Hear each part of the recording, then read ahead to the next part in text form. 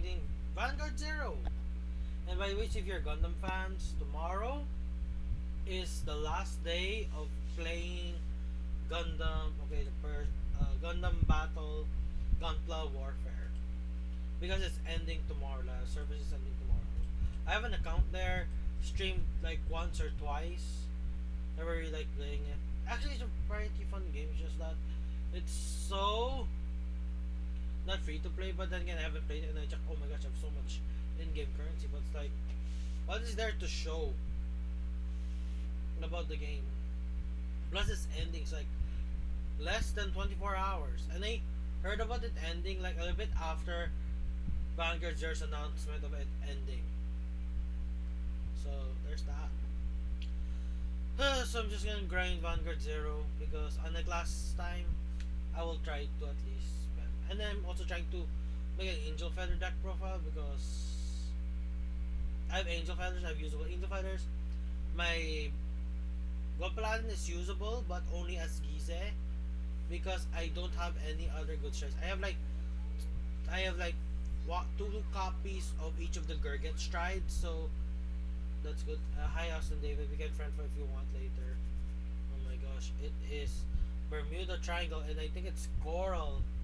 Oh my gosh, yesterday's match in Clan Battle scared me of Coral because like Coral has a card that's so unfair because it removes perfect guards, it removes heal guards, but at the cost of you almost decking out.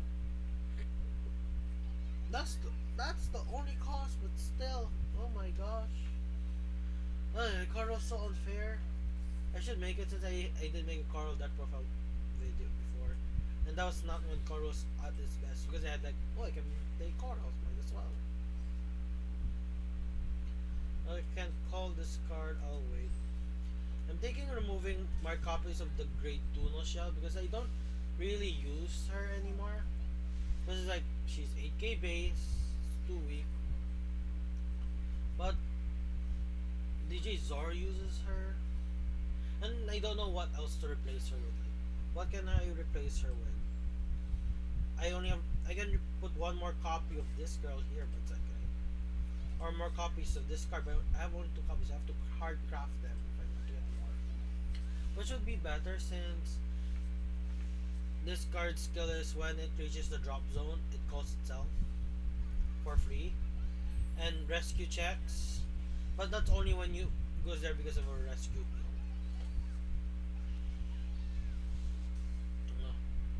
And I can't use what is it again? Angel Giza because rescue checks do not count towards Giza. If it was, it would be so great. And by looks at the person failed. I have to do this. I 1 second. Who cares about defense? Might as well go a bit more aggressive. And I run crits. I run 9 crits in this deck. I used to run like a split between crits and stans. But it's like every time I rescue check, it ends up being stans. Every time I drive check, it ends up being crit.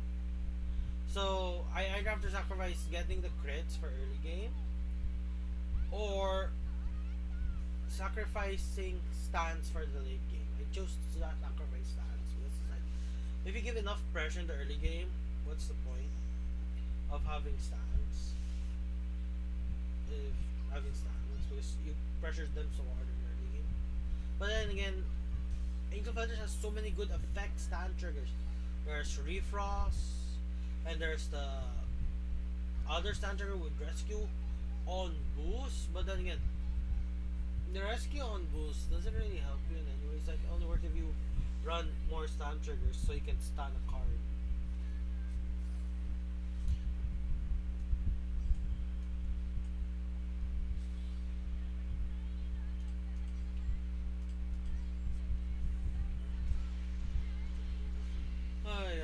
Angel Feathers only has like 3 types of strikes that are usable, which is Altiel, the new Gabriel stride,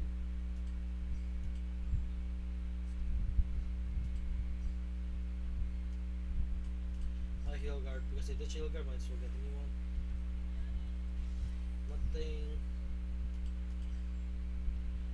And I pick Ultima as my fifth Zero Dragon instead of Dust because it's like all the Dark States clans they don't really need Dust to win. Dust is like an extra win con, but not really the win con.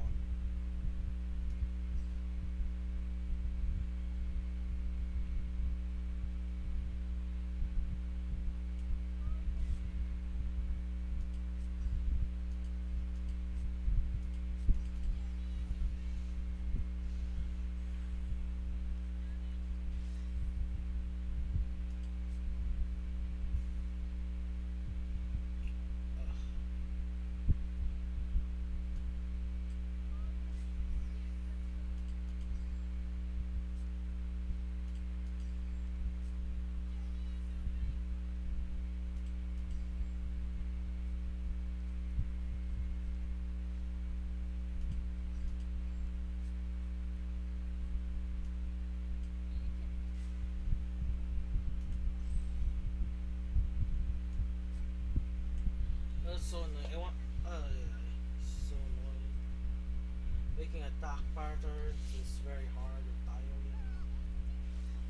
Then again, Angel Feather is a very technical clan. Most technical clans I really don't blame them because it's like I have to think more, I have to do more. Oh, which gets annoying after a while. I used to have two, three, then back now one. Oh well. Of course, went back to my deck.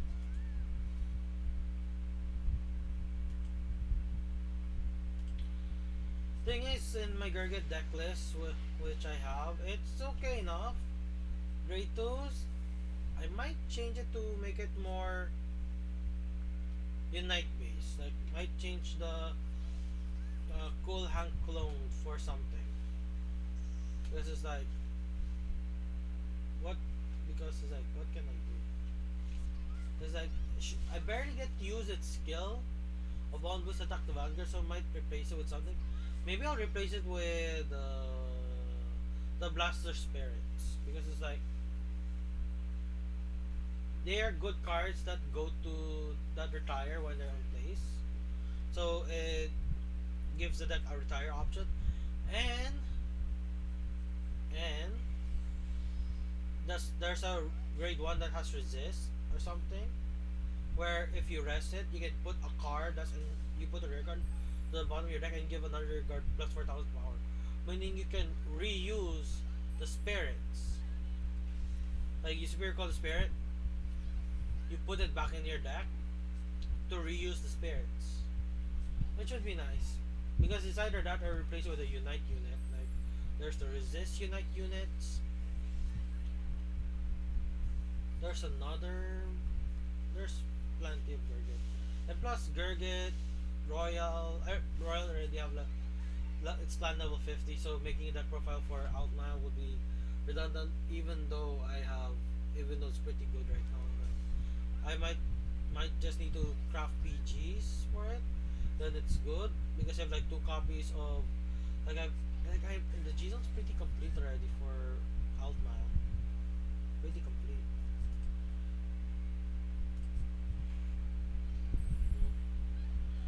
Shadow Paladin, I just need one more set of the new GR. One more perfect new GR, then it would be complete. And I would change it back to regular Luard because Shadow Paladin has such good finishers. That's the thing. Shadow Paladin has too many good finishers that it doesn't need Gize. Doesn't need Gize. Gold Paladin, similar situation. Problem is I do not have those finishers. I do not have like Sunlight Dragon or whatever that good Dragon GR is. I have the bad Gold Paladin GR Dragon card, which is on play superior call cards equal to number of face up cards in your G zone. I have that. Oh, Spear Cross Dragon. I have Spear Cross Dragon, which is kinda useless.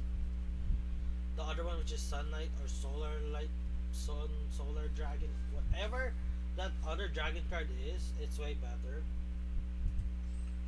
Then activating. Okay, do I?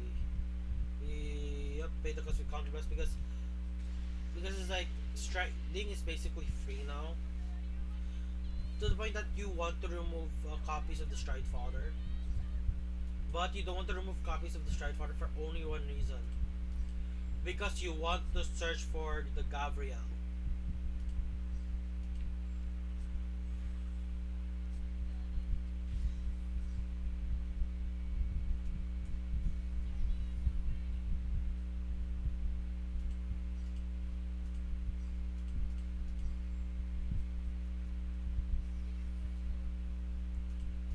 Because like you want to search the Gavriel, that's why you run 4.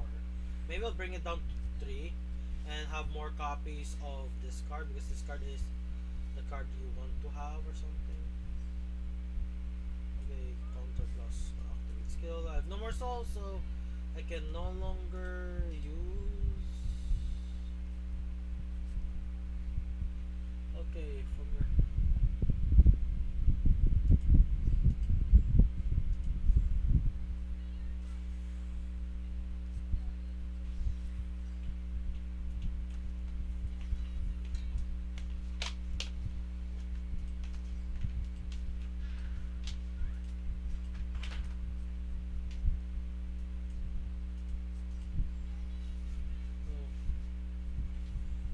I rescue check multiple times and no crits. I have 4 crits left in the deck. No crits? Why that? Why?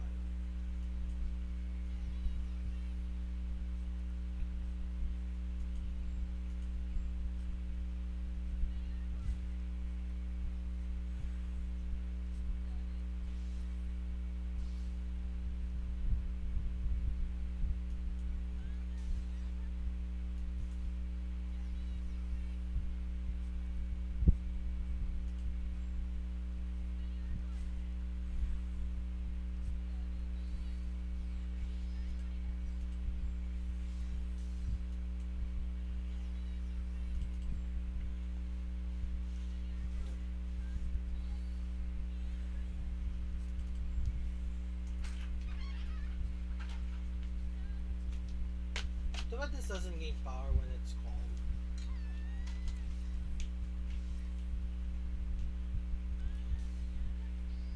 I won? Oh, heal. This damage heal. If I remember correctly, they do a 2-2 split. If I remember, they do a 2-2 split. Oh, never mind. This person doesn't chooses not to do the 2-2 split.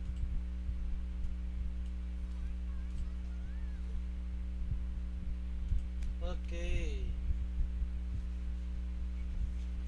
Everybody knows I'm like the only person I've streaming clan battles, which is kind of sad. But then again, more people are having.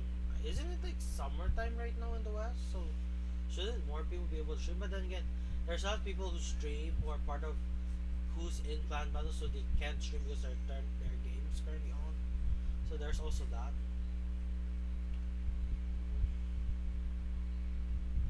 And it's Coral. What does this Coral do? Okay, when this unit attacks counter plus 1, turn card you face up. Soul will charge and you may return regards to your hand. Number of corals in your soul. This unit gets for 5k each. And by the card fact, if you have 2 or more face up frontier in your G zone, you may draw a card, call 2 cards from your hand, and then on the turn you may put up to 2 grade 2 or less coral from your drop zone to on the bottom of your deck. Ooh. Prevents deck out. It's a pretty good card. It deserves the GR status. But the mere fact it's coral specific, it should lose its GR status because it's coral specific. But then again, it's coral's the meta, might as well. I'm 16. I have 3 ways to guard.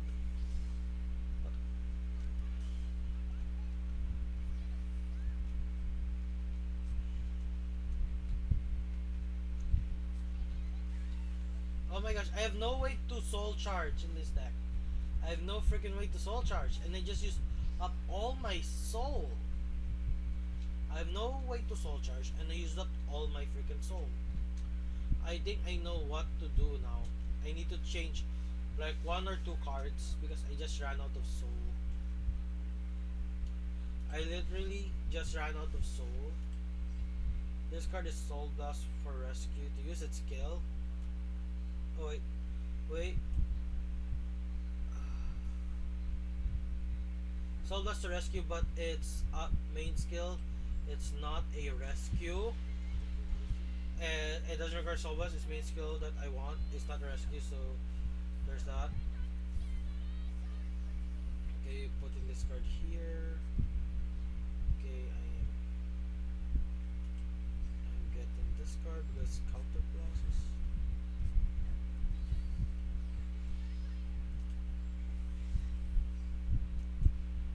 Okay, calling this card here.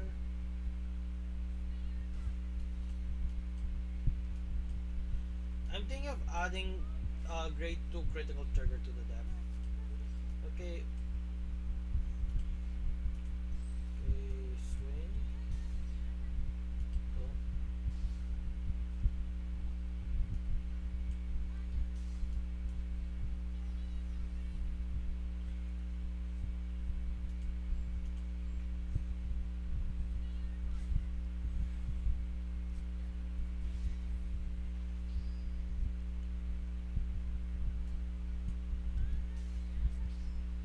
that's a PG.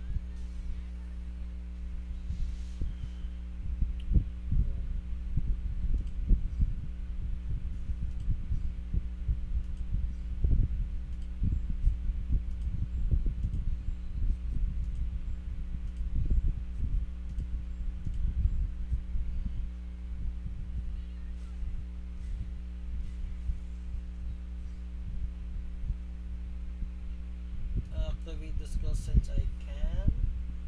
Since the power is big enough, heal and perfect guard. Now triple drive. I put back like couple heals. I should be getting those in my checks now. Okay, I somehow defeated Coral. Yep, I will remove no shell because like I don't need no shell at all. Like the shell's a good card, but it's like it doesn't go with my playstyle. And plus, the decklist that Zora did, Zora, uses the zero damage version of the deck, which is super annoying. And I don't play zero damage that well because I'm impatient.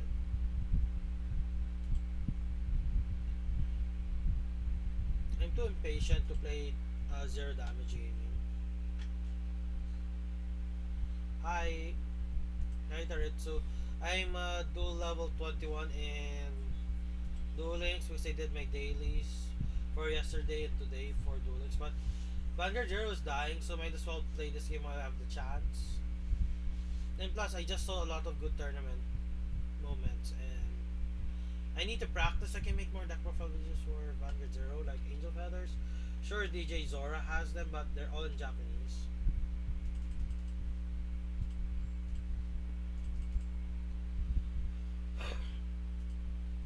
Change first thing. Can you change the start? Because like I saw an Angel Feather player in clan battles to use it. Who use Angel Feathers for a moment. Yep, only 4 left. Which is getting harder because people are getting smarter.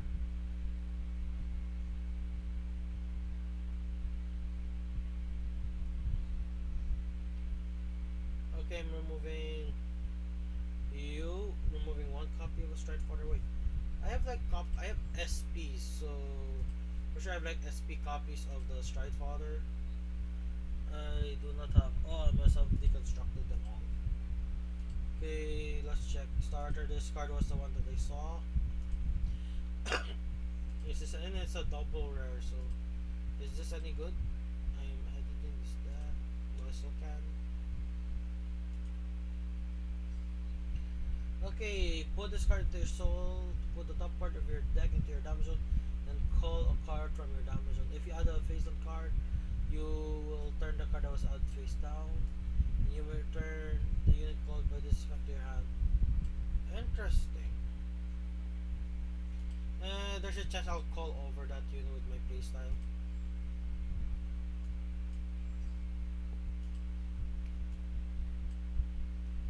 Bye bye, since I don't really use you. let's check this card skill. When rescue ability activated, counter blast during your turn. Okay, counter blast want to call card with your job zone by the rescue ability triggered in the same column as this unit. If that same column killed it, the same column killed it. Celestial base. This card is the same copy as the grade 3, except it has resist. So it has protection and it doesn't have rescue. It doesn't have rescue, so adding this is just for the resist name because having this card here makes this has what did you call it, rescue of this card. So it has a boosted comes put a card from your hand into your damage zone to add a card from your damage zone to your hand. Nice art. Wait, let's check this card first. Put into your job zone during your turn. You may if put by rescue, you may call this card Soul Blast. But it's not free. This card is the same thing, but it's free. Okay, hard craft. Just hard craft just hard craft it. Just hard craft this card because it's like it's free. And plus, what Angel Feather card would I want to craft that is triple R? You can have like every good triple R Angel Feathers, except for like the Celestial ones. But then again, I have like 4 copies to break, right? Then 1 of copy. Okay, when your other regard turn blah blah is placed from your damage zone, count plus 2 to call this and put this card to your hand. Okay, let's check this one, which I have 2 copies of. This one is a card that you might want to add because it's oh, that's why I didn't make a celestial deck profile. I have only 2 copies of this thing. One card is put to your damage zone during your turn, counter blast 2, call this card. Same thing, but is this better? When your rear guard is placed from your damage zone, plus 2 to call this card and put the top part of your deck of your damage zone. It goes with this thing. When another card is put into your damage zone during your turn, covers to call this. Okay, this is better. This is better.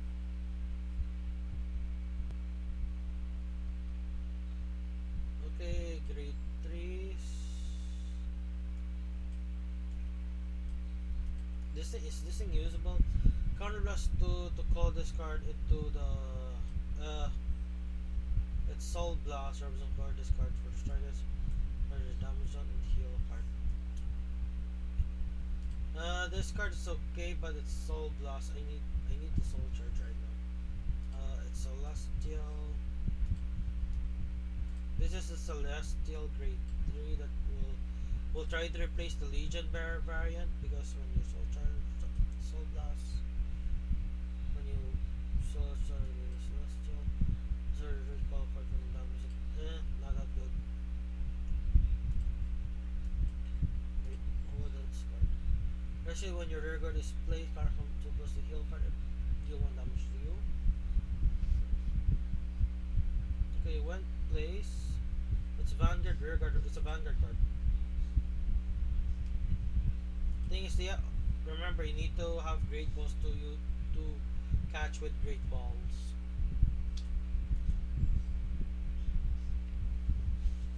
Okay. Well, it looks like I have to go to the trigger slots. But okay, I have like 1 copy of this. Okay, what's this? Put it into your soul to turn a total of 2 cards in your circular damage zone. Face up trigger zone when your damage check reveals this card, draw a card. Oh my gosh. Good. This is a good card. This is better than this card because it does the same thing. It goes to soul, but I have to pay counter blast. But who cares about counter blast? Who cares about counter blast?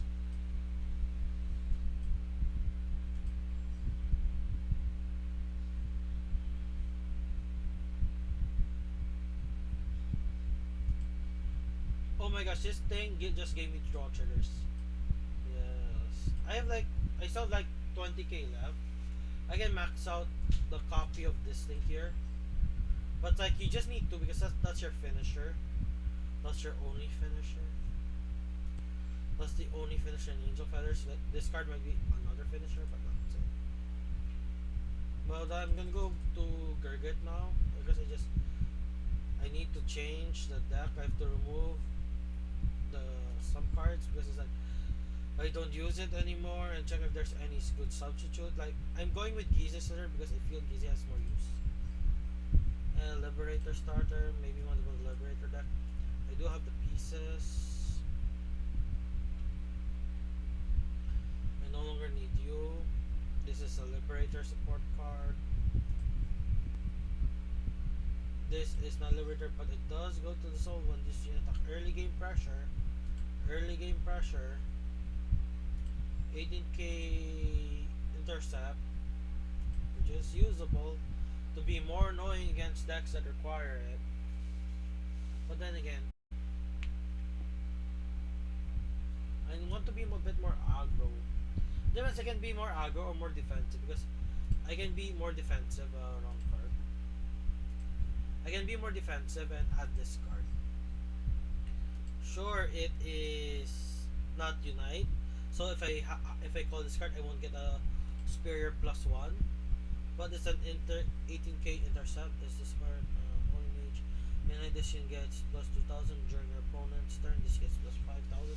Okay, this is a weaker version, but it has unite. Oh, getting good options. I replace this card for this card now because it's like this card is just counter +1 superior call a card from your deck in the same column in this guy. So you hope it's a grade 1 or a good better grade 2.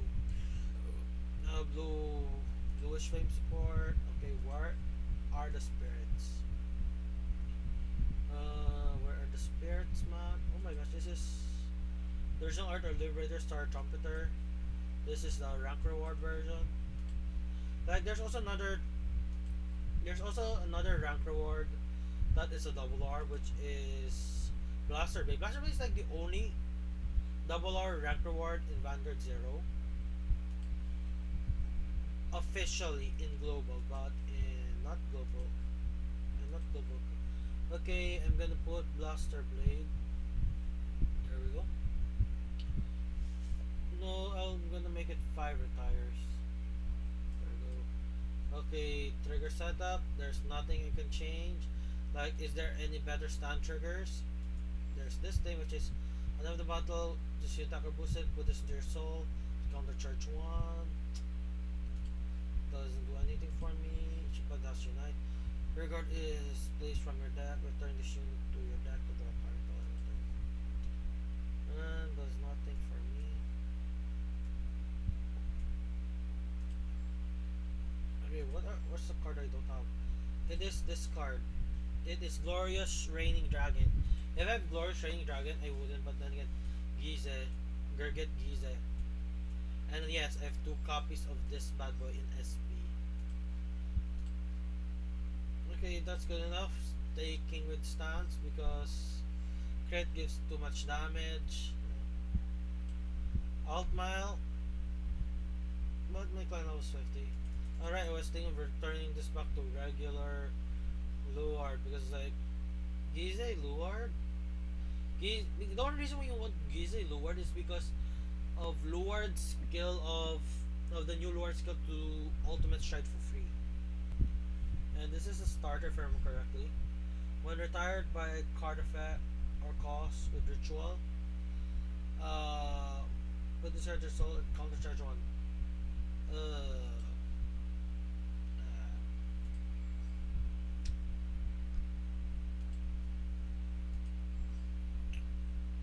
Ritual when retired by card effect or cost. Ritual 3. What are the chances of me being Ritual 3 though? Estra's SP. Like, what are my chances of being this? This is the only card that can Converse 1 to discard a card grade 1 with Ritual to draw 2 cards. This is like the only card that can help you go Ritual faster. Like, that's the only card. Besides the main, there's also the main that helps you Ritual faster. But what card to replace? I can replace this card. That's my one of. Replace it with this card too. But then again, I just lost 11 PV. Then again, I can also replace this card because this thing is 15k intercept which is the weaker version and non-choice restrict version of where's the other guy? He's supposed to be here somewhere. He's supposed to be here somewhere. I'm getting closer. I went too far. Oh, it's this guy. Choice restrict with belly allow. Okay, should I replace this guy? Maybe because it's like it's just a 10k beater. I might as well max it out now. This is becoming more generic, but then again, I need to do it. But then again, specific grade 1 ritual to draw 2 cards. Don't think you can get the main. The main is more generic. But the problem with the main is that she is 5k base. At least it's better than the 2k base. Okay, I'll just do 2 to split because one, the main is generic. Sure, there's a case scenario. I ride her, but it's better to be able to discard cards that are not retro, like discarding the Stride Father or discarding a grade 2. This is any card.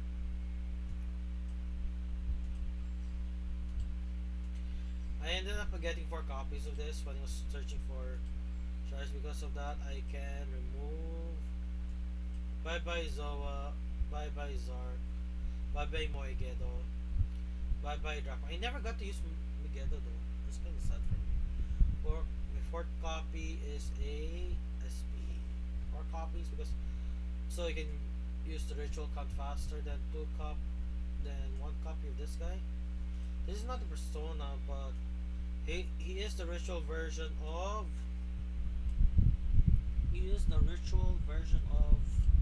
what is that again? Of Phantom Blaster Dragon. The Norse Spectral. I should at least add some Spectral, yes. Oh my gosh, I have like 1 Spectral. I can put another Spectral. Yeah, put another Spectral.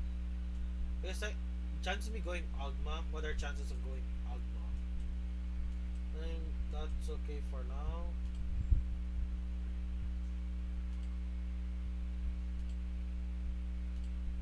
Sheesh. A number of grade 2s.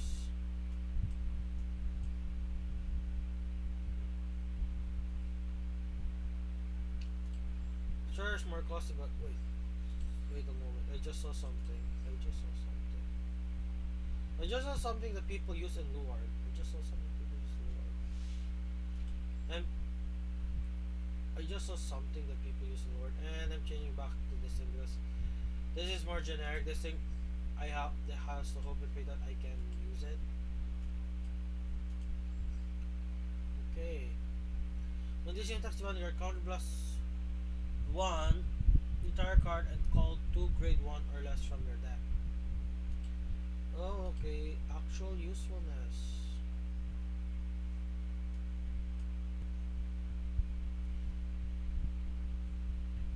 Okay, I will just use 2 copies of the main.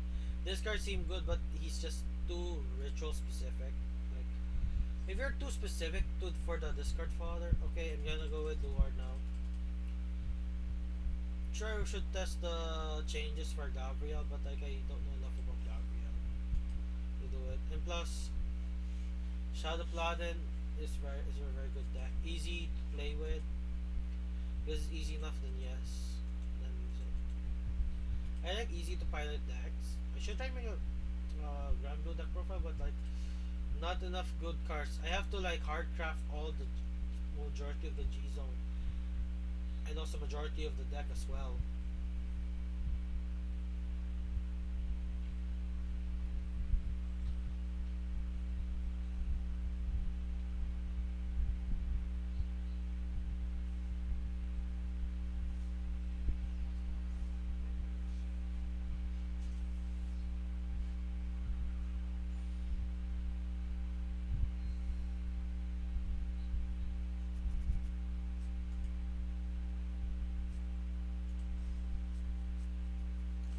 Okay, can at least ride.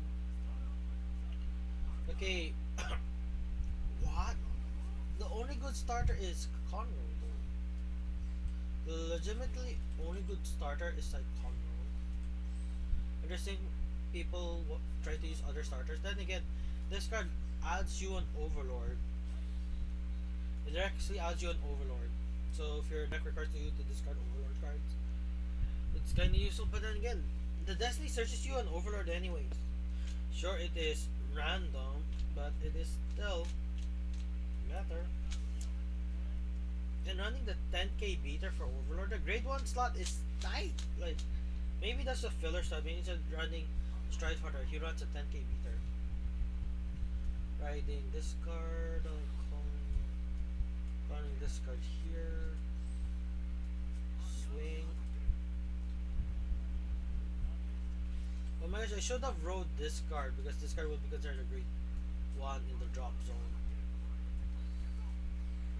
Critical trigger because crits are good. Taking 2. Okay, he runs a Stride Father. Weird. This deck building is weird. Maybe just don't have enough. Maybe they don't have enough good cards. But still, why not Conroe? This card is. Maybe they don't have enough good overlords or something. Because rank reward.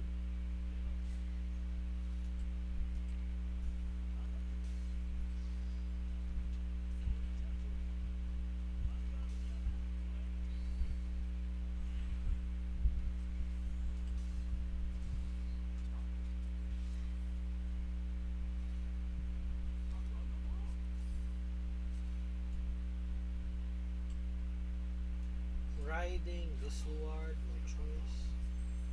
No choice.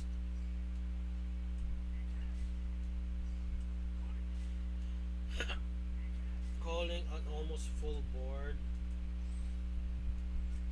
Weakness of Luard is Narcomi, and sadly Narcomi never got another wave besides Sparking. If they got another wave, they might have been able to push more in the meta. But then again, they were pretty good in the meta wise.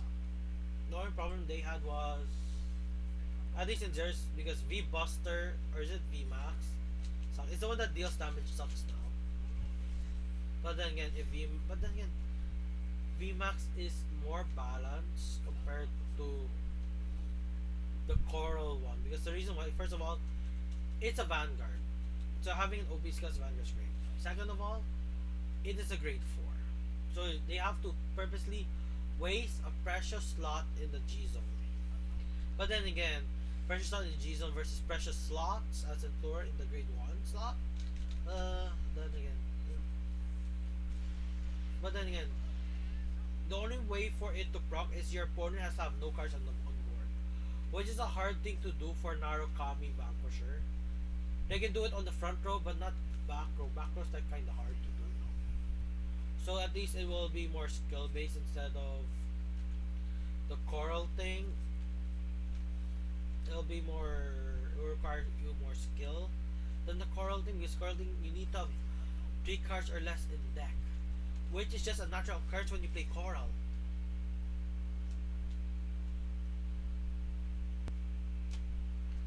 A natural occurrence when you play a deck versus something you have to force upon your opponent. Which makes V, v, v Max a more skillful card to use. But then again, V Max is replaceable with Drachma. Like, why would you put V Max? Or is that V Buster? It's either the one that can deal damage. So one Vanquisher Shard that can deal damage. That's the one that you replace with Drachma. Which I think I already talked about in my Vanquisher deck profile when I did bunch of deck profiles in a single day. Even though they're being uploaded slowly, week by week if you're on YouTube, or day by day if you're on Rumble.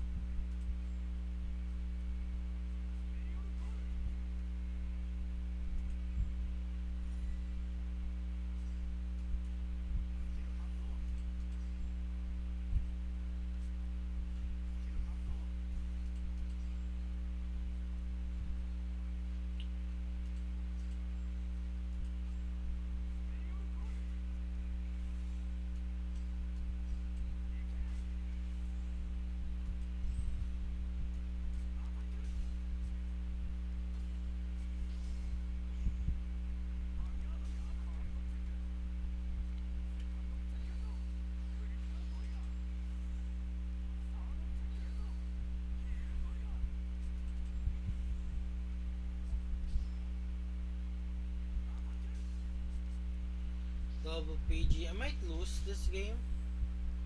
I might lose this game because it's like I don't have PGs in my hand. I might lose because of that. Ugh.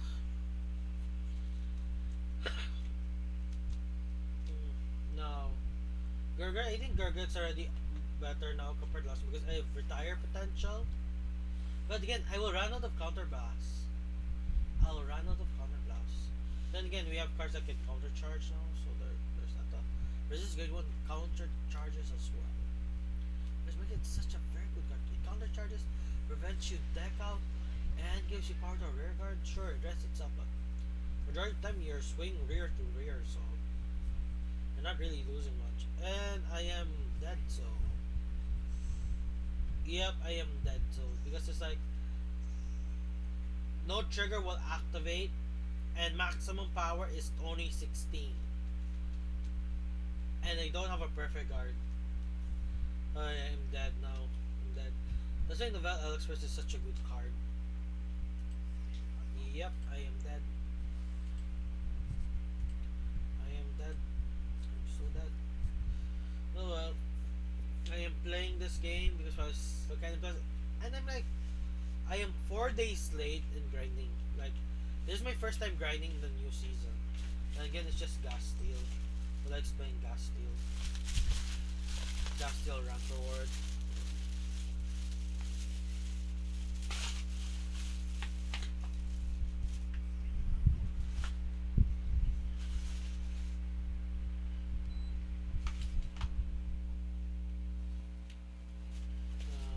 The gas steel rank reward.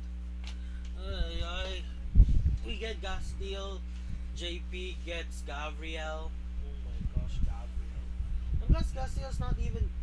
It's not a mandatory card in the deck regular stack. You can get a chariot because I just saw someone use chariot. Like two people use chariot instead of gas steel as the other grade 3. Like you run like 8 Charlottes because one of the new Charlotte, the one of the second Charlotte. So that's already 8, and the remaining one slot, or possibly 2, 3 slots because you're gonna run 4 copies of the new Charlotte. The second Charlotte is like whatever. And I somehow survived. I somehow survived that. The opponent was. The opponent was.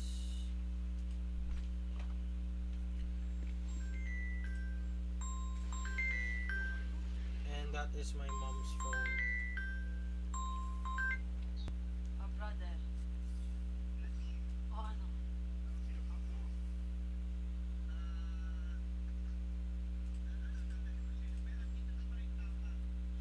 Okay. Oh, so paano? Oo.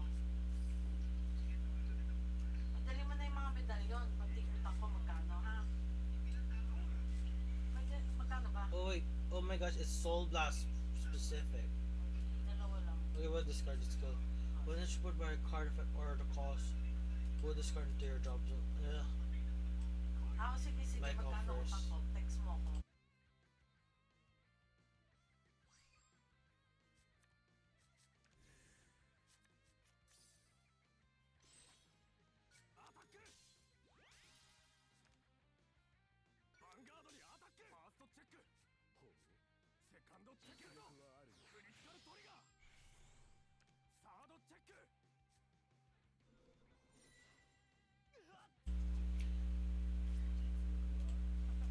That's my mom ordering tapa, which is a Filipino crispy chicken like thing. Yep, it was close because my opponent misplayed. My opponent misplayed hard. I just noticed there was no corno, meaning they used corno skill. They should have called something to boost the L Express. If they did, they would have won. But they misplayed, they got too cocky, and boom, they lost.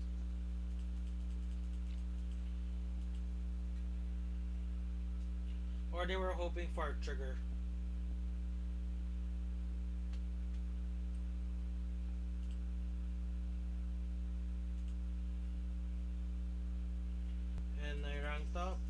is really higher rank than me. I'm now Legend 1, and then I'm 5 clan levels away from getting 50, which means I used Shadow Paladin a lot. Which is true, when Shadow Paladin first came out, I used it a lot.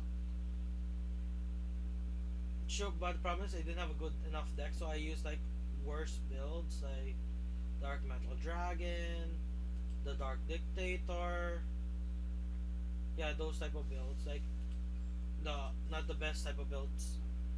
And like I had to work hard to get a PR copy of Phantom Blaster Dragon because like for some strange reason the alternate triple rare arts of Phantom Blaster Dragon, Dragonic Overlord, Blaster Blade were part of the exchange. So I was able to get those, mostly Phantom Blaster Dragon, and it's part of the Grade 4 right is BTO04 ride chain, meaning the Grade 1 skill is you call it to rear guard, you discard a Grade 3, and you search for the specific Grade 3 in the right chain. So even though I wouldn't do one copy, I had a pretty good chance of riding said copy. And it is Bermuda Triangle, and it's Hindi, I think, or is it Thai?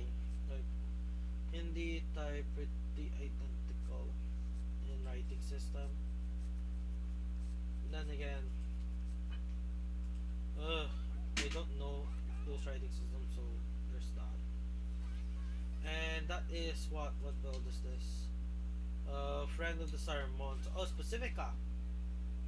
That's Specifica. And this is okay. One place remember Specifica. So just okay-ish try. Putting this here. Since I have no grade 3, might as well hard search it. Discarding this card here. And adding the new one.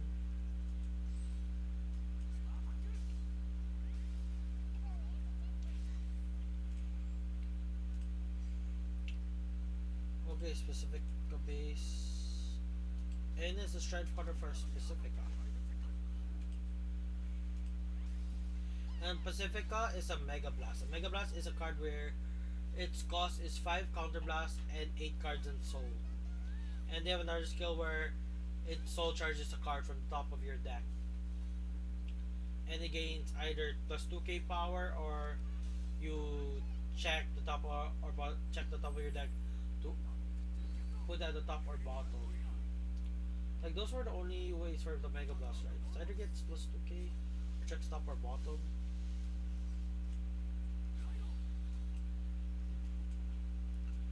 Calling these cards increase my ritual take. Boom, boom. Okay, heal, which hurts me a bit. It hurts me a lot. I can't swing unless I didn't get the trigger. No swing.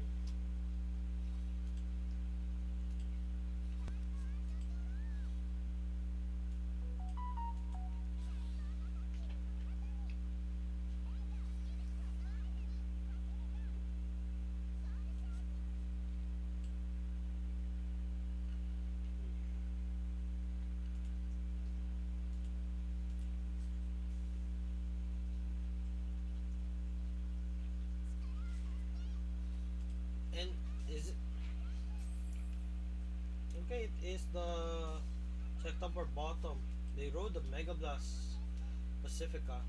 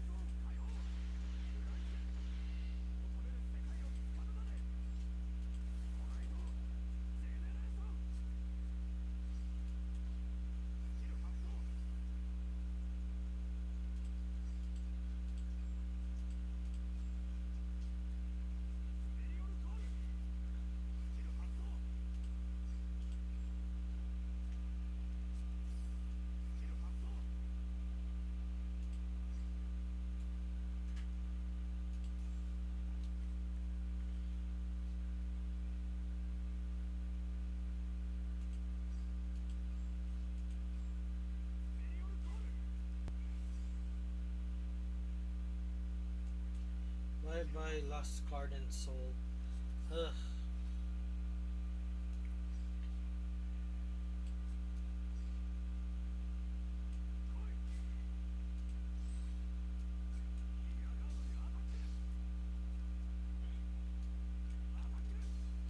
I made one, two, three, four.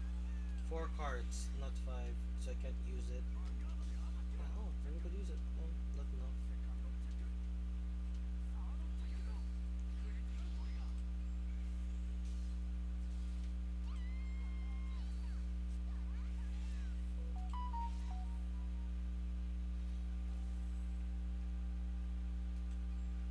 Oh my, I can't use that. Oh my gosh, I can't use Belial's skill. The more you know, should have called him. Should have called Morfessa, activate Morfessa's skill to cheese out a super call of a grade 2. Then boom, then the other call could swing.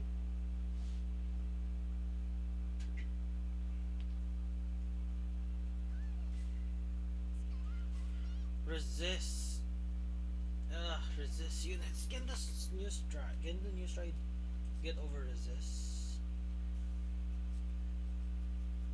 Two, call two. Remember, like if you're called two units for ritual, I'm not sure one. Okay. I'll go with drag driver again. I'll just retire stuff. Oh, wait. Or I can go Agma since it's easier to go Agma.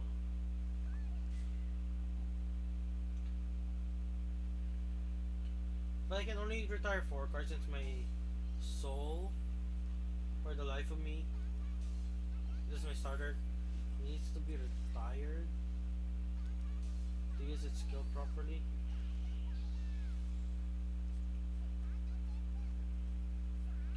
Taking 2 damage here.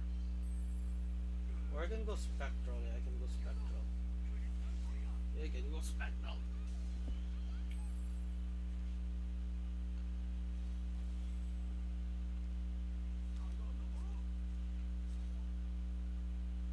I can go spectral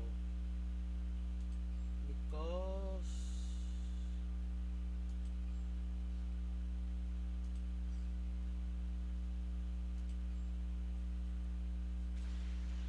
no, but it looks like I actually have to pick counter blast. Oh well.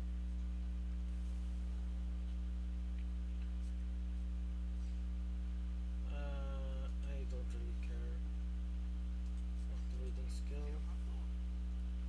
Flip.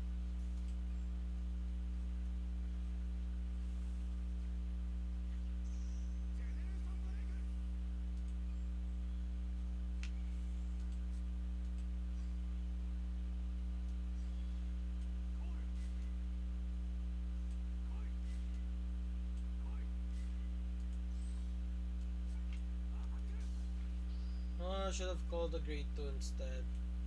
Oh well, my misplace.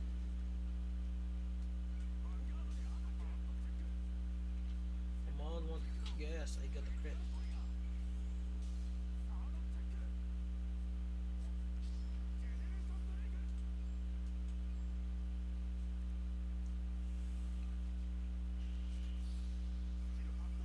I got a PG and oh my, I drew a crit and I got a heal. That wants me to live. And it's 2 PGs out. I think he road check 1 PG, so possible 2 PGs are out for him. No, it's 2 PGs out already. I'm just mumbling now. Possibly bottom PG? Unless he shuffled his deck. Excuse me.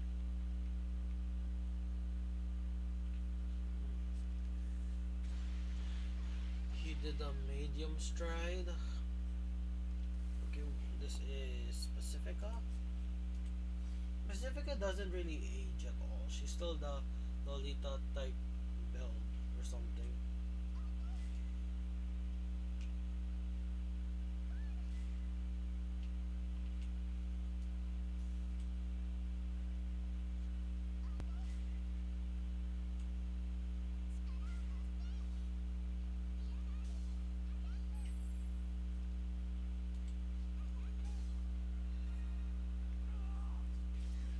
Oh, I'm dead because back row attack. That's a heal guard. But I'm dead. Bermuda is still king or queen. Bermuda has always been strong in alternative ways.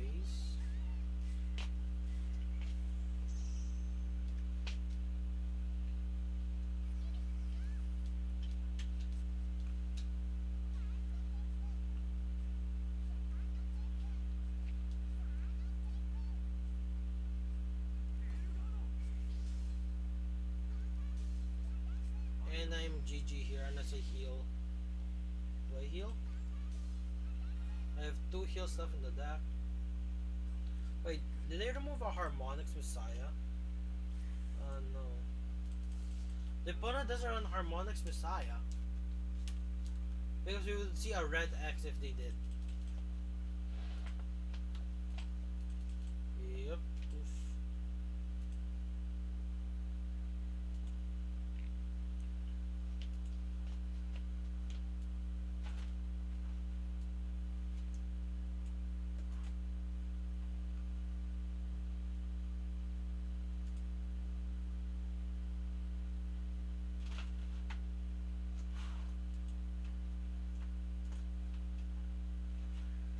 30 minutes until reset. Once reset happens, I have to mute the instant so I can log in because the intro music for the waiting screen is copyrighted. That access is good. I don't really need to change it. Maybe decrease copies of Drug Driver Lord. But then Drug Driver Lord is just like our father now. Our flip father for like Ogma or Spectral.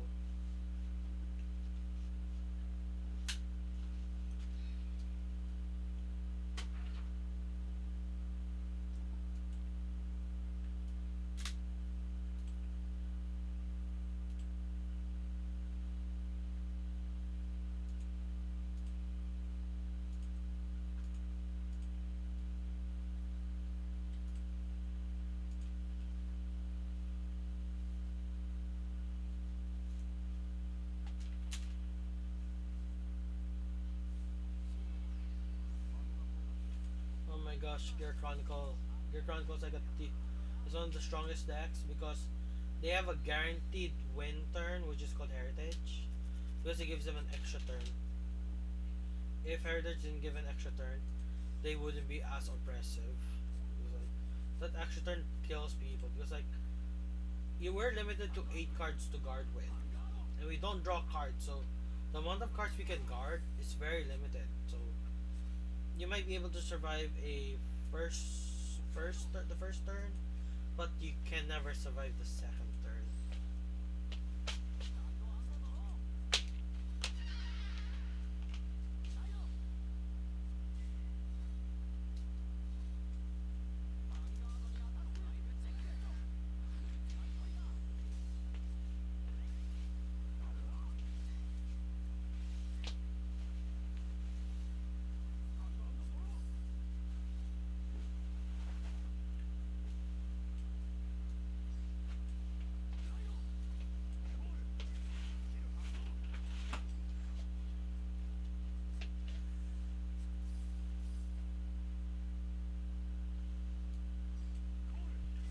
Double intercept, so semi aggro play.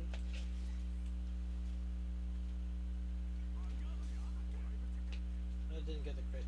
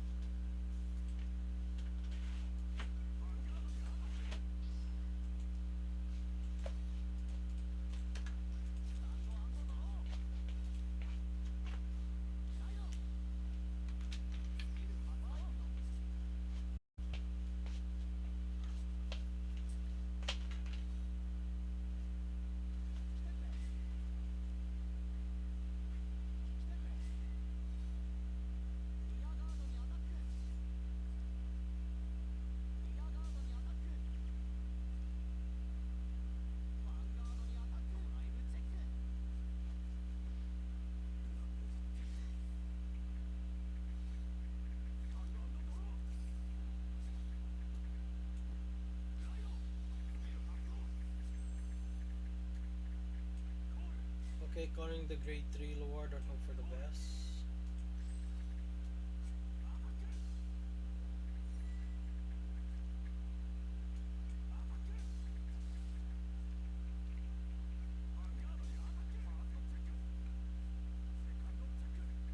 Nothing. Only have. At least I'm ritual 1. So I can use this card skill because it's ritual 1.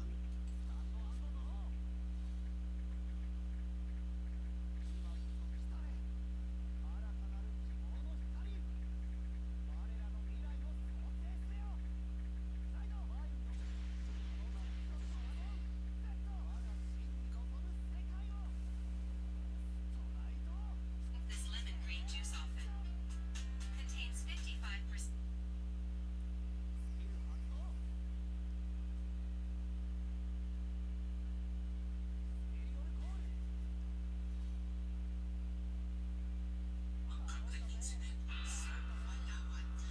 And my mom is playing a video, so I'm gonna mute the mic.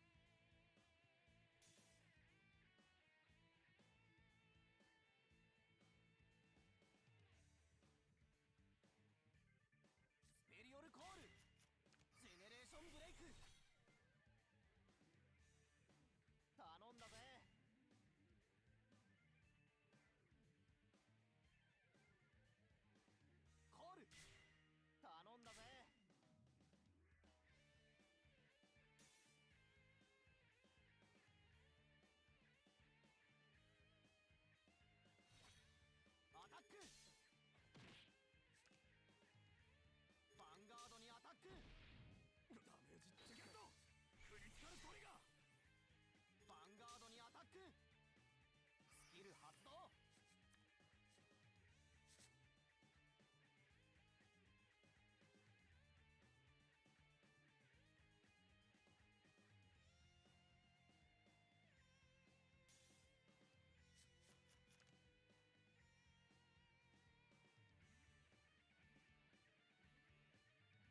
スペリオルコール。ジェネレーションブレイク。ファーストチェック、セカンドチェック、サードチェック。ドロートリガー。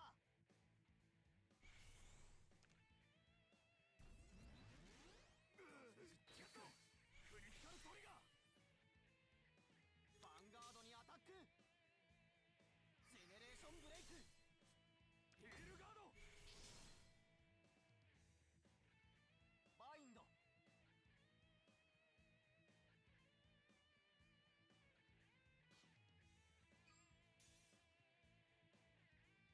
ジェネレーションブレイク。バインド。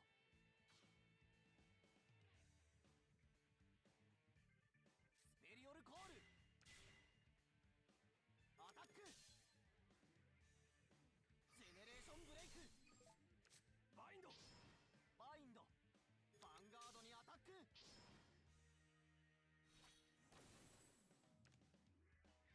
スタンドアンドドロー。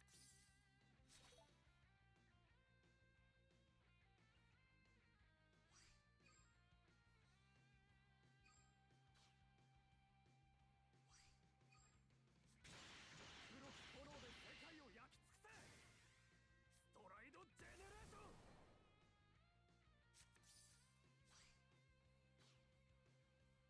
スキル発動。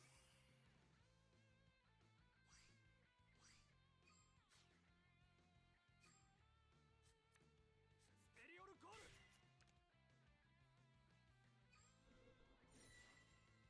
スキル発動。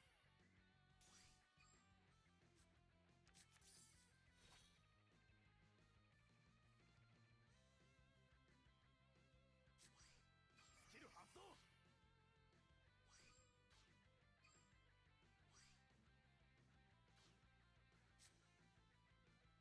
コール。スキル発動。スキル発動。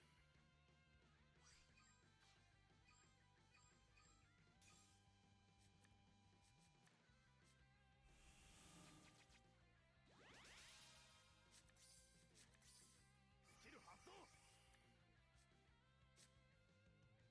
いけ、来い。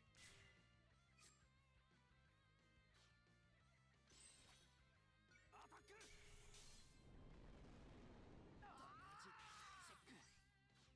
ジェネレーションブレイク。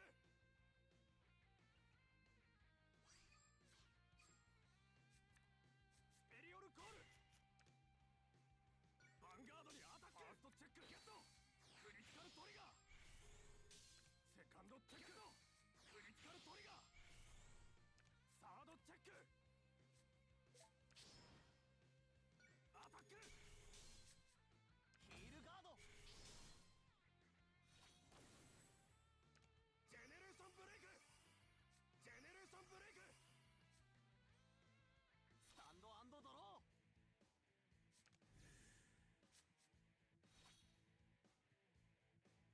今こそ来たれ、新たなる希望の光。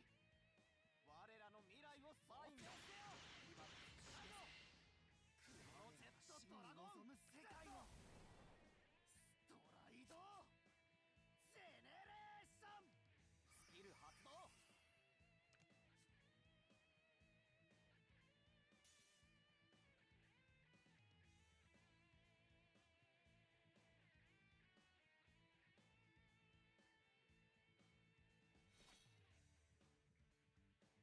コール。来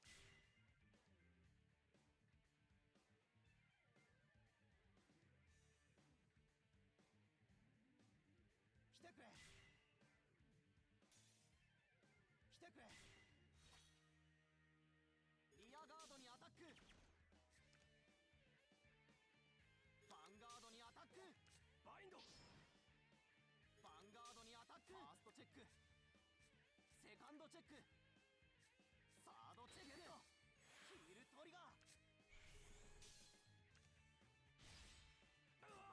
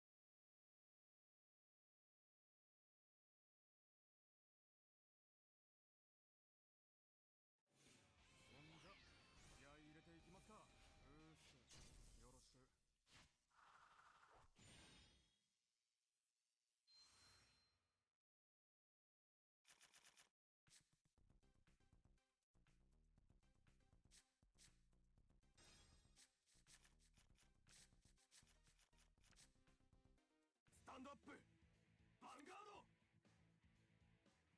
スタンド&ドロー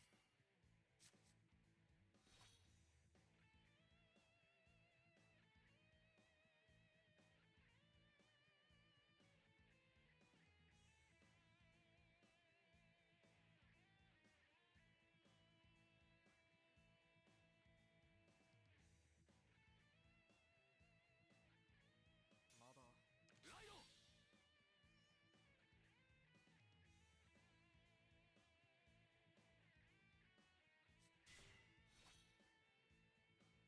スキル発動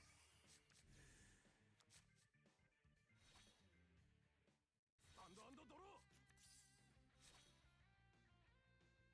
ーライドヴ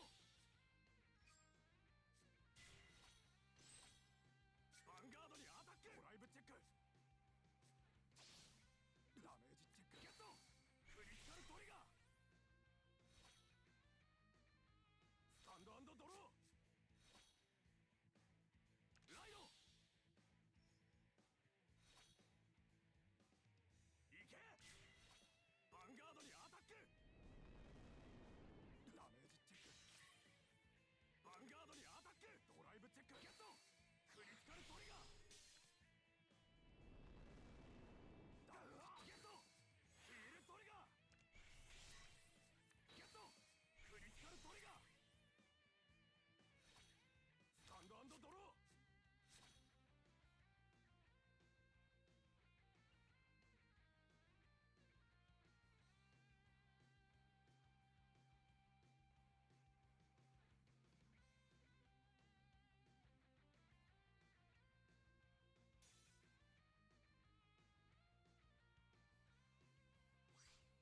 ライド来い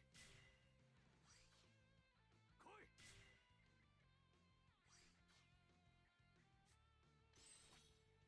リアガードにアタックヴ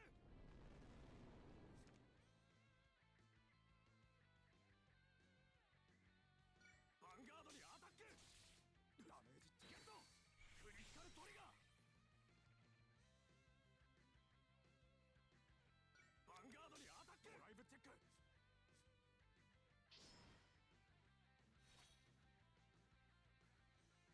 タンド&ドロースキル発動スキル発動いけコールリアガードにアタックリアガードにアタックドライブチェックス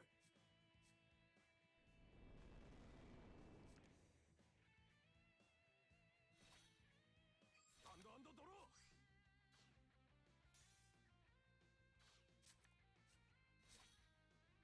人知れず積み上げた力が今目覚めるライドジェネレーションゾーン解放ルアード求める世界をつかむまでトライドジェネレーションスキル発動ス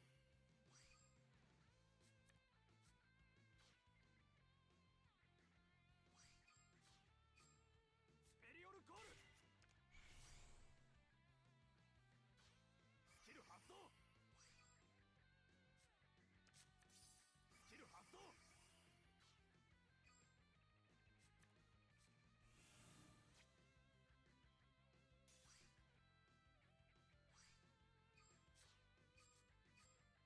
ペリオルコール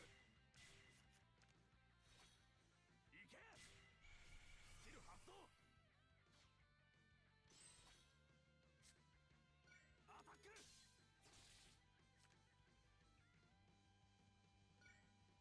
アタックダメージチェックヴァンガードにアタックファーストチェックセカンドチェックサードチェッククリティカルトリガーダメージチェッククリティカルトリガー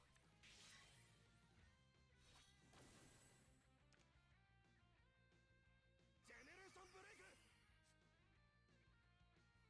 スタンド&ドローアタックドライブチェック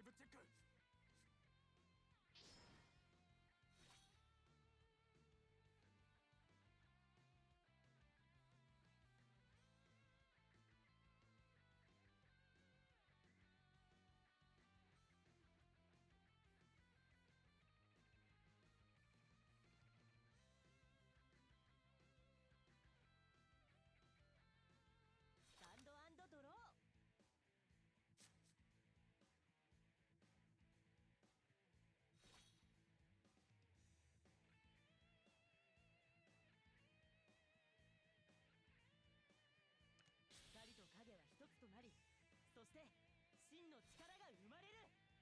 ライドスキル発動マジェスティロードブラスター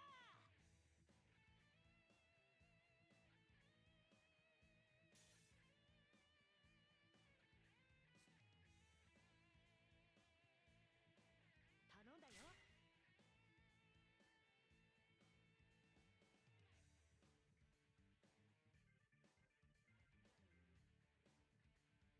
ゴール。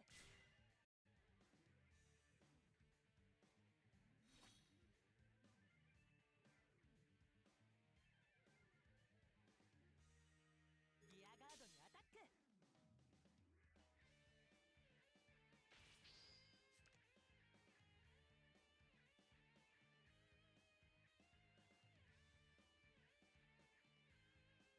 アタック。ダメージゲット。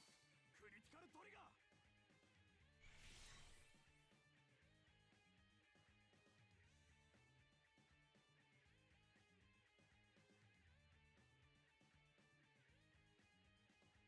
ヴァンガードにアタック。スキル発動。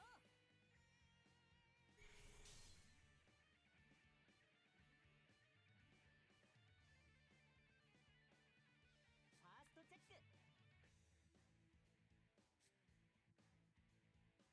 セカンドチェック。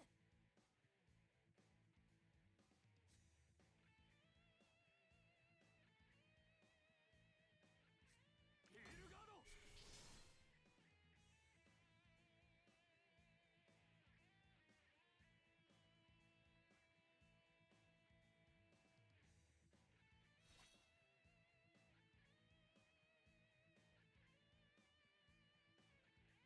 スタンド&ドロー。ライド。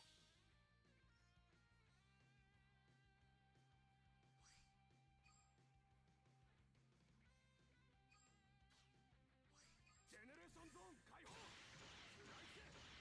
求める世界をつかむまで。トライドジェネレーション。スキル発動。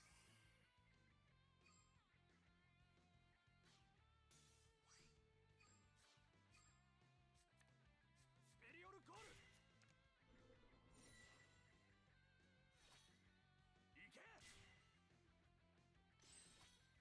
ヴァンガードにアタック。ダメージチェック。ヴ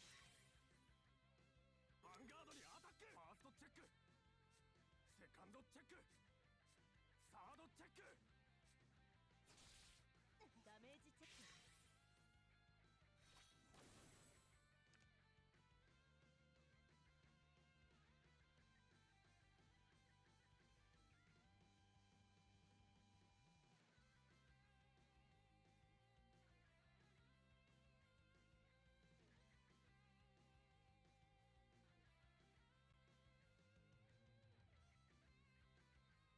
スタンド&ドロー。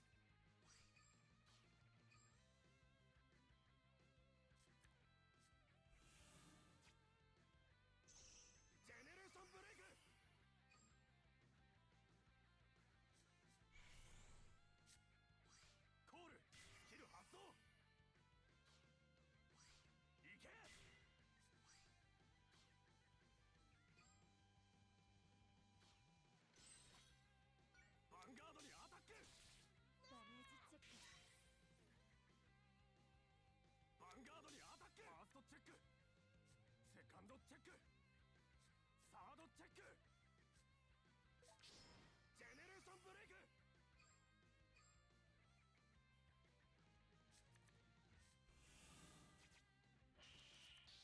スキル発動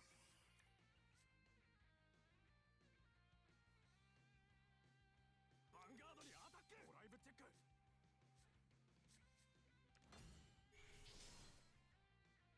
アタック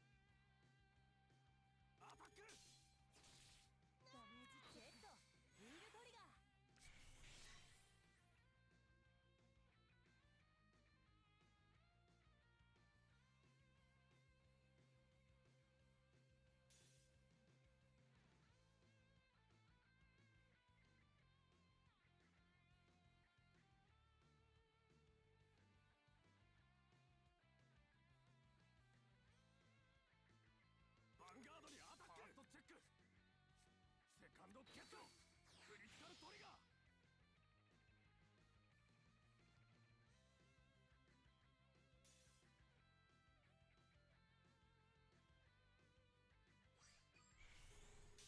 サードチェッククリティカルトリガーダメージチェック。まだいけるぜほらもう一回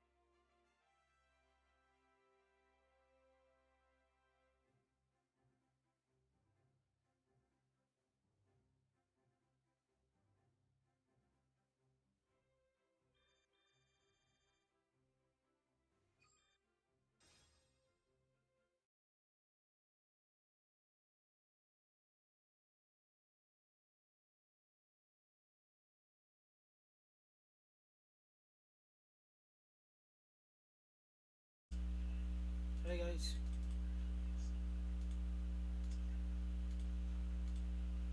I just turned off the audio output receiver,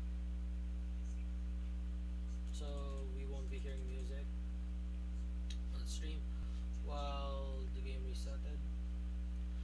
Daily resets.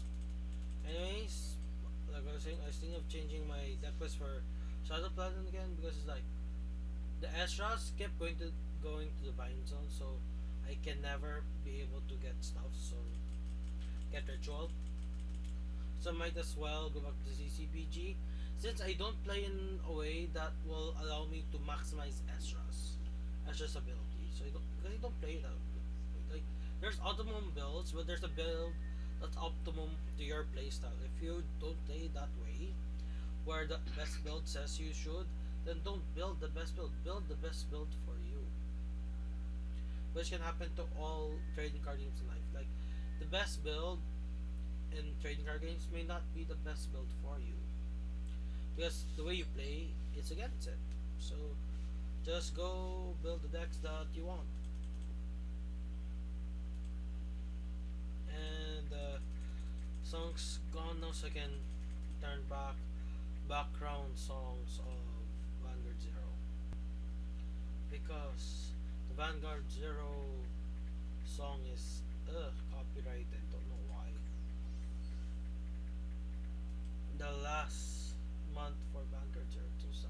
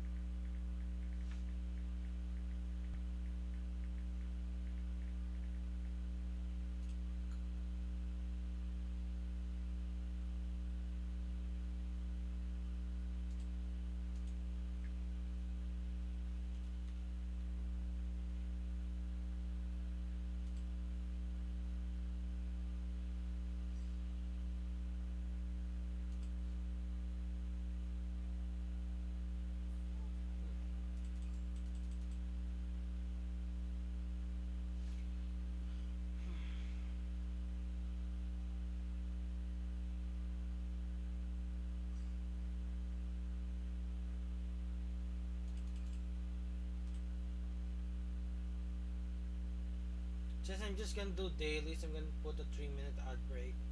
Since I'm just gonna do dailies.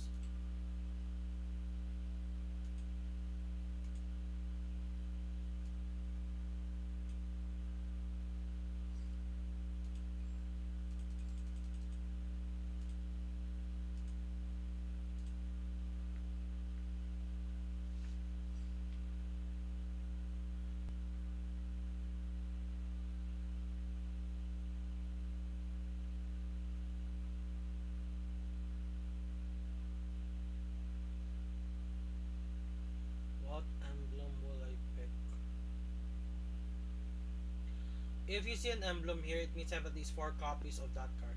And emblems only activate for double rare and above. And SPs do not count to your emblem. So you let's say you have four SPs, or you have 3 triple rares and 1 SP, or 3 SPs and 1 rare. It won't count to you only getting an emblem, which is so bad.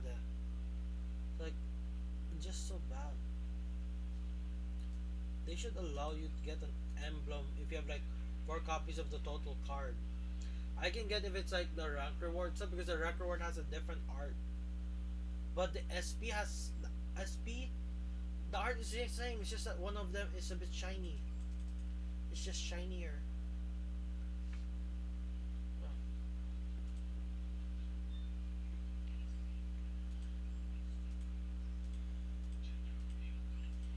Now, what would be, since Vanguard Zero is ending, I have multiple accounts that are okay-ish, kinda, but not really. Like, I have only one okay-ish account, which is VG Zengi, because it's going there to get a complete, what, going to get to competitive Dark Irregulars deck, and it already has a complete Chaos deck. It already has a complete Overlord deck, so there's not much need to change for VG Zengi. No, I have other accounts, but they're not. I did make them. That's the thing. I didn't make those alt accounts. I just asked people for their Vanguard accounts if they are gonna quit. Like, for example, VG Zengi belonged to a guy named Beta. That is his Discord name and name on Twitch. So I originally, Bridgewalker and Beta asked me to grind their cards. Bridgewalker was the one who asked me first. So I have access to his account. The thing is, I have to update that, and I have to ask permission to log in, since that is technically not mine. It belongs to Bridgewalker. Then I have access to Drakera's account. It's pretty up to date. Like, if I remember correctly, he told me he has complete Heritage and Overlord and Bermuda. I have access to that account as well. I also have access to another streamer's account called Kiro Kev. But sadly, Kiro Kev doesn't play Vanguard very much. He just lets me use it. I did put a lot of gems in that, but then again, it doesn't have any good competitive decks. The closest competitive deck there is like a Silver Thorns, but not by much. Not by much. Then there is Beta's account himself, when he asked me to when he asked me to grind his account. When he paid me to grind his account. Clarification. Then he quit around December, which means starting December of last year. So he saved like, he quit around December of last year, or January of this year. Either way, so I have his account. I have like a lot of accounts, but VG Zengi is the one that is the most up to date, and that was the one where when it started, it wasn't even Legend Zero. It was like in the letters, so I brought it up to Legend Zero. So there's that, and also I gave Psyqualia to Bridgewalker's account. Bridgewalker didn't have the Psyqualia banner. While I was grinding his account for Spring Fest, or is it Winter Fest, I somehow got Psyqualia on it. And getting Psyqualia is hard, because you need to win 15 games straight, 15 or 14 games straight in a row. You need to win 14 or 15 games straight in a row. And that's hard because there is no VP farmers anymore as much as well. Like, it was easy when Vanguard first started. Like, for every one real player, you get like 2 or 3 VP farmers or something because of that. Because you always get 3 or 4 VP farmers. Sooner or later, you will get 12 VP farmers in a row, or you get enough VP farmers that all your wins are from real players are okay. And speaking of VP farmers, this might be a VP farmer. But then again, out of all the overdress decks, oh, I think this might be a VP farmer. But then again, the overdress deck for who's this guy? His name you forgot.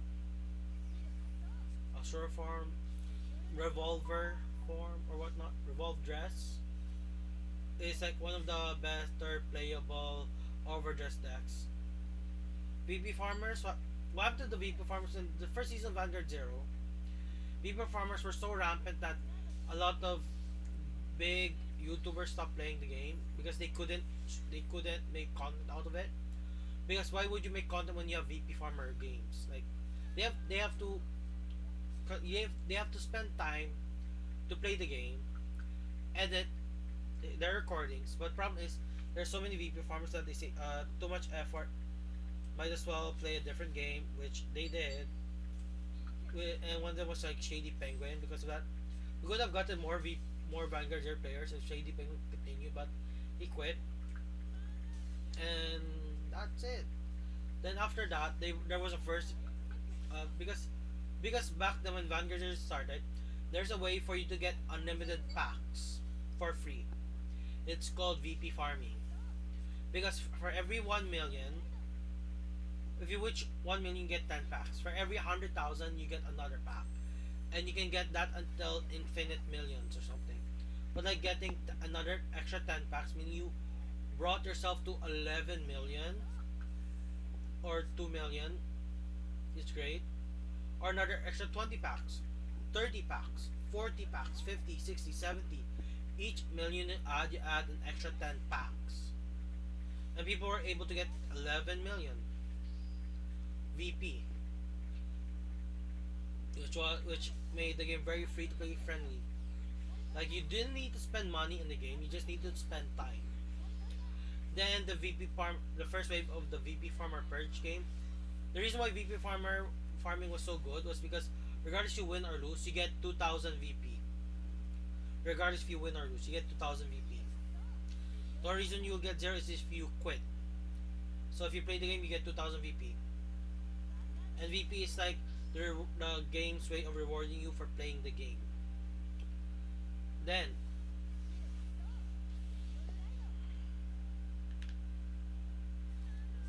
yeah, they use auto clickers as well. And I used the VP farm, but it destroyed my phone, so I stopped.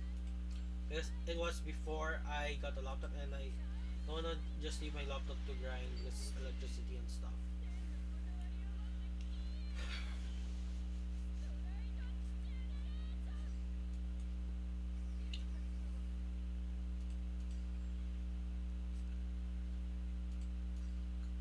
Okay, I didn't need to get the stride fighters as much because one already out the thing.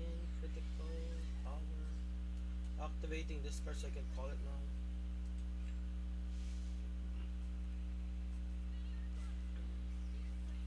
Oh yeah, what they changed to VP farming to make it less profitable. The what they changed? No, VP farmers exist, but they stop existing because the game is dying. This is the last month you can play Vanguard Zero. So why farm a game when you can't when the game is ending? That's why there's no more VP farms. But after the purge of the first wave of purges or VP farming, people still farm VP, but they have to build a macro for them to at least attack, which was quite hard to do that.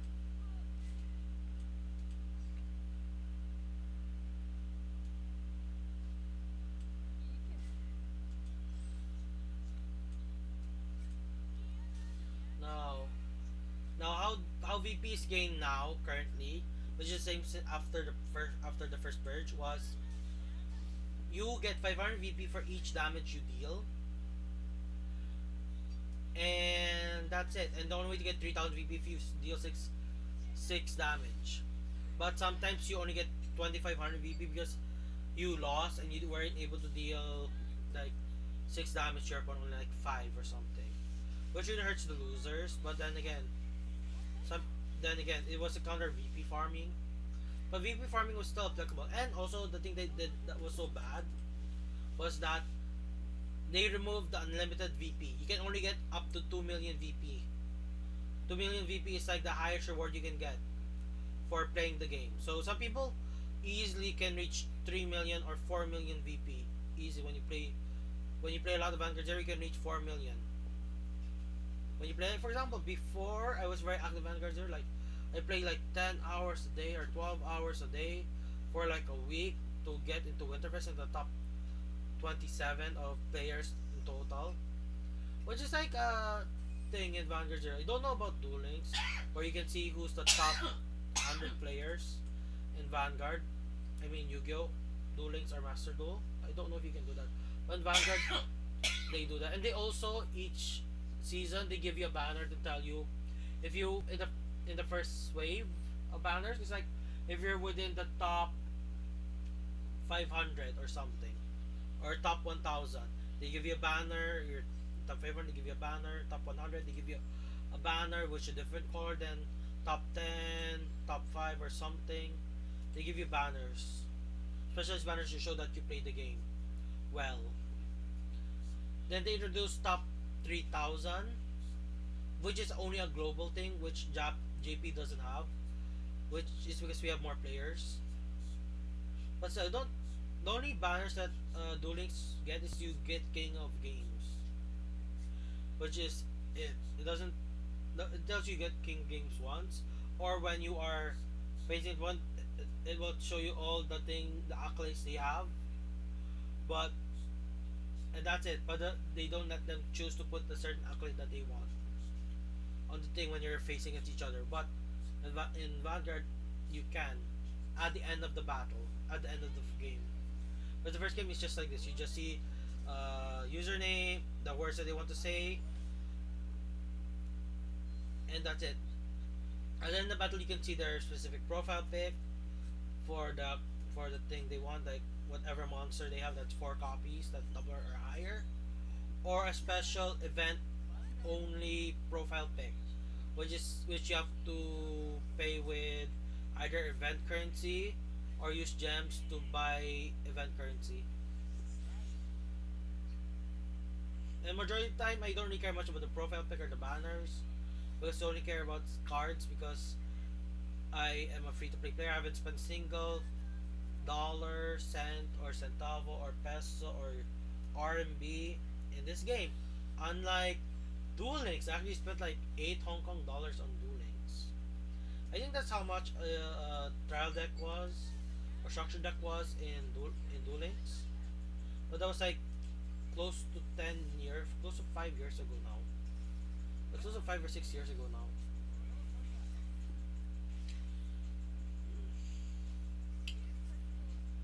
And also how the gacha system works in Vanguard Zero versus Duel Links. Duel Links gacha system is better for the low rolls. Like the worst case scenario, you are emptying the box to get the card you want. Worst case scenario in Vanguard Zero, when in the first gacha is you only get commons and rares, and it's not even the rare you want in the deck. But the high rolls, that's the thing that you want. Like the maximum high roll is like you get one of each UR for the pack, but that's not possible because each pack is like common, rare, like 2 commons and a rare in Duel Links. But in Vanguard Zero, because there's so many, because the gacha system was so random, it can make it even more. The high roll can be bigger. Like for example, you can get like 5 triple rares in a single pack of 6 cards, or 4 triple rares in a single pack of 6 cards. That can happen. Which it can't happen now because in the new gacha system, it's more or less identical to Duel Links now. So they can't do it anymore because it's more or less identical to the way Duel Links does it. But still, Master Duel current gacha system is better than when Vanguard Zero started because it's like you get at least 4 random cards and 4 cards that are random from the set that you want. At least for the set specific gachas, which Vanguard Zero had, it took them like Limit Break era. It took them Limit Break era to fix it. To fix it before you get all the cards from one gacha. The difference is it just changes the percentage of the cards you want. So there's a pretty good chance that when you open packs in the first couple of sets in Vanguard Zero, you might get cards from the old set because all of them were still in one single gacha. Oh my gosh, the gacha system of Vanguard Zero was so bad in the early days. And I am stuck at grade 2, which is extremely bad for me. Being stuck grade 2 is like the worst. And I was supposed to get first try too. Downsides of not running draw triggers. Is it because I am running only 3 stride orders now, so I can't I can't search the grade 3 I needed? Uh, and plus, even if I did get grade 3, unless it's Gabriel, it's pointless.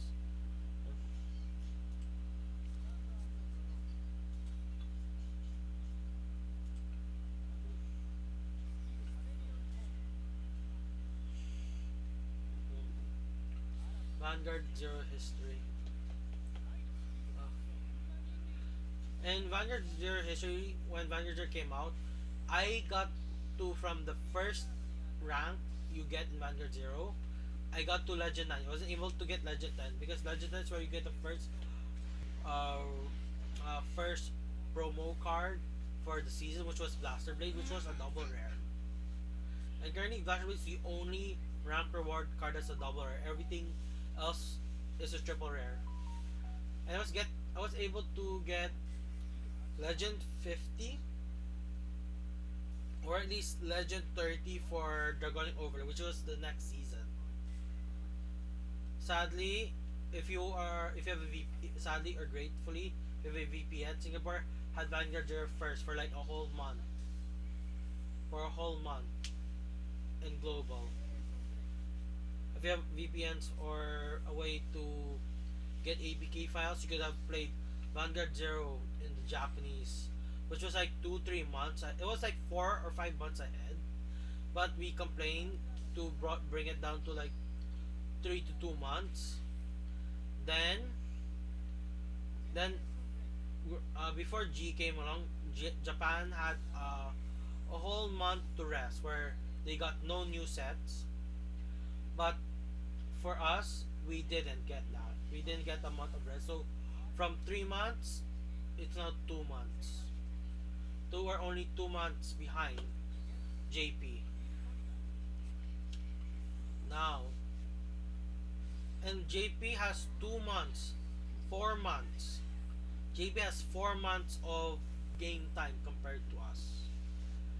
Because of that 4 months, they're getting like 4 months worth of rank rewards. Technically, it's only like 3 months worth of rank rewards because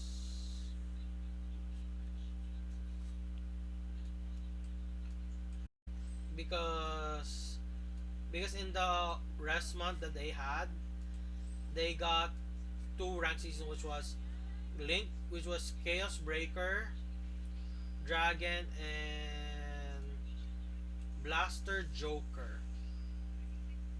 Yeah, Blaster Joker and Chaos Breaker Dragon were the rank rewards, I think, for the last season of Vanguard Zero before G came along.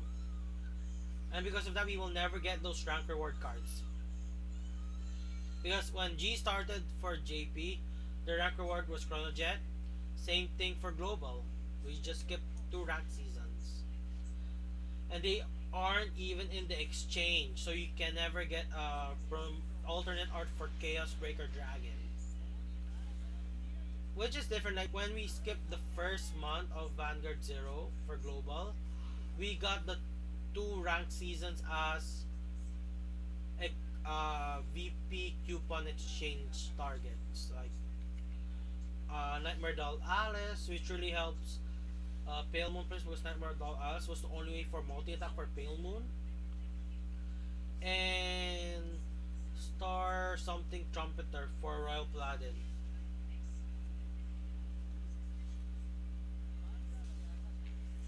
I'm gonna check the Chaos Breaker Dragon art for sure. Chaos Breaker Dragon. Scare Breaker Dragon has like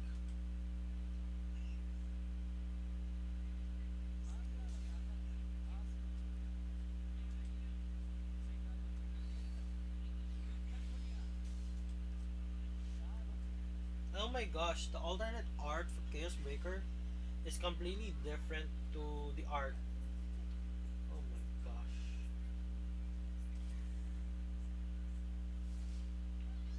And I just was spelling it, I was grade law.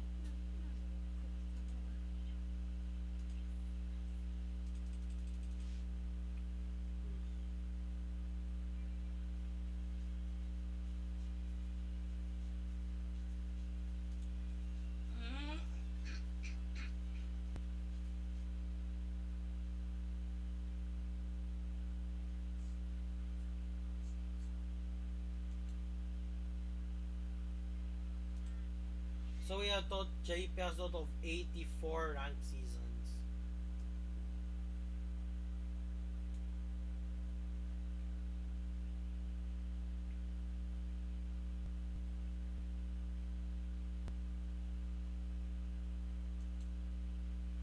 Yeah, I was right. It was I was right.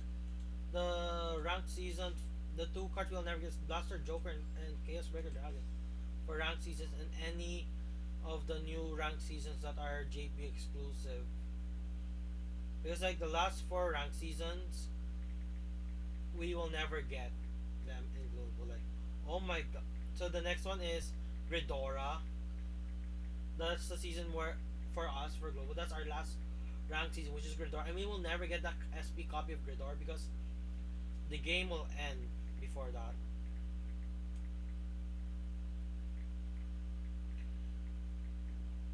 Number Brave, okay.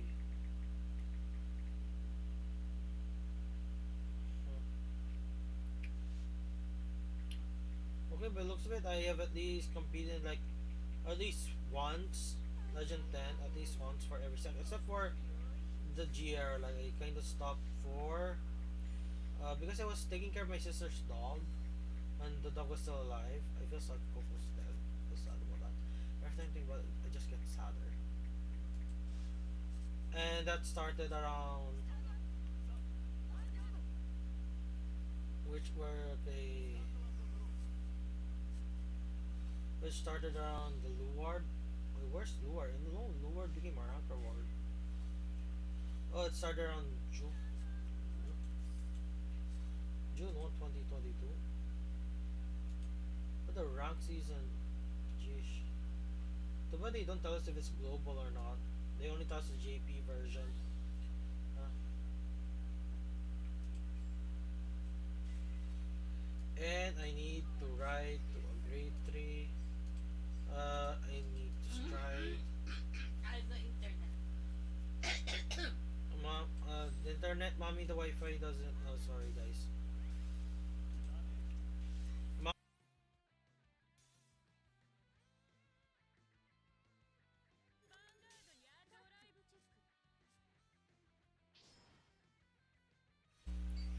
I just told my mom why her she doesn't have Wi-Fi.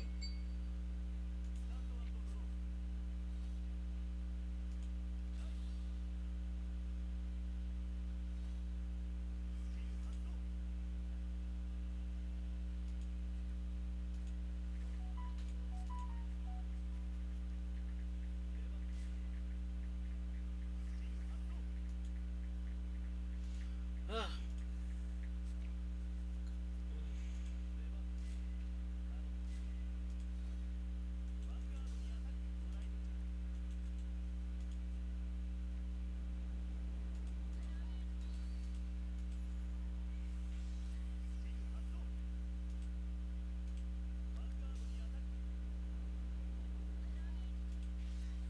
I am so hungry.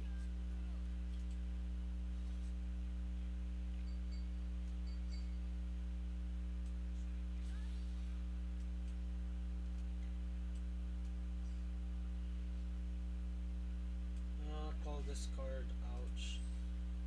Things I do to call. Okay, who would win? Yu-Gi-Oh! lore or Vanguard lore? Like, because lore wise, Yu-Gi-Oh has like different dimensions now. Oh wait, no, Yu-Gi-Oh automatically wins because Yu-Gi-Oh has more lore. Because Yu-Gi-Oh's lore is older. Because it's older, there's more stuff. Same thing with Magic the Gathering. The only time an older card game will lose in the lore wise is because it got cancelled, like of the 2 year card game curse. Vanguard lasted for about 5 years before it got rebooted. Then the reboot lasted 2 to 3 years. And we're currently at year 2 or 3 of the current variation of Vanguard right now in the TCG. And it most likely will last because it's simple enough, the power scaling is not that off the board, and the fact that you're specifically choosing a ride line, you're choosing a ride line means that all products that have that ride line will still be bought because of the ride line. And I might get a win here because the opponent is having internet problems, which is the internet disconnection problems for Vanguard Zero is better for the person with the internet problems compared to Duel Links because the moment you disconnect in Duel Links, you auto lose. In Vanguard, you're given 2 chances. Like if you time out the first turn, you have a second turn. In Duel Links, the moment you time out, you lose the game, which makes Vanguard Zero slightly better than Duel Links. Only slight. Because like sometimes your opponent times that you want them to lose. You want them to lose instead of them somehow surviving because they somehow won because the time will give them a second chance or something. That's the things you have to think about when it comes to things like, is it good for both players? Is it good for one player? And stuff like that. And is it good for the game? And getting this specific heal because it goes back to the deck. And I get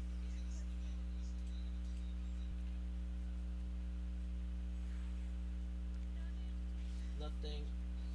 I got a heal which does nothing.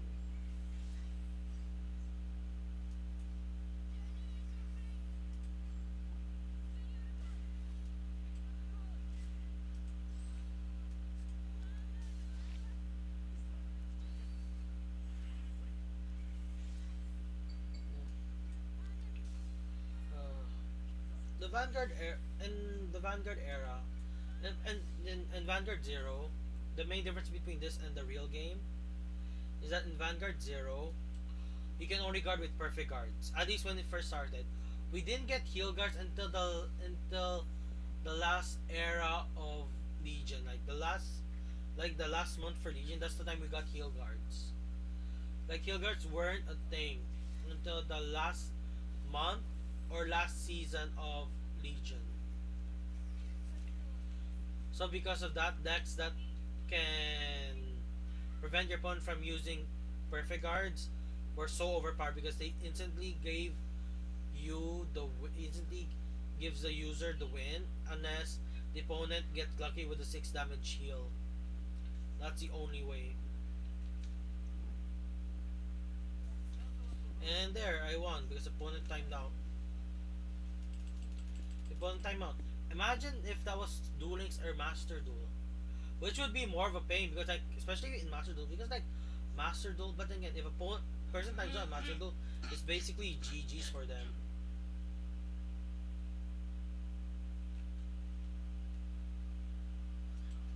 Yep.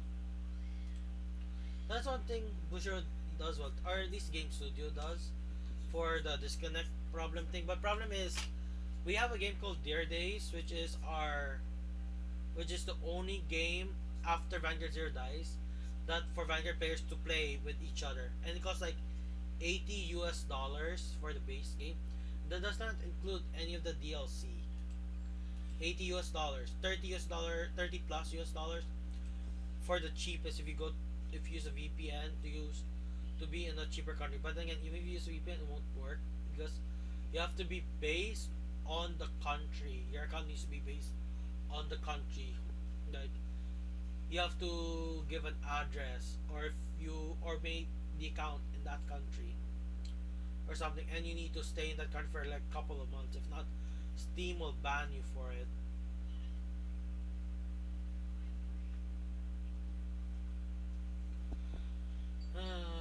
The games I play currently are Vanguard Zero, which will slowly end, and Duel Links. I've been doing Duel Links. Duel Links is getting better because they gave a free powerful meta deck. Might still use that.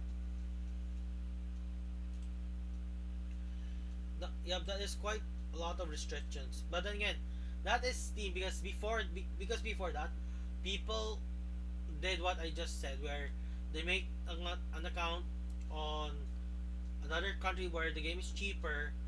They buy the game for cheap, and they tell a person, "Hey, I can you give me $10 above the asking price of what I buy in my country. I'll give you a copy of the game from my country." That's what they did with Steam, and because of that, Valve or whoever owned Steam at the time lost like 30, 40, 50, or $60 each transaction. That's why they had to cut it. They had to cut it. That's why. So a person wants to do what I just said, they have to first, like, you have to first do one of two things. One, you have to make a new Steam account just for the game you want to buy for cheap, or or you literally just ask someone to make you a Steam account in their country who's cheap, and you just share it. Because after what happened, that's the only way to share. That's the only way to get the Steam games for cheap. Because Valve can ban you, and they ban you your save file unless you got your latest version of your save file in your game. You'll never be able to access it anymore.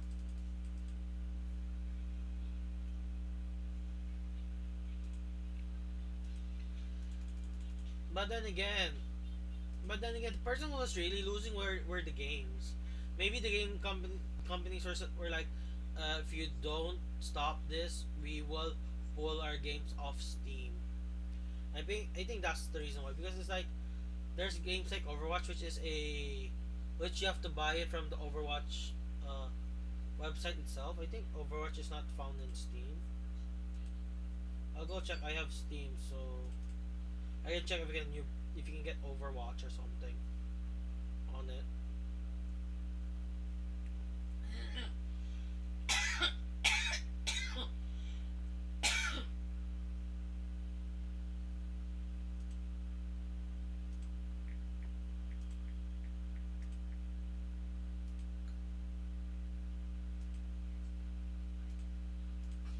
Okay, Overwatch.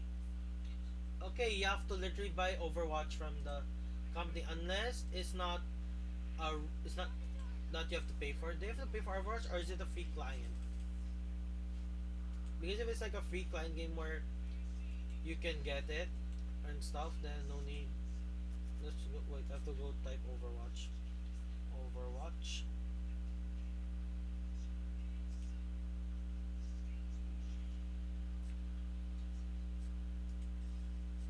Okay, it's free to play, but the skins have to be paid for.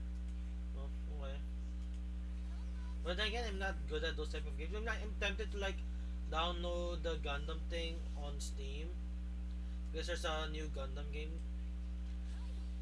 coming, and one's based on Universal Century. It's a 6x6, similar if not identical to most games like Overwatch and Mobile Legends and Dota or whatnot. But like I don't have that eye and hand coordination to do it. But if I do that, I might get more viewers because they're more mainstream type of games. There's that. Uh, but someone asked me to do Five Nights at Freddy game. He gave me money, like costs like 500 plus pesos. I checked. They get Five Nights at Freddy's. You just send to me on PayPal or do a sub or something, That's so cheap.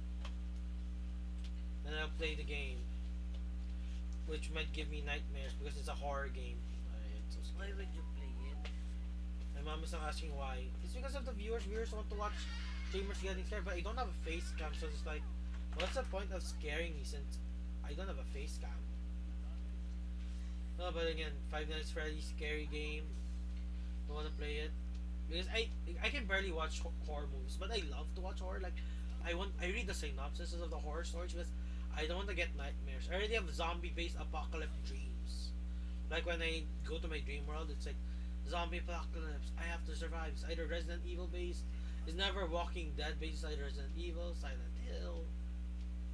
Oh yeah, I got traumatized as a kid because of Resident Evil One, the movie, not the game. Like, I was so scared.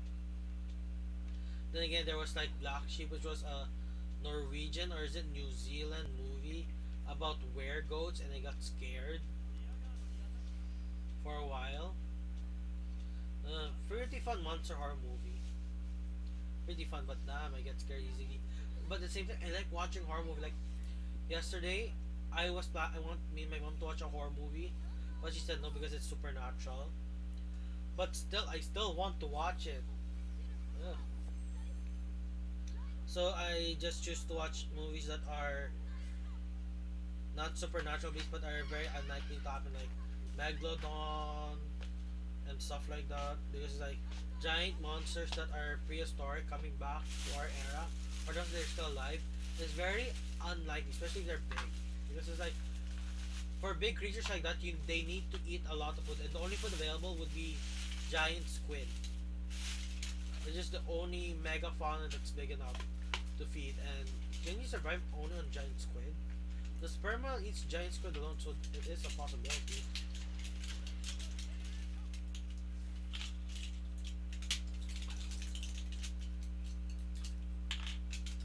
Well, Gize, Gurgit. I think this build of Gurgit is good enough to make a deck profile. I can win with this deck when I go Gize, and I can explain why I don't have the other cards because I already showed it a while ago and see because I don't have the main card that helps you do multi-attack in this deck.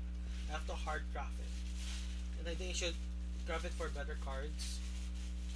Because like Gize is such a good thing to have. Like if your deck is not that good, you can just put the Gize engine and boom, it is playable because it's like you just have to get 5 trigger checks that have triggers, and boom, Gize is online. And once you go Gize, your opponent is basically on a timer. They have like 1 turn to kill you. If they can't kill you, you win because like on your turn you're gonna start dealing them 5 damage. And most majority of time, by that point your opponent has like 3 or 4 damage. Your opponent has like 3 or 4 damage already as is. Boom. Okay, who do I pick for my call? Soul Blast.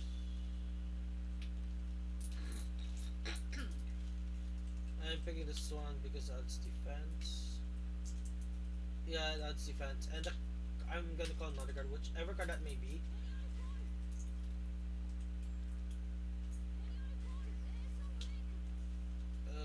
Discarding this card.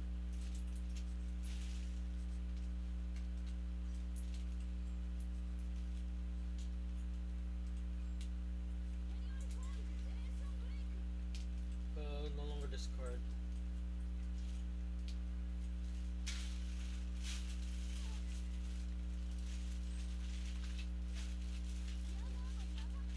Lucky you can eat food right now. Meaning, if it's dinner time, it's like going to be 9. Meaning, live in country which is slightly west of mine. Might be Vietnam. Vietnam is closer to the west. Might be Vietnam. Vietnam. Or Thailand or something. Because it's like, I think Thailand, because it needs to be a country where it's like at least 2 hours earlier.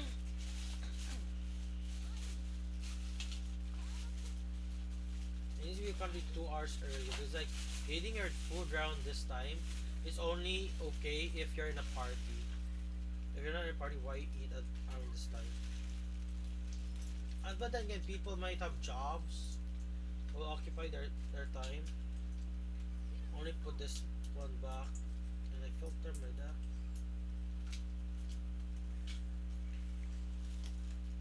I can do it once. I can do it again because they're gonna be retired anyways. Just try and make this guy a very big boy. Just make you a very big boy. Gurgit's not 21,000 base, meaning not many cards can get over it now. I've like I have one guard and one heal guard and two perfect guards. And Overlord is a 3 attack deck unless they go the Ace or Ziegenberg. Yep, go plans are pretty cool, especially with the new D format with Ezel coming back. Ezel's the only deck currently in D where you can superior right before your opponent, and it's like so cheap too. Like you just have to make sure you do the right chain correctly and don't pay soul, then you're good. Like Gold Paladins or Kender Sanctuary will might be a tier 1 deck. It might have an equal footing against Gear Chronicle because it's like Gear Chronicle doesn't go online they're until they go second as a grade 3, or they might be online first. But then again, going grade 3 faster is better in the real in TCG because you get to drive check. But then again, Dazzle Superior Ride doesn't allow you to have twin drive. But still, the higher base power of a grade 3 is going to let you can Persona ride even faster. Oh my, it is now. Oh my.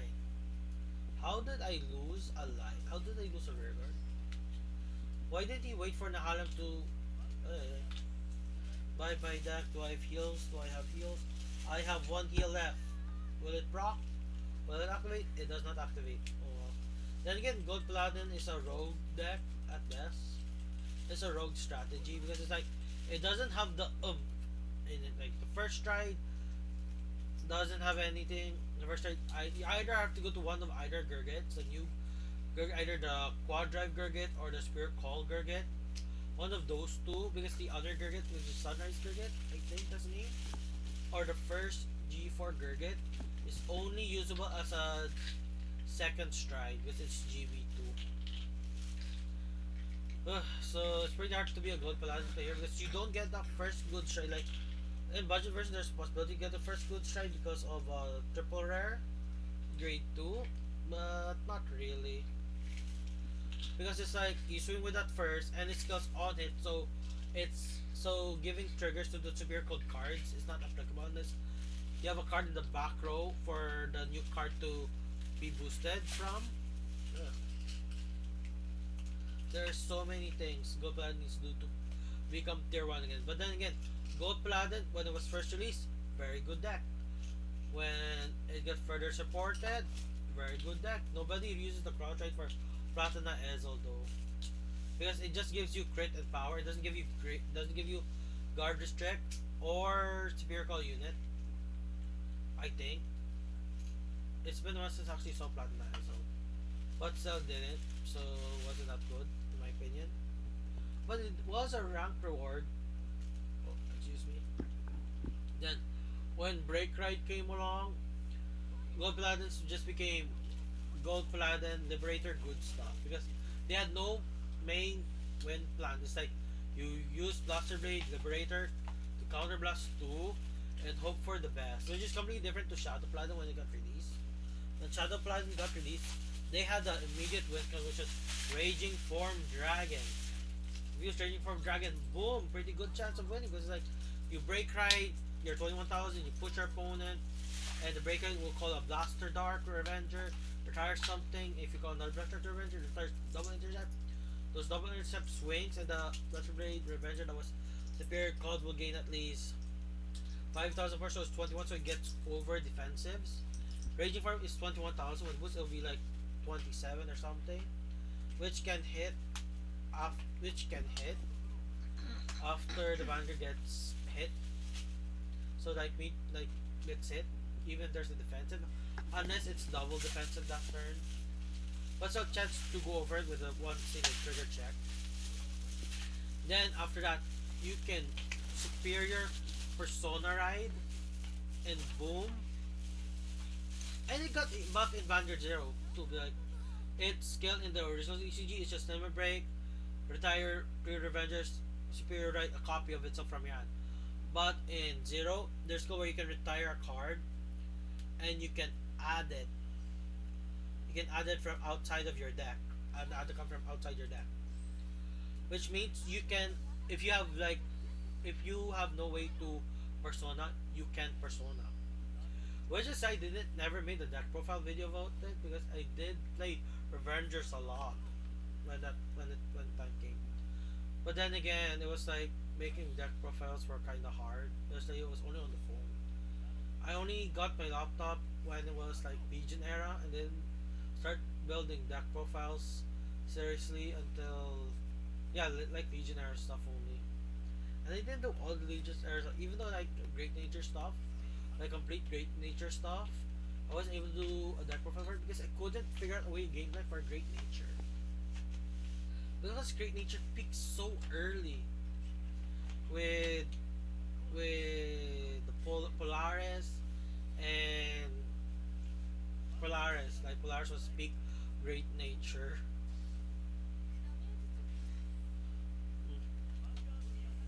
Uh, then now going back to Gold Paladin, Liberators. Gold was pretty top tier in nearly its entirety of its run. The only time it stopped being top tier was when G era came.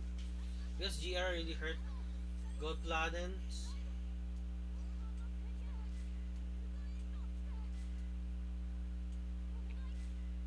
It really hurt Gold Paladins, so uh,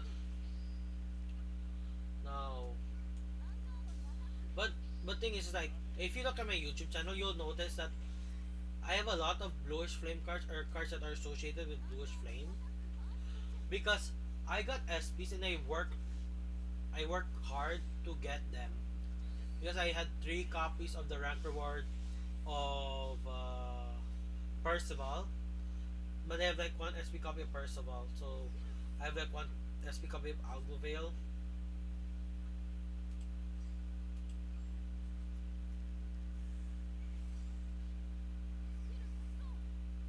You're gonna double retire me anyways. Remove the PG. Okay. And but Gold Pirate and Liberators wasn't that strong. The best deck still was Gold Blue String Liberators wasn't that strong. The best chance was still Break Riding with Gauntlet Zenith. Still, that was still the best deck for Liberators.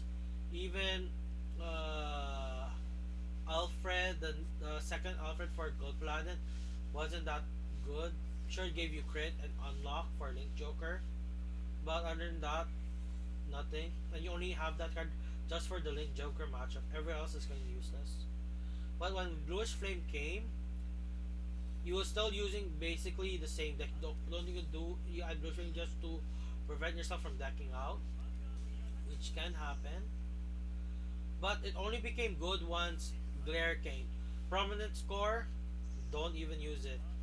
Prominent Score is just gains crit and power. Doesn't gain guard restrict unlike Glare. Glare gains guard restrict. It basically becomes a glory, which made Bluish Flame and Liberators a top tier deck. There's also Kagero with Dragon Youth, which deals your opponent 1 damage. Sure, damage gives power, but not a huge margin, so it can partially push for game faster. And plus, Dragon Youth skill is it retires 2 cards and deals 1 damage. So it was a perfect combo for a possible finisher. Sometimes you want to use Dragon Youth over the Great. Don't think the Great does is like one swing it retires and restands, but the first swing it hits the rear guard. So there's that. So it guarantees 3 swings to the face. That's the only thing it can do, which is guarantee 3 swings to the face, which isn't that good. compared to which is basically not that, which is not good, which is three swings to face, no power, no anything. Dragon Youth has a possibility of giving you powers because when you retire certain cards in Kagro gains power when you retire stuff.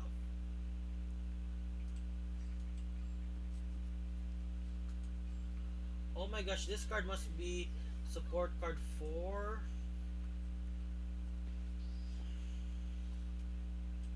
Oh my.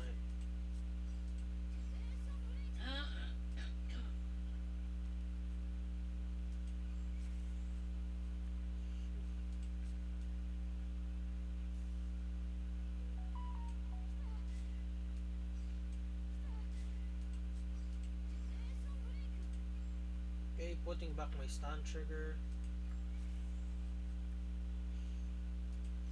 It counter charges, that's why people don't run counter charge BG anymore. These two cards counter charges for you.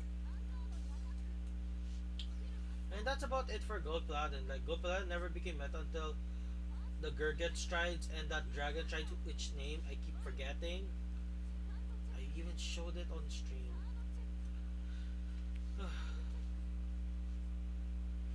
Royal Paladin, when it first came into Vanguard Zero, it wasn't that good of a meta. It's only good because it had Blaster Blade and Gunshot who can recycle heals. Because in Vanguard Zero you can pick your triggers and majority of the time your heal trigger is a heal is either your most useless grade 3 or grade 3 that can put itself back to the deck. Which was Ganslot. So yeah, because of that Ganslot, Royal Paladin was a deck that was like it stays alive forever because they always heal non-stop.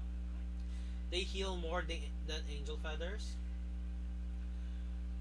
And Oracle Think Tank, the first four class was Oracle Think Tank, Kagro, Nova Grapplers, and Royal, the four four clans. And they are all playable. The strongest deck is Nova Grapplers because its multi attack engine is just so good. The second deck might be Oracle Think Tank because of Silent Tom is the only one with a guaranteed win condition. Next would be Kagero. Like Royal Paladin was like the weakest of the four first clans in Vanguard. Then there were clan events like Grand Blue was the first clan event. If you're a Grand Blue player, you're gonna be very sad because Grand Blue was practically useless. The only thing they had was they can stall. They can stall a bit, and that's its only good thing is that they can stall with Captain Night Miss. Because Captain Night Miss skill is in the drop zone, retire a rear guard and superior calls from the drop zone.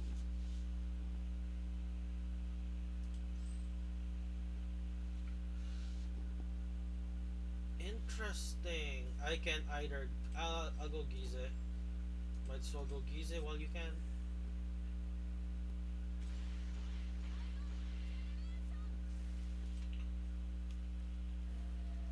So when the first clan event was Oracle Think Tank. Then after that was like Spike Brothers.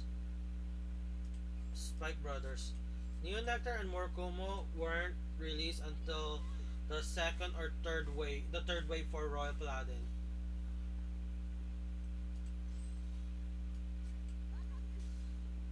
So second wave of Royal Paladin stuff, which gave us V, gave us Tsukiyomi and Galahad, and also Sternblau Kruger, and it also gave a different build like witches and stuff for Oracle Think Tank. Spike Brothers, it was okay. They had a win condition which was you use General Siegfried, whose skill is when it drive checks a grade 3, you superior call that grade 3 to the field. So the strategy is you ride Siegfried, fill your back row cards with good grade 1s, and that's it. And keep them standing, or it's the grade 1 that can stand up when you have a standing rear guard on it, or when rear guard is called in the same column as that. Then boom. And if you couldn't get a grade 3, there's a card called Dudley Dan, which is a Vanguard specific booster. Sure, it's weak, it's only 4,000 power.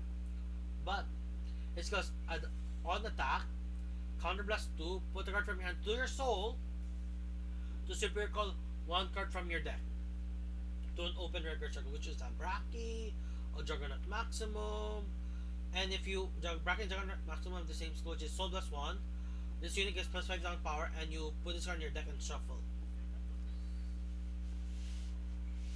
Which made which made Nova Grap which made Spike Brothers a rogue pick. A real rogue pick that is viable in tournaments. But still, Siegfried wasn't that good because of his RNG. There's an article which was the Mega Blast of Spike Brothers, which was slightly better. I used it, and boom. And this, yeah, yeah, that's it. Then Shadow Paladins came. Shadow Paladin, when it first came out, it was okay. It wasn't the best. It was high risk, high reward plays. Payoum when it first came out, practically a useless line. But Dark Irregulars when it came out, they were like it skyrocketed to like tier one because first of all they have their own Gunslot clone. Sadly, the target for that Gunslot clone wasn't a good card. It was a vanilla, which was Werewolf something, Werewolf Jaeger, whatnot. So they weren't able to capitalize it because you have to sacrifice four or possibly three, four cards in your deck for it to be usable.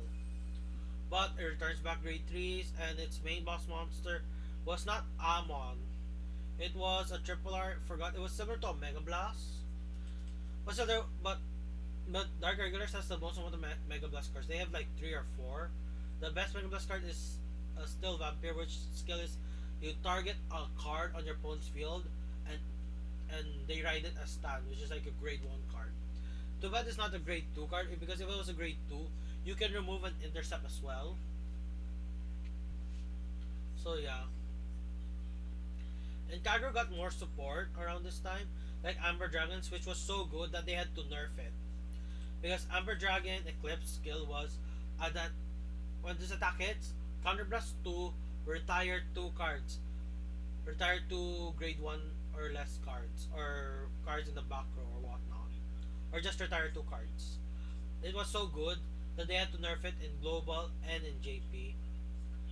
Then there was the Garmor. Garmor used to be Royal Paladin. It was okay. Garmor got such a huge one because it gained a skill where your Snow Gulls gain intercept and they get like 5,000 power. So it was very good strat, and it's like high beast as well. It was pretty good. There's also Soul Saver Dragon, but Soul Saver Dragon is like iffy, doesn't really help you in your main plans because it scales on place as a vanguard, so it is so risky to use it. Unless they change it into where they made it an axe of it. If they made it an axe 1-0, because it's been a while since I played those decks. Then yeah. Then Dimension Police came. Dimension Police wasn't that good of a deck, but it was okay. Gave early game crit with either Enigmans or Dayusha, but it wasn't strong enough to go hard. It was like a tier 2 deck. Tier 2 deck. Shadow Paladin, tier 2. The big 3 was still Kagro, Royal, Nova Grapplers. Nova Grapplers was just so good. Nova Grapplers was just so good. It stayed within the top meta. The only time Nova Grapplers got pushed back was only pushed back to like tier 1.5 or tier it's good enough in rank and in tournaments because of Blau Cougar, Stern Blau Cougar. Because the N, MLB, and Phantom Blaster Overlord. Those 3 decks dominated the meta. Which is kind of funny because in English, Phantom Blaster Overlord never dominated the meta at all in the TCG. It was still Dragonic over the N and MLB who dominated the meta. And also, this was the time where people started damage denying. They started using real world plays for damage denying your opponent to prevent them from using Karo. Because there's this card Tejas, but the Vanguard Rigger skill at the time, whose skill is it can attack the back row unit. So the play was you call Conroe to the back, either to the left or right. Then you don't deal damage to your opponent. Then if majority of the time around this time it's hard to get a grade 2 ride, so majority of the time people just like their grade 2 ride is Tejas, so if they ride Tejas, the Conro is safe for at least a third, and they have no choice to attack you. So you win in the mirror matches if you can take down their Conro. Like for example, I had a game, I never recorded it. Like we had like 4 turns each, me and my opponent, where we just passed turn on each other. We didn't attack. I lost the play. I swung first. He was able to use his Conro. He killed my counter, but in the end, I won in that mirror match with the end. Yeah, Phantom Blaster Overlord. It was never meta because its cost in the real world is Counter Blast 3, Persona Blast gets plus 1000 and crit. That cost was too high. And that was it, and Cross Ride. Cross Ride is where you need a card install which gives a continuous power buff to your Vanguard for either player's turn. As long as it's in the soul. Now, Phantom Blaster Overlord in Zero had first off its main skill, the plus 10 with crit, it got changed into basically just a Persona Blast, and it was free. You just need to do a Persona Blast, and that's it. No Counter Blast, no Soul Blast or anything. Then it gave another skill, which is Counter Blast 2, retire a card and retire your opponent's card. Because Shadow Paladin calls a lot of cards that is like random, that you don't want, but you call them anyways to get more card advantage. Thunder Blaster Overlord was a way for you to remove those cards to remove your opponent's intercept. That type of advantage is very, very nice. So because that it was playable, but it was like out of those 3 clans, of those 3 that gain power, MLB and the End were the top. But the most unfair card was MLB. MLB was the least fair of all those 3. It was the least fair out of the 3. The only reason why the End was top tier 1 instead of being the same tier as Phantom Blast Overlord is because it was the only deck that can counter. Because it was the only deck that can counter. What was it again? It was the only deck that can counter MLB. It was literally the only deck that can counter MLB.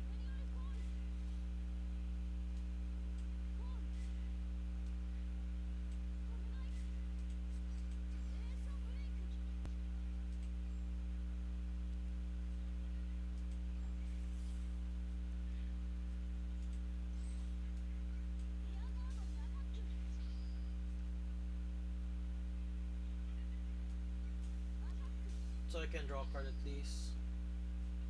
What's the soul? I draw a card. No one Legion. No, let me break air out. No, let me break air. Oh wait, around. Wait, I forgot. I forgot something. Which was the clan events around this time. The clan events around this time was nothing. There's no clan events. I forgot. I also forgot. Bermuda Triangle was also a deck that was so strong that it was the only deck that can use as another strategy besides dealing 6 damage to your opponent, which was decking out. It was the only deck that was able to do that.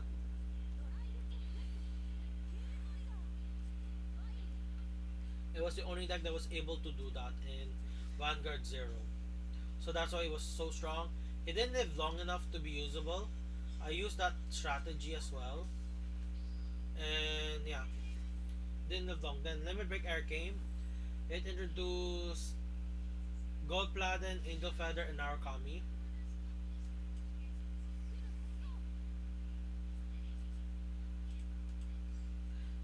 And Narukami was like the best deck alongside Gold Platinum because Narukami's main card was your coin card for Vermilion, and it got buffed in zero. Instead of a Counter Blast 3, it's Counter Blast 2. And it gains like and it gained the skill where it gains 3 power when it attacks. Along against like 2 abilities, gains 3 powers when it attacks, gains 3 powers when it activates its skill. It was just so good. It was so good. And because it guarantees 3 swings to the face. Elsa was good because it had a superiority mechanic, and you were able to conserve your hand to call intercept. So there's that as well. Great Nature was not a clan event at that time. It was part of the main set, so it was okay. Neo Nectar was now released. I think Neo Nectar was released around this time, or it was released during the MLB era. If it was, it never made anything of itself. It was like not that good of a deck. It had the same problem as Grand Blue. It had a way to stall, had no way to win. No, like it had one way to win, but it was a Persona Blast that was on hit, so your opponent had to be at 4, and you should try and win that turn, which is like you try and win that turn. Persona Blast. Hope your opponent doesn't get damage triggers that makes them so big. But around this era they introduced Tachikaze. Tachikaze was stable. Tachikaze was tier 2. I ranked with Tachikaze. I made a deck profile for that. So it was pretty good. It was fun. It was great even. Then Spike Brothers became even stronger with Dudley Emperor, which made them from a rogue strategy to a valid strategy. To a valid strategy where people are serious. They see you as a serious player when you use Spike Brothers. Because Dudley Emperor improved upon what Siegfried did. Instead of it being random, it is counter plus 2 limit break. You put 2 cards from your hand to the soul. To superior call 2 cards from your deck on open your guard circle. Which was great. Sure, it cost you a lot of cards in hand, but it was great. It was amazing. Okay. Then Morokumon was introduced in this area as well. Grand Blue was also further supported. It was actually playable now. Diba I made a deck profile for it. It's playable because they added Thanatos, which was the only way for Grand Blue to multi-attack. That was the only way for Grand Blue to multi-attack.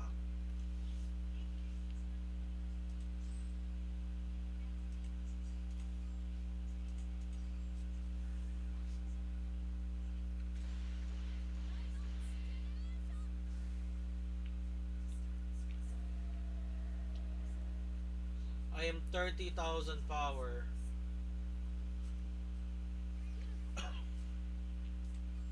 I'm not sure if this is the correct play of going Gize here, but Gize guarantees that only his Vanguard can swing.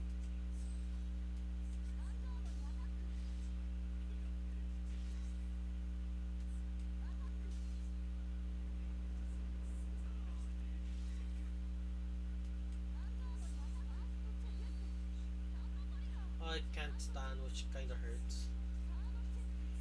Okay. Dark Irregular also became quite meta with it became quite meta with Blade Wing Reiji. Blade Wing Reiji was so strong in Vanguard Zero because it prevented limit break decks to limit break, which was such a powerful thing to do that it got nerfed. And it also introduced the chariots, which made Dark Irregulars even more powerful in healing because you are they have two options. They can either pick their Ganslot clone, which forces them to run 8 specific cards, or they can run Chariot, where you just only need to run 4 specific cards. And Chariot was good. It also prevented Dark Raiders from decking out, so it was good. It was very very good. Pale Moon got a new valid strategy to win, which was they can stall, then they can win you games with no care. Because there was this grade 2 card. That skill is when it is retired, mean retired, and that's the term for Vanilla where it is destroyed. Either it's retired either by card effect or by battle. You can superior call a copy of itself from your soul, and the soul is basically the second hand in Pale Moon. So if they fully charge that to 3 copies in soul, the only deck that was able to counter that was Kagra with Dragonic Overlord. Yeah, and Kagra was still strong here. But sadly, they never got Dragonic Lockkeeper because Dragonic Lockkeeper would be very overpowered in Vanguard Zero.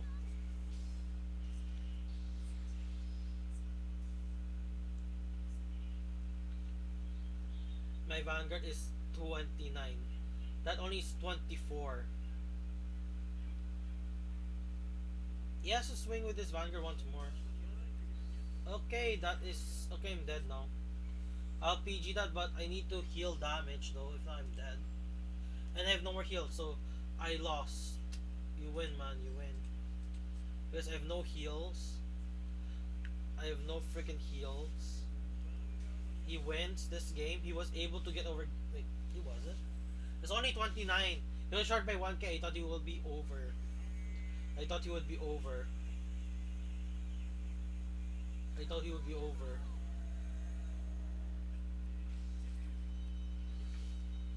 6 damage heal. I win. I thought I was gonna lose. But damn, he was 1k short. He was 1k short. Okay. Oh yeah. Nova Grapplers. And also Dimension Police was also okay. They had a super cool strategy with Goyusha because Goyusha was available at this time. Where they were able to cross stride when they just ride grade 3 or grade 2. They were able to superior ride or cross ride. It was amazing.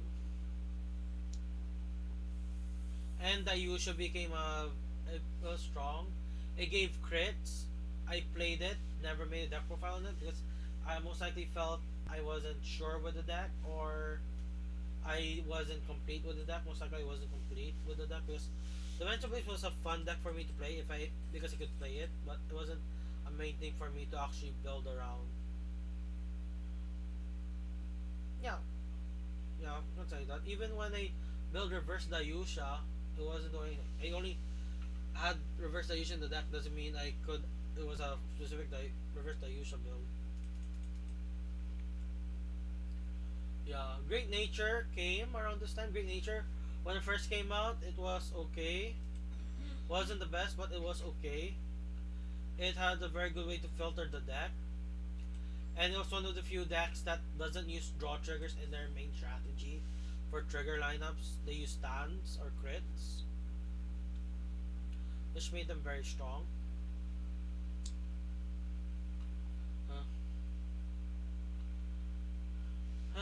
Then the second wave came and boom. The blood was useless and Vermilion was replaced by Dungaree. Which was surprising because Dungaree sucks in the TCG but Dungaree is so good in Vanguard Zero. It was so amazing.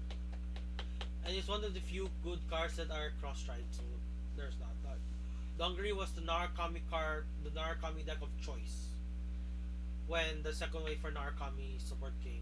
Second or third wave for Narukami support. Or even when the blood came out, you don't even want to be on the blood until you think you can kill them because like the blood skill didn't change from real life to here to Vanguard Zero. It didn't change, so yeah.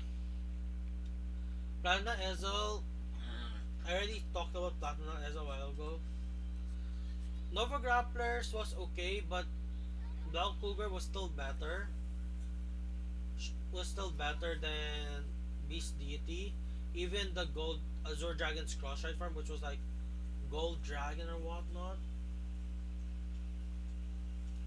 it still did nothing for the deck. Sure, it was still better to play the older builds for Nova Grapplers. Nova Grapplers was still strong, especially with Stern Blau Kluger or Sora Kaiser. Still pretty strong decks. Oracle Think Tank, Battle Sisters came around this time, which was Battle Sisters are a group in Oracle Think Tank that look like nuts, but they shoot guns or giant axes or swords, or guns with swords attached to them, or knives or whatnot. It was a very nice archetype. Was pretty good, and it was one of the few times where Oracle Think Tank got like a third or fourth P rank reward card. It was very nice, and it was a very good strategy as well because like Oracle Think Tank Battle Sisters was the best Oracle Think Tank deck for me. It fit my playstyle, unlike Tsukiyomi or the other Oracle Tank builds like Amaterasu or whatnot. But again, Amaterasu decks they still rely on the Tsukiyomi engine, so Witches was also a thing, but I never got witches to work because I never got 4 copies of Coco. But Battle Sisters were nice because it's like Fromage's skill is like if you have 4 Battle Sister rear guards, Fromage is 16,000 power, which means which means your opponent will always have to at least swing at 2 intercepts. If not, their Vanguard may not hit the Vanguard because Fromage minimum power will be 21,000, maximum power 26,000. Not many Vanguard cards can reach 26,000. And oh my gosh, I kept talking about Vanguard Zero that I timed out twice. Oh my gosh, I kept talking about Vanguard Zero Series 3 and I timed out twice. Oh well. I must have forgot to press enter or something.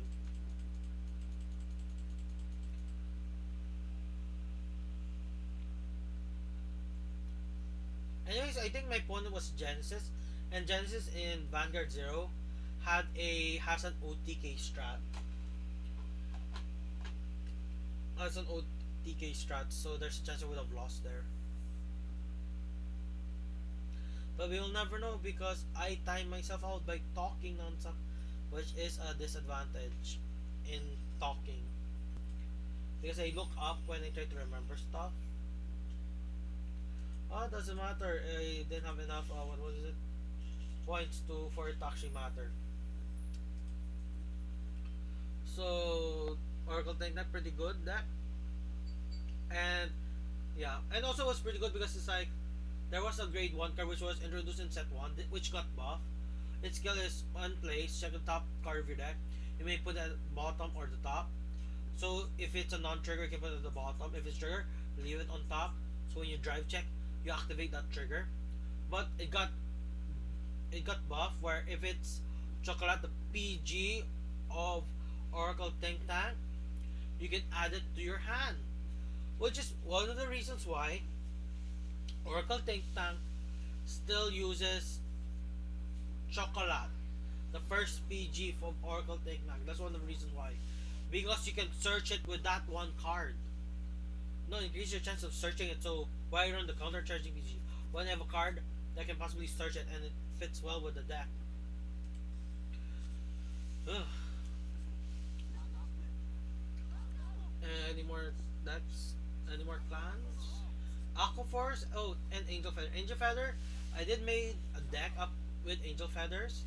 It was okay because they have this double rare card which enabled multi attack, which was a PR in the real world, but it was a card, the silver card that you can craft in Vanguard Zero, so it's okay. It was okay. We were able to make big numbers with Upheaval Pegasus and their grade 1 version. No, I forgot. Upheaval Pegasus is your chronicle. The 2 Pegasus cards for Angel Feather. It was pretty good. It was still a tier 2 or tier 3 deck. Is it valid? Kinda, but not that good. But it's fun for ranking if you want to.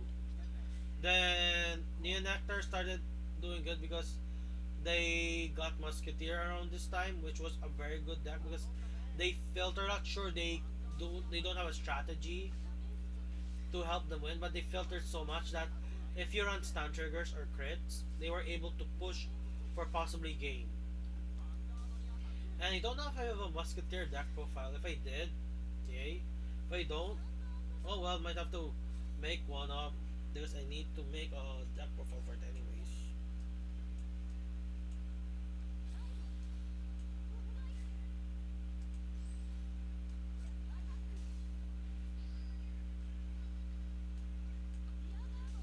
And they introduced a ride chain, which was a dragon, which was okay, but still didn't have a way to do multi attacks besides using stun triggers.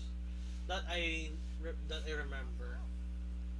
They had no way to stand a rear guard or something. It was just all attack, attack, attack. Yeah, it was all attack. Wait. There was a Musketeer Grade 3. Forgot his name, but it was usable enough to give you a fourth attack with Musketeer, or I was able to retire a card.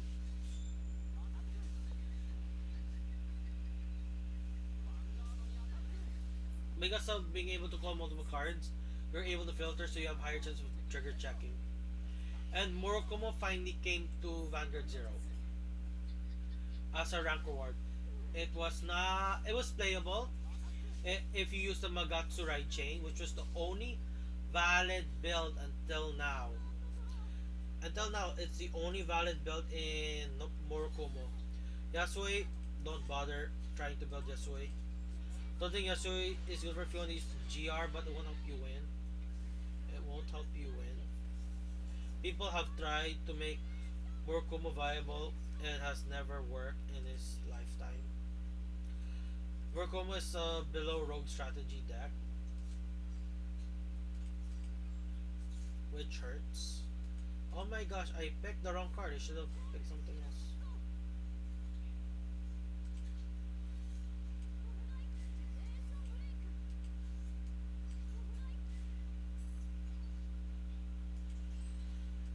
If I get a stand trigger, yes. If I don't get stand trigger, oh well. Most likely gonna lose this game.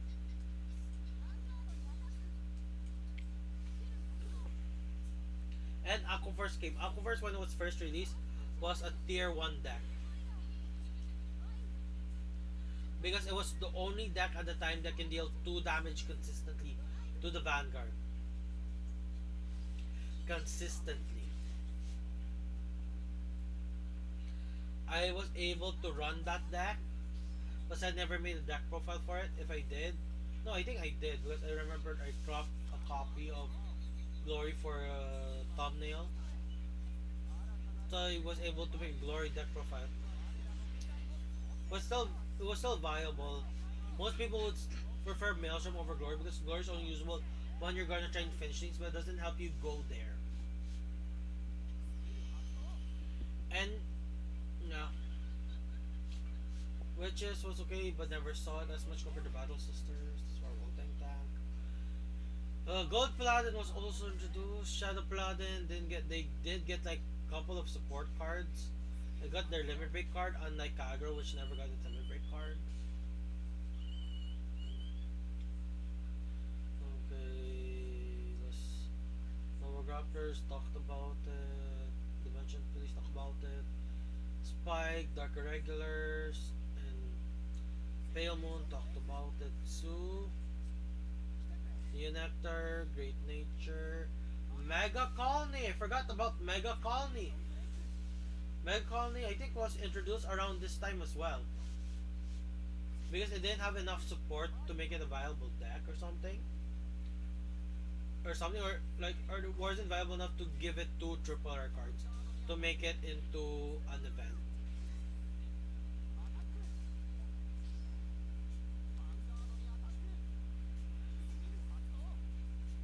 So because of that, yeah, Megalony was not that great of a deck.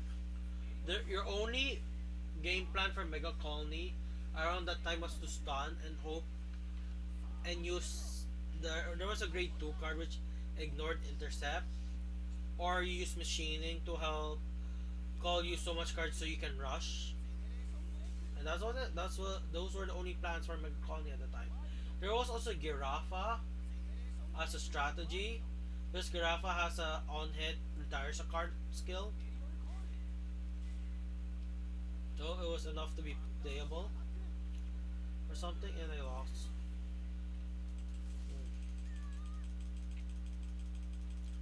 So I think that's about it for clans. Am I missing anything? Okay. United Sanctuary, Royal Paladin talked about it. Got support. The support didn't matter. And plus, around Limit Break era, Royal Paladin, Royal Paladin, Shadow Paladin, and Kagro were clans that were never supported, except for like from one set. I forgot Gold Paladin had Spectral Duke Dragon. Spectral Duke Dragon it's one of the restanders in that era. It was pretty good. It wasn't as good as Sternblau Cougar because Sternblau Cougar had the chance to do it multiple times in a row. But Spectral does not need to hit. You just need to attack, Retire 3, it stands itself. But I think with current support cards, I think you can get Spectral to stand 3 times unless it's a hard ones per turn. But if it's not a hard ones per turn, it'll be a fun deck to play with.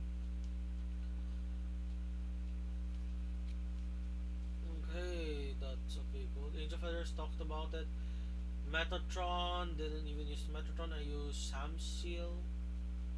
But Metatron is fun, but Metatron is like a knack, it doesn't give extra attack power.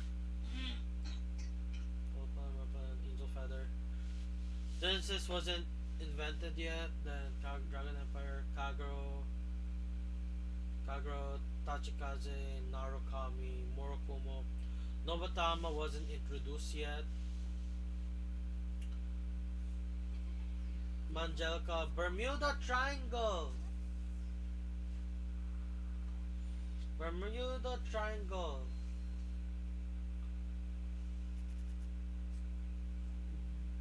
Bermuda Triangle wasn't as supported around this time. But then again, it was just like from BTO 6 to BTO 9, which was just like 3 sets. No, 4 sets. BTO 6, 7, 8, 9. Those were just the sets. Not enough for Bermuda Triangle to come. I almost forgot about Perfect Riser. Perfect Riser was in first wave of Nova Grapper or second wave. It gave Nova Grapper crit ability for rushing. And the Break Ride era. Break Ride era is when Bermuda Triangle finally got further support. It gave us Prisms. Never played with Prisms, so I can't talk much about it except it was okay. It was a deck that bounces a lot of cards, so hope for a trigger check so I can. Doesn't gain power, but I get a boom. I get that. Oh my gosh, is that Bark? Oh my gosh, the person's using a very old deck. And speaking of, I was talking about old decks as well. The Break Rate era introduced sub clans like Eradicator, Liberators. I already talked about Liberators, so I don't need to say much except God Paladin had Ezel support somewhere. It further supported Ezel, never supports Spectral Duke anymore because Ren went back to Shadow Paladin. So Spectral Duke, why is he using Barkle when he runs the MLB engine? Better run Wingle Brave. Oh yeah. Or any other starting Vanguard. And Barkle forces you to make one grade 3 a stand trigger. Unless it changes to remove crit or stun from your deck. They should change that because removing a crit or stun from your deck is not that good anymore. And plus they could have just put a superior call one from outside your deck. They should buff Bark Gull. Look, and Bark Gull was a triple rare. And side note, Bark Gull was the first card in Vanguard that got hit by a ban list. It wasn't technically a ban list, it was just a limited list. You're not allowed to run Bargle as the starting Vanguard. So, for a long ass time, Royal Paladin's starting Vanguard was the Galahad Ride Chain. Okay, the Ride Chain for Galahad and Tsuki even have the same mechanic is the starting Vanguard is cool where they check top 5, you get the grade 1 copy. If you don't have the grade 1 copy, you have to ride manually. But if you superior ride the grade 1 copy, you can't ride.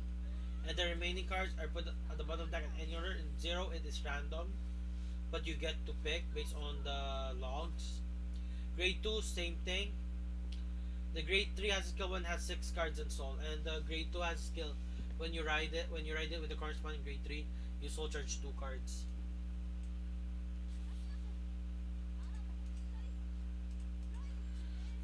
So yeah, that's Ride Chain. Then BTO4 Ride Chain, which include a Blaster, Phantom Blaster Dragon, Girafa, Sternblau Kluger, and Enigmans. Welcome back, and I'm not raiding it.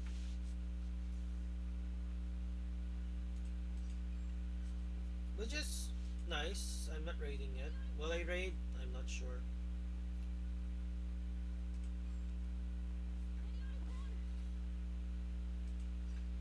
this unit attacks the Vanguard. Look at the four card. Okay. Swing. Swing. When this because I want to have cards that I can.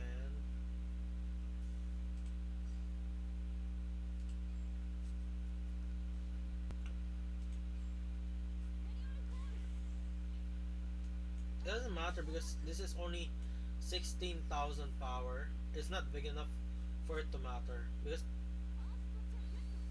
I won't get power for a while. I won't get power for a while.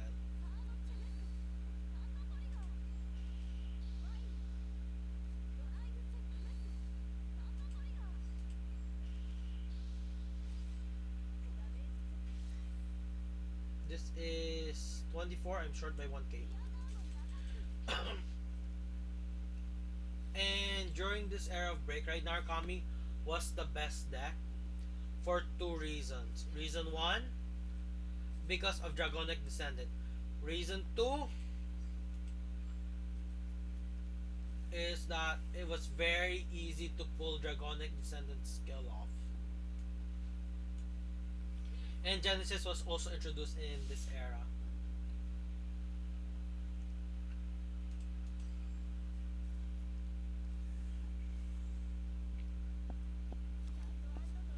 Okay. Hmm. Angel Feathers, they had like two mechanics, which was Zeractyl, which I played because I was able to get 4 copies of it as a rank reward. And Reverse No Shell, I think. Sadly, but I never built a Celestial deck because it was like, it was too complicated, never got to play with it as consistently. But it was still viable. But you still use the grade 3 double rare card that was found in the first wave of support from Angel Feathers. Because that was the only card that can do multi attack, and there was no celestial version of it. But Celestials did get a specific triple rare card, Daniel, that helped you do multi attacks, which was best with the Zarakiel build, but not that good with the reverse Raphael build or whatever the break ride was. But yeah,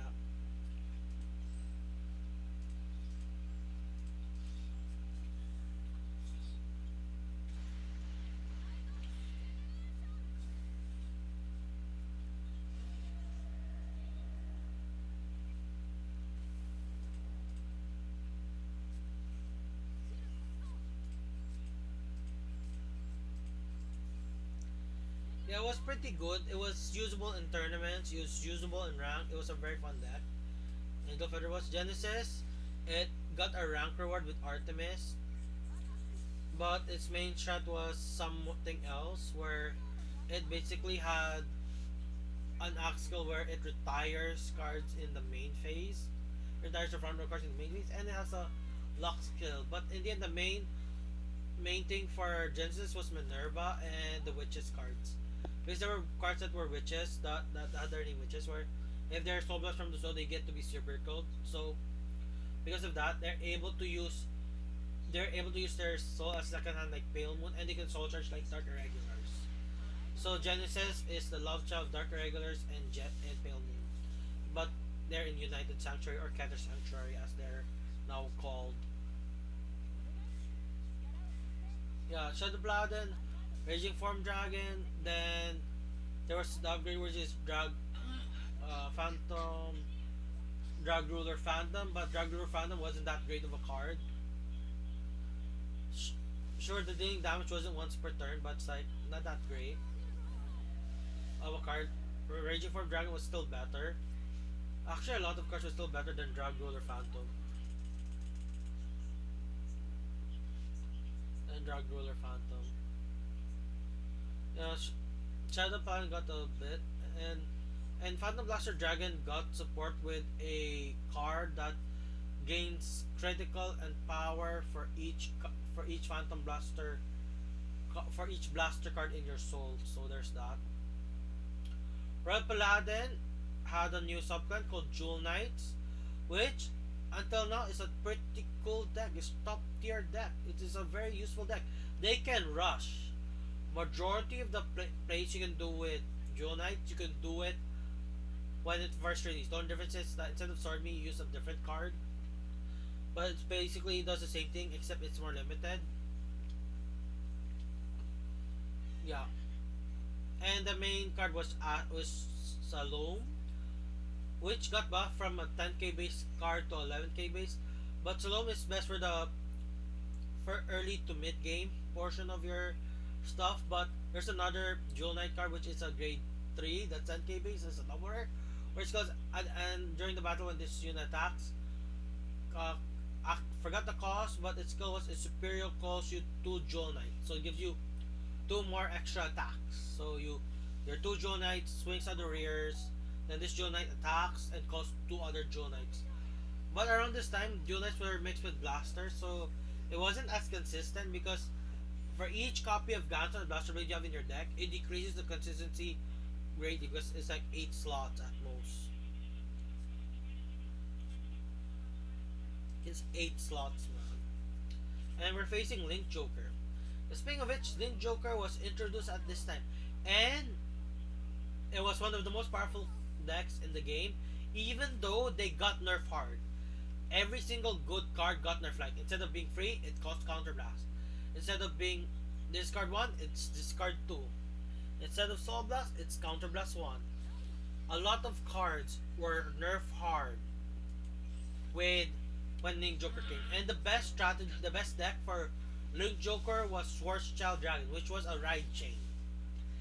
And the ride chain for that by the way is if you get a grade 0, if you need to be very lucky because if you get the grade 1, you get to check for the grade 2 or the grade 3. If you get a grade 2, it has a Vanguard skill I think where there's a chance you might be able to fix your eye if you wrote the wrong grade 2.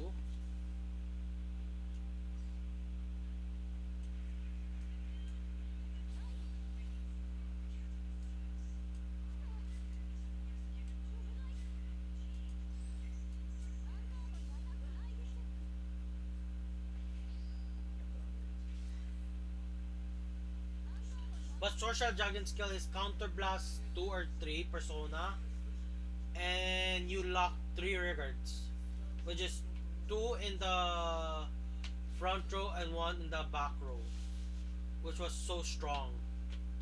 It stopped your opponent from dealing you damage, so you're able to push 3 swings to face. At the same time, your opponent can only push 1 swing to face unless they have Dragon Card Vermilion or card that can retire intercepts.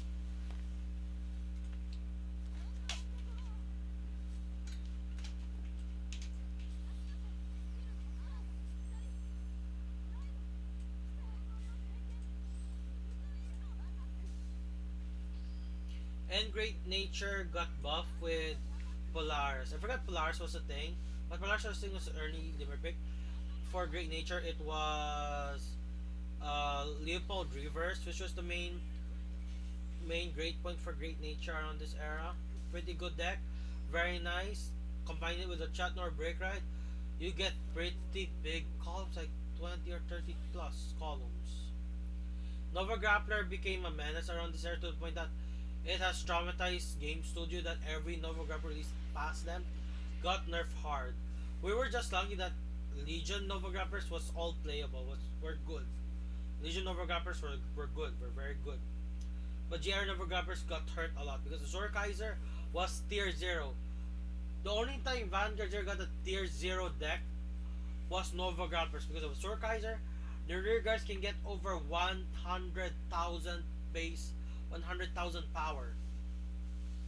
That was how strong. So, and we never got that in global. What instead we got was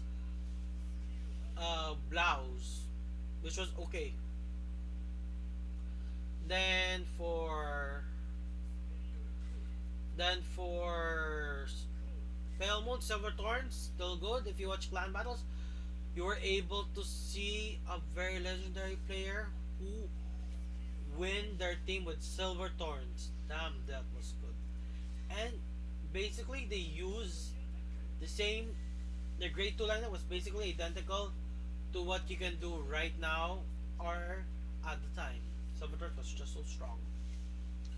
And it got nerfed very hard because it was so strong that it only got unnerfed recently. Dark Irregulars had Amon, which finally made Amon actually playable now.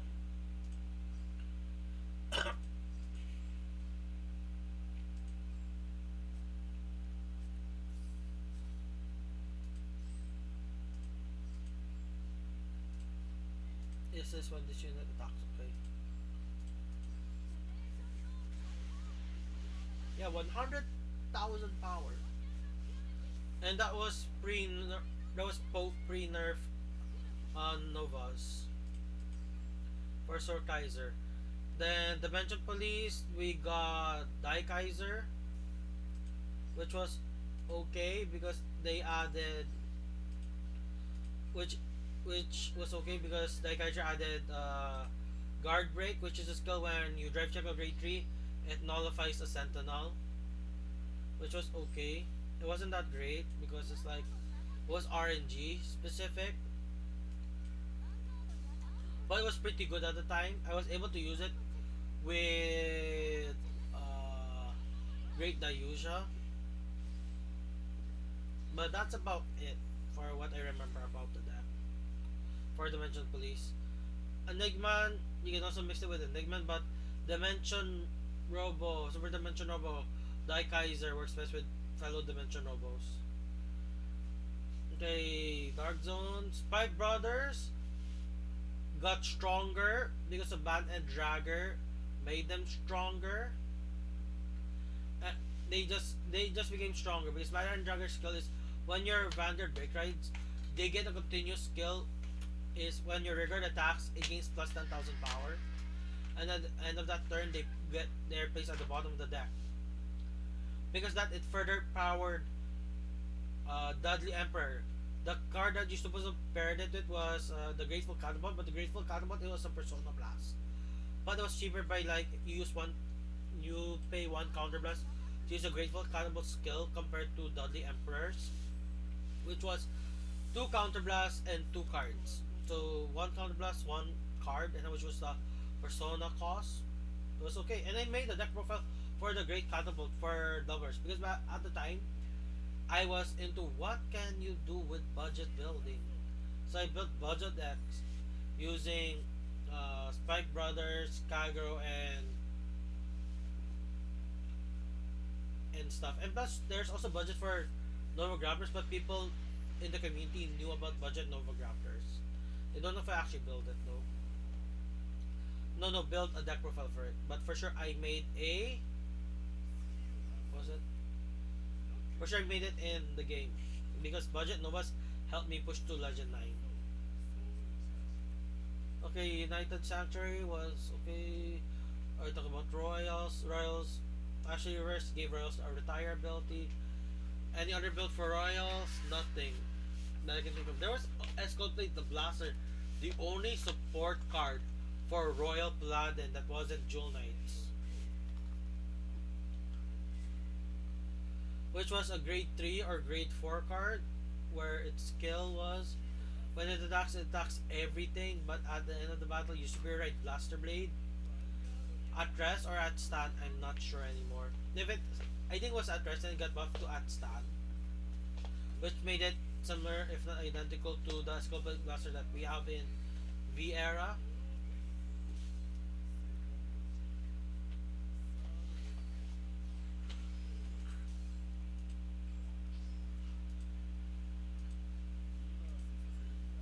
Why didn't that? Why didn't that sculpt activate?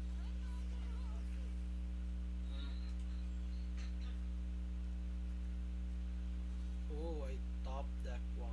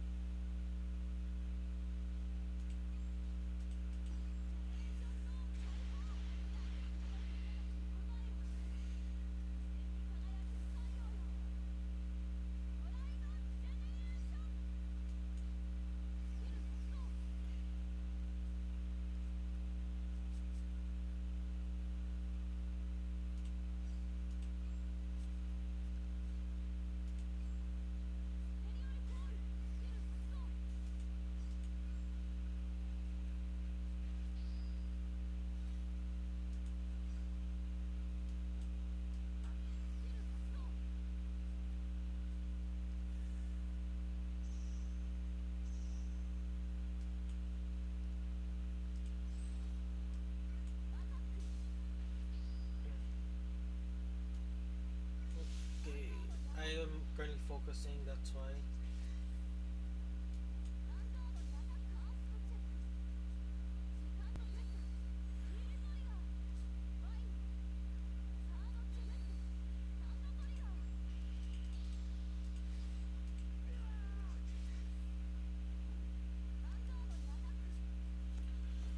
Okay, Dragon Empire. Also, finally introduced Nobatama. Finally introduced Nobatama. Even though in the original TCG, Nobatama was a clan since BTO1 from the first set of Vanguard. But you're only able to build a deck until around the same time, which was around the same era, which was the Breaker era. Nobatama was okay. It was a rogue strategy, but it was really strong because its breaker skill is that your opponent discards a card from their hand, which was a very big thing in both real life, also Yu-Gi-Oh cards, where it forces your opponent to discard a card are banned, except for like cards in Yu-Gi-Oh where you have to do a lot of setup for that, like the Liquid Duo, Painful Choice, Confiscation.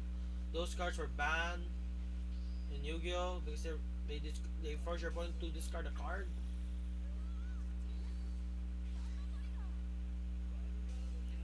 Oh my gosh, they strode their Zer Dragon. I was supposed to strike my Zer Dragon. Jesus, oh well. I don't even think, but I've never used Strode Ultima because I've never seen a reason to strike Ultima over Gize. Then Tachikaze got even further support with Ancient Dragons that pushed them pretty high because there was a grade because their starter superior called a when it's retired by card effect by your card effect, its superior calls an Ancient Dragon Tyranno legend of the deck, and they also introduced a grade 3 card, forgot the name, but it's 10k base, but it's not an Ancient Dragon, but the skill is bind this card, give plus 3000 power to a unit, and at the end of battle, your Vanguard attacks, you retire 3 rear guards and you superiorize it. So if you can specifically make a build with that deck where you just use Spino Driver, which was the break ride. Oh, if you don't know what break ride is, when you're limit break 4 and your Vanguard's grade 3 and that grade 3 is a break ride, and your limit break 4, which is 4 cards in the damage zone, you ride grade 3 on top of it. The grade 3 that was your Vanguard before skill will activate, which will give us which will give 10,000 power to your new Vanguard and either crit or an extra skill, which was amazing because yeah, it was amazing, which was amazing for Tachikaze because Tachikaze has a lot of cards where their skills when they retire count +1, you either add them to your hand or you summon them back on the field, which was amazing. Murkomo was added this time, but their main card was Shaki Vogue Reverse, which nobody liked using because you rather use Magatsu Storm. But it was still viable, but not viable enough to go over Magatsu. Or you would use Shira Yuki, which was a defensive card, and which was the bane of Vermilion, or that's with that same playstyle. Narukami got further support later in that era, but people still use Gundam Buster Dragonic Descendant. Tempest Bolt Dragon, which was the new set, did nothing for Eradicators. Same thing for the Cross Ride, Vowing Saber Reverse. Vowing Saber Reverse was actually usable in this era. And fun fact, Dungaree Unlimited, which was a Cross Ride, was released around the Breaker era, but in Vanguard Zero, it was released earlier during the Limit Break era, which was amazing. But then again, most likely Dungaree Unlimited was way too weak for the Break Rate era. That's why they introduced it in the Limit Break era for Zero.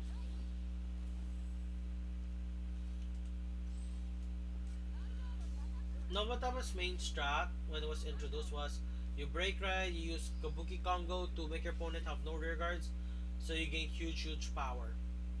And you're using Tamahagane to prevent them from having intercepts or whatnot, so you can do your combos. It was okay. I was able to bring Nobita to clan level 20 with that. Angel Feathers, Genesis, Minerva was amazing. Didn't really play Genesis as much. I had like fun playing Genesis where I used budget, semi-budget variant because I still use triple R cards, the witches that were triple R or triple rare who get caught if they're soul blasted.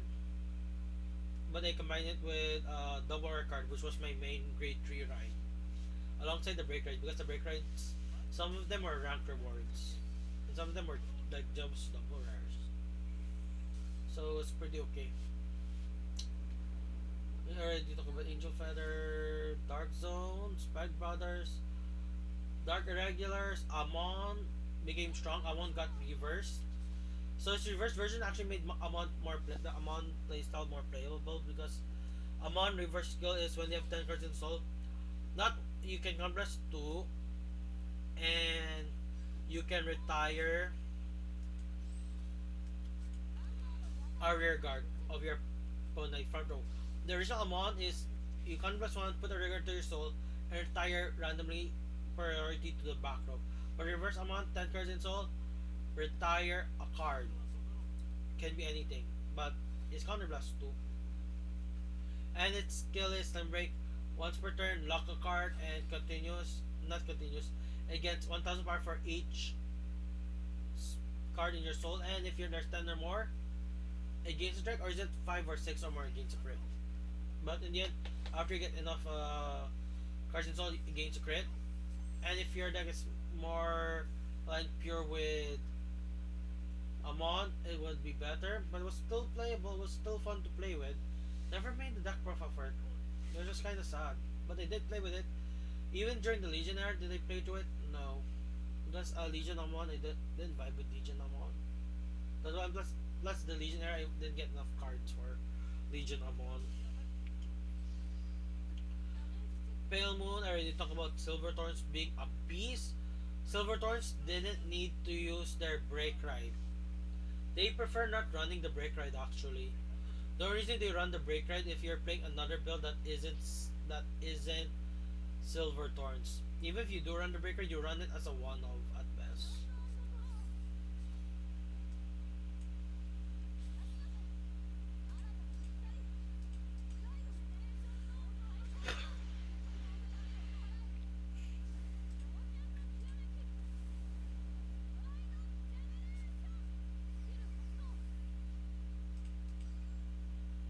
Hi Drakara.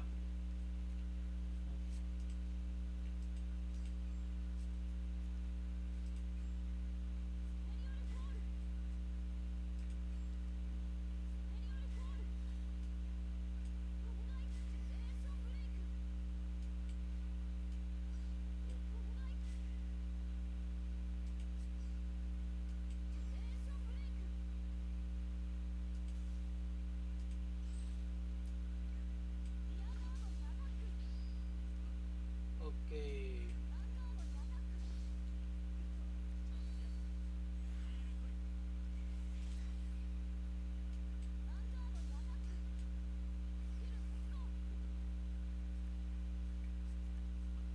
Okay. I was talking about the errors in Vanguard Zero. I heard the Dark Zone. Manjelka, Bermuda Triangle got a stall. Got got a very powerful stall strategy where they were able to recycle their perfect cards or search for their perfect cards, which made them very very good at stalling games, which made them very very annoying to play against because like those games tend to be very very long, and it was so good that it lasted until recently.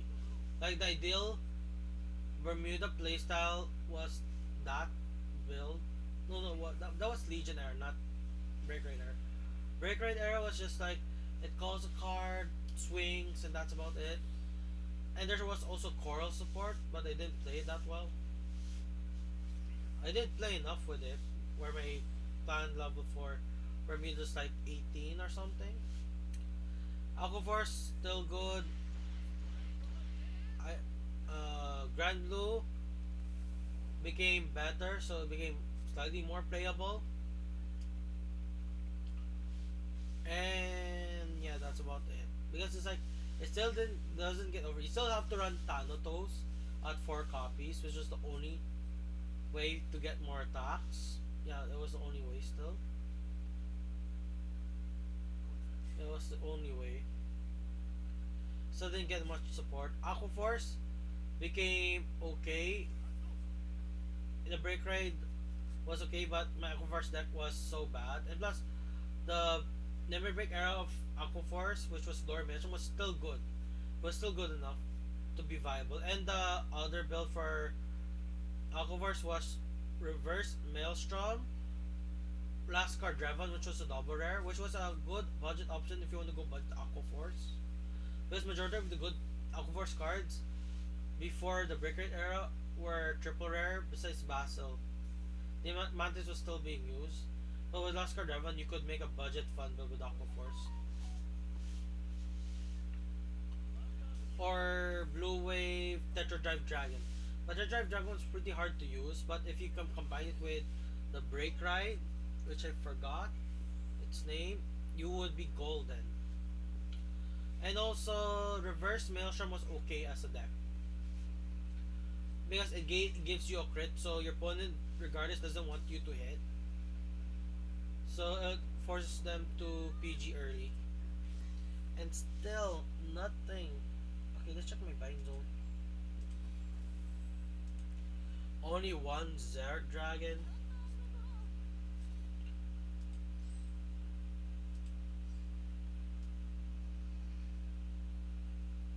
I saw the form.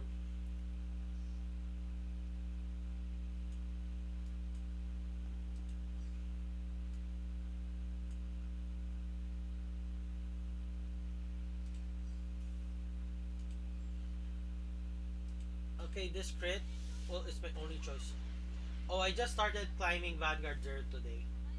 I didn't grind Vanguard Zero for the first 3 days. I was grinding Duel Links. Or I was busy streaming clan battles.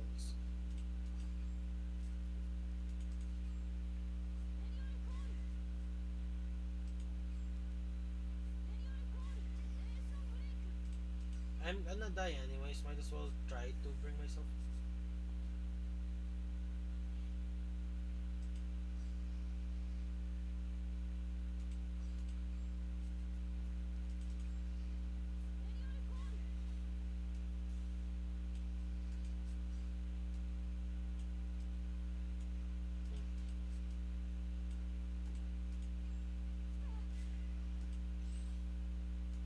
Oh my gosh, is this an axe skill?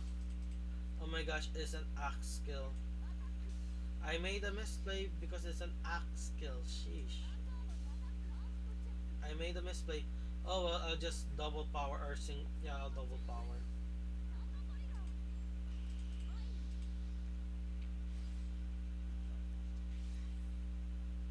But either way, it would have done 5 damage. Regardless of it. Still double power. But still, I'm dead next turn. I'm dead already because it's like my opponent. Okay, returning this hope to heal will come. So I'm just filtering my deck, filtering my deck, filtering my deck. I might change you because I'm discarding too many cards.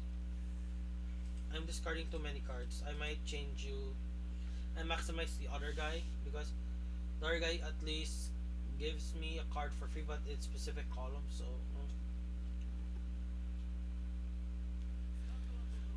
okay, Grand Blue reverse was okay, but there was like two playstyles. You can either go Hokaitos reverse or the other guy, which is Superior Ride from the drop zone.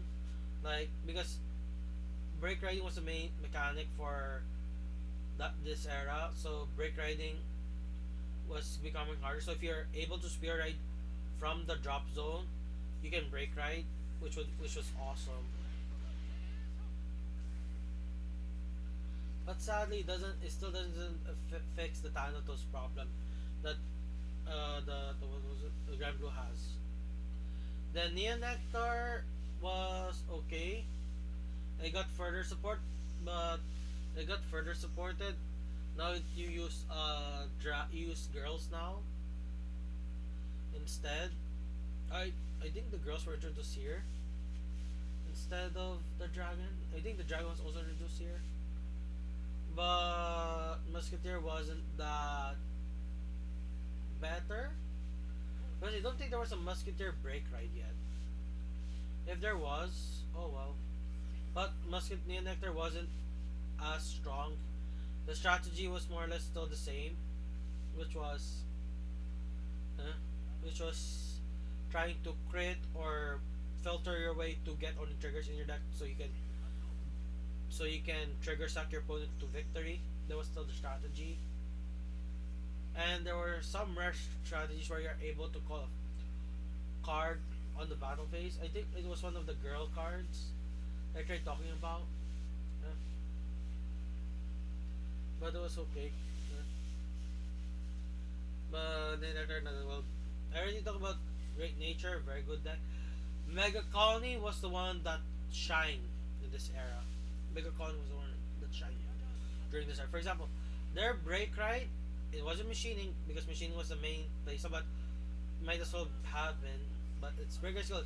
When you break ride, your opponent cannot ride unless they discard a card, and it paralyzes everything. Paralyze is a term where your opponent cannot, or they rest a regard and they are not allowed to stand it during their stand phase. So they have to call over stuff to get a standing regard.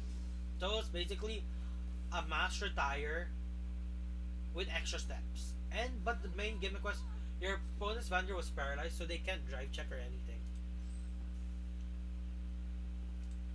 Oh my gosh, I will actually strike Ultima.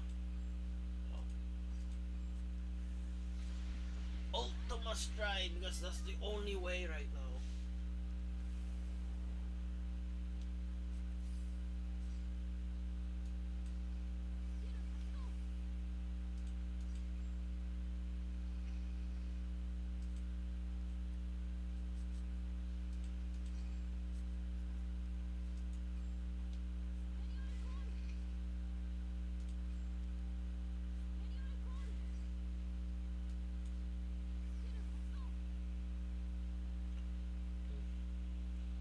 Okay, remember to draw 4 cards from your deck and call 2 cards from among them.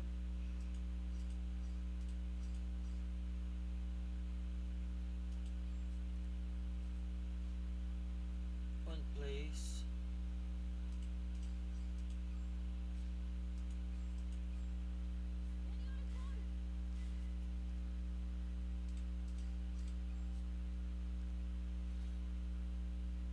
Oh my, don't they have like heal?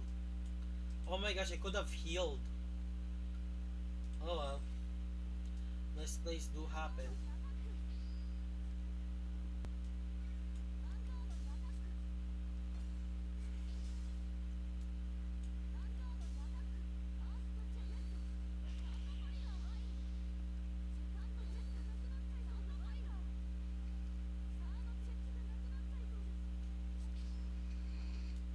I should have got another card that was a heal trigger. Oh well.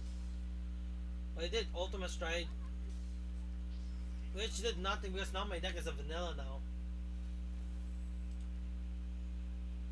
Bye bye G Zone. I work. Uh, I'll deck out. I'll deck out. Jeez, I'll deck out if that happens.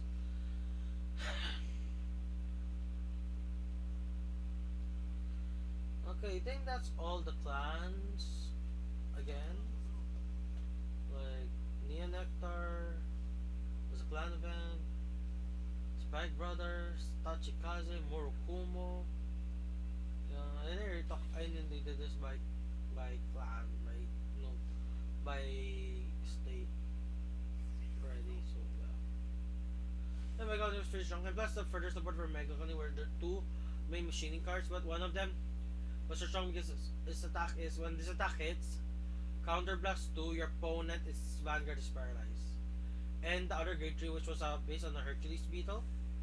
It's because your punch all your punch triggers are paralyzed. Counter blast 1 or 2 or something, and this unit gets plus 10k with crit. And if your opponent's triggers are at rest, they can ignore it and swing to your opponent's vanguard, which was great. So they have a mini blockade going for it.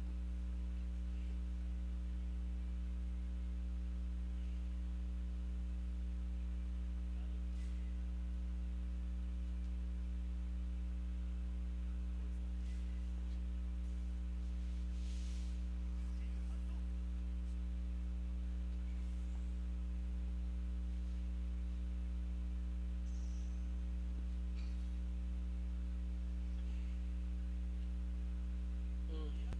No, the Legion era. Legion was the era where decks became more biased. Like Great Nature didn't get support until PRs and GR came in the TCG. So the Great Natures, you got two Legion cards, which was Tiger and a Fox. The Fox was better, but you prefer the Tiger's mate, which was a Wolf, because it draws a card when it reaches 20k power, including with boost, and that's about it. You just run the Fox and the Tiger, and you just hope for the best. Because, but they also gain a skill where they on hit they stand a rear guard for counter blast too, but still not good enough. I still have two heal I still have two heal stuff in my deck. There's a chance I can push through. They just stand. So heal, deck heal, did not heal. But still like two freaking heal cards. But again, I would have drawn them any. Oh, it's only one. Hmm,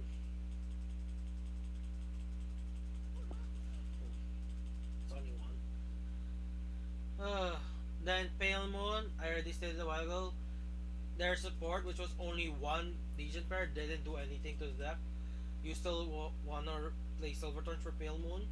Dark Aerialers got support with Astaroth and other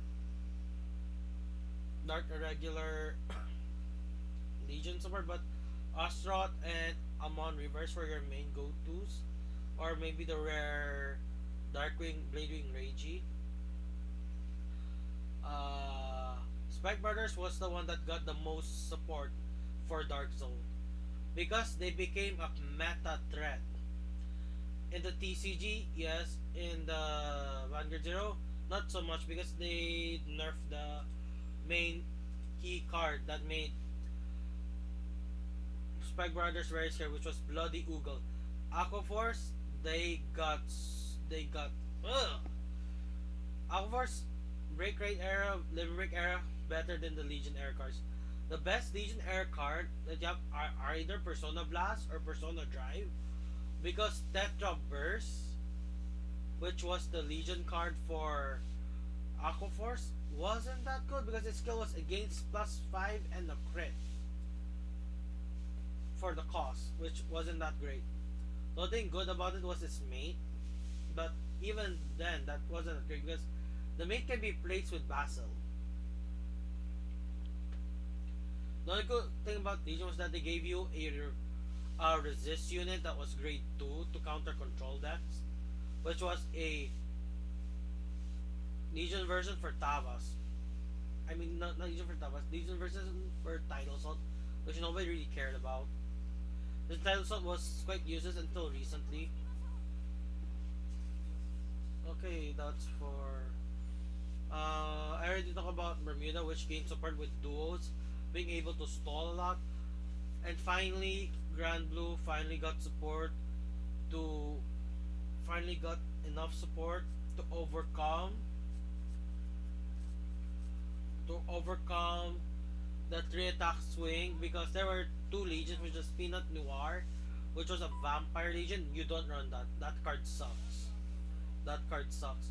The card you want to ride for legion was which had Skull Dragons or something as its mate. It was very very good because on attack, mint legions, your vanguard can superior call a card, meaning you got over the three. You got over the Thanatos curse. You don't need to run Thanatos, but you still run Thanatos, but you no longer need to, which was great. And the Legion mate has a skill where it retires when it hits or something. So it's still good, and it doesn't need you to be Legion, unlike the Peanut Noir where its mate is Legion specific.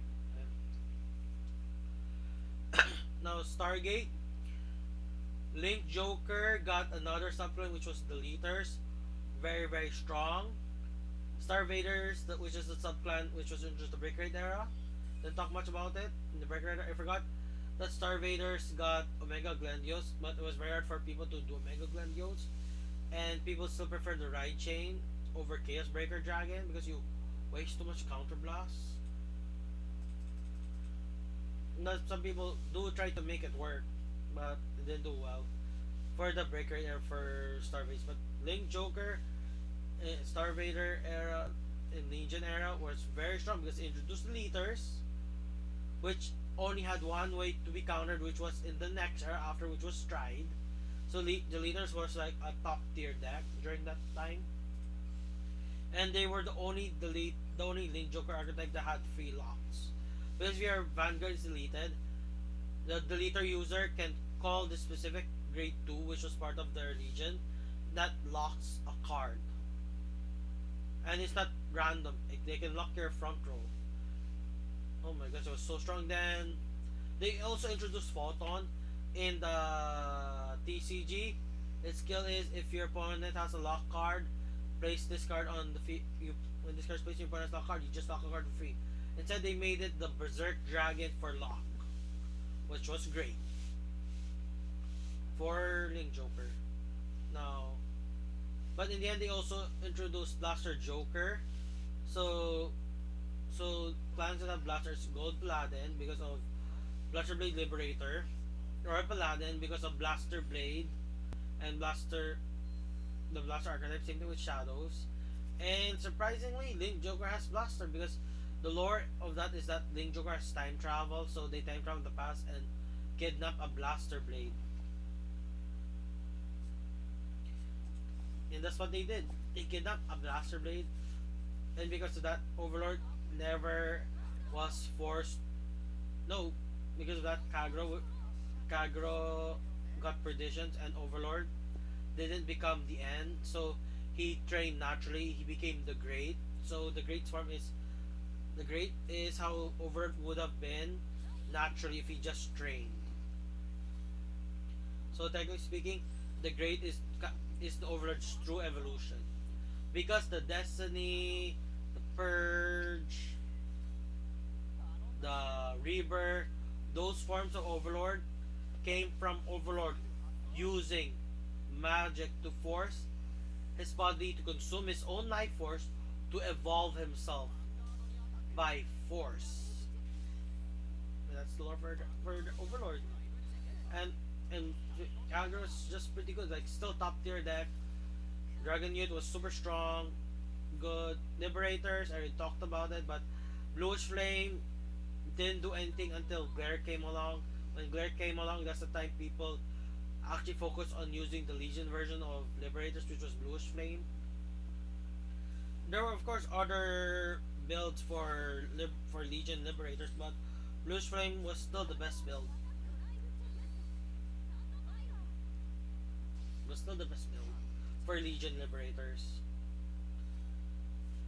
And Angel Feather, they got a Legion, so they introduced a grade 2, which skill is when it hits, you put this card into the damage zone and superior call card that it's not itself. And I think, but it's celestial based, so there's that pretty good for Angel Feathers. It made pretty good to the point that it was still usable until recently. Like, until recently, Celestia was still the better build instead of Gabriel. Like, it's only recently that Gabriel became better. It's when Rescue came, that's when Gabriel became better. Like when Altil came or something. Altil? Altil? Now, Genesis was introduced in the first set of Legion. Pretty good and had the glory skill. I had to hard craft those cards for Yggdrasil, but it was pretty good. Pretty strong combo base. Very nice to play with. Nova Grapplers, which I already said when I was talking about the Sorkaiser, the 100,000, 130,000 base power rear guard, I mean boost. Oh my gosh! But Risers were pretty good as well during this era.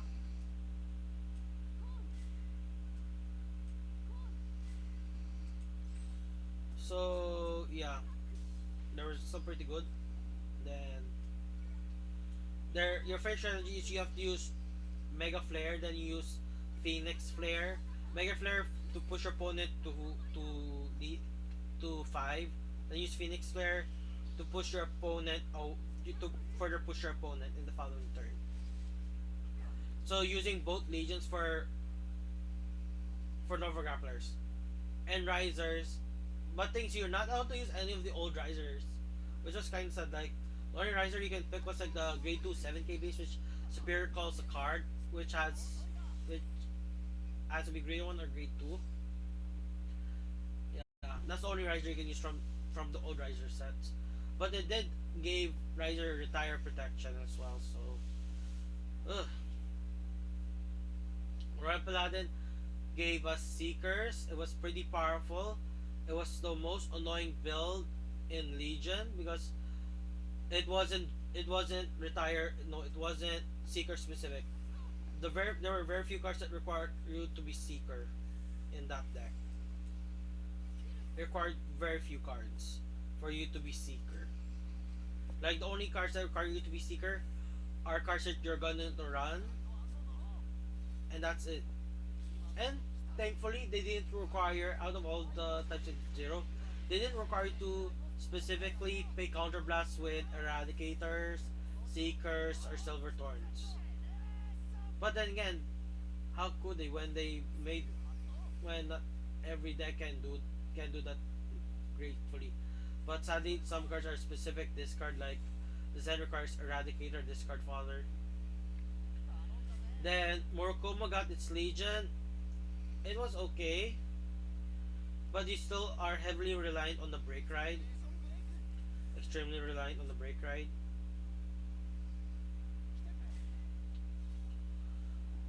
Morokomo, Legion, tried it, didn't work, didn't like it. It was okay, it gave you a fourth battle, but not worth it. Better go with Magatsu. Uh,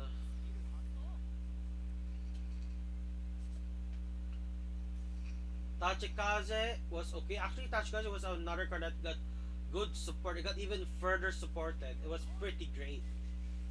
It was amazing during this era. If you played Ancient Dragons Tachikaze during Legion, it was so good. It was actually viable in tournaments sometimes. But still, people prefer to go with the big clans like Kagero, Royal, and Shadows. Speaking of Shadows got a new archetype called Witches. So technically, three clans have Witches as an sub archetype, which is Oracle Think Tank, Genesis, and Shadow Paladin. Shadow Paladin Witches weren't that good compared in the original GCG because Shadow Paladin Witches were just so weak. Were just so weak in Zero. Like they barely did anything. They were just annoying to play against, but that's about it. They're just annoying to play against. But Revengers got buffed. They got Phantom Blaster Revenger Abyss.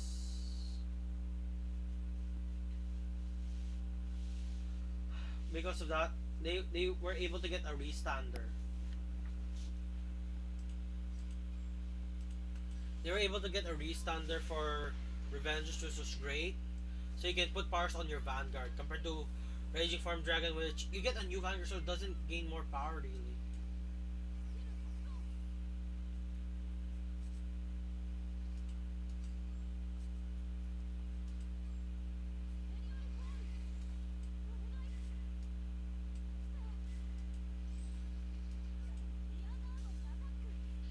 So Gold Paladin, Trial Paladin, sorry, talk about Angel Feathers, Genesis, okay.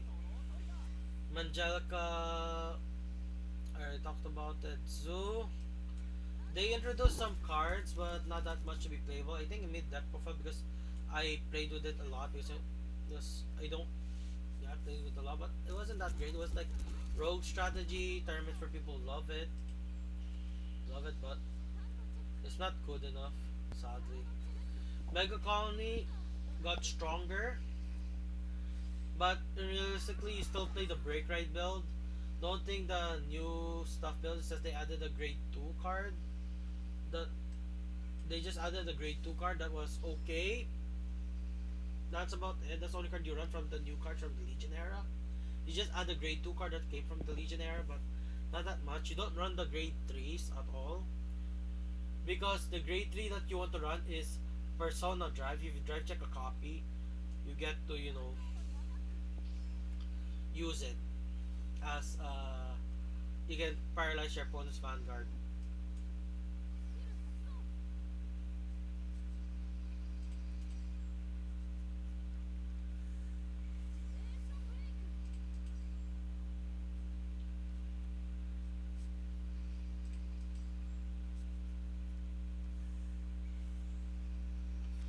Uh, Now, the elephant in the room, I haven't talked about Narukami. Narukami was tier 1. It was one of the top tier decks when it was first released. When it got further supported, and it's the only Legion card that has a cross strike. It was so strong that it lasted until halfway point in G.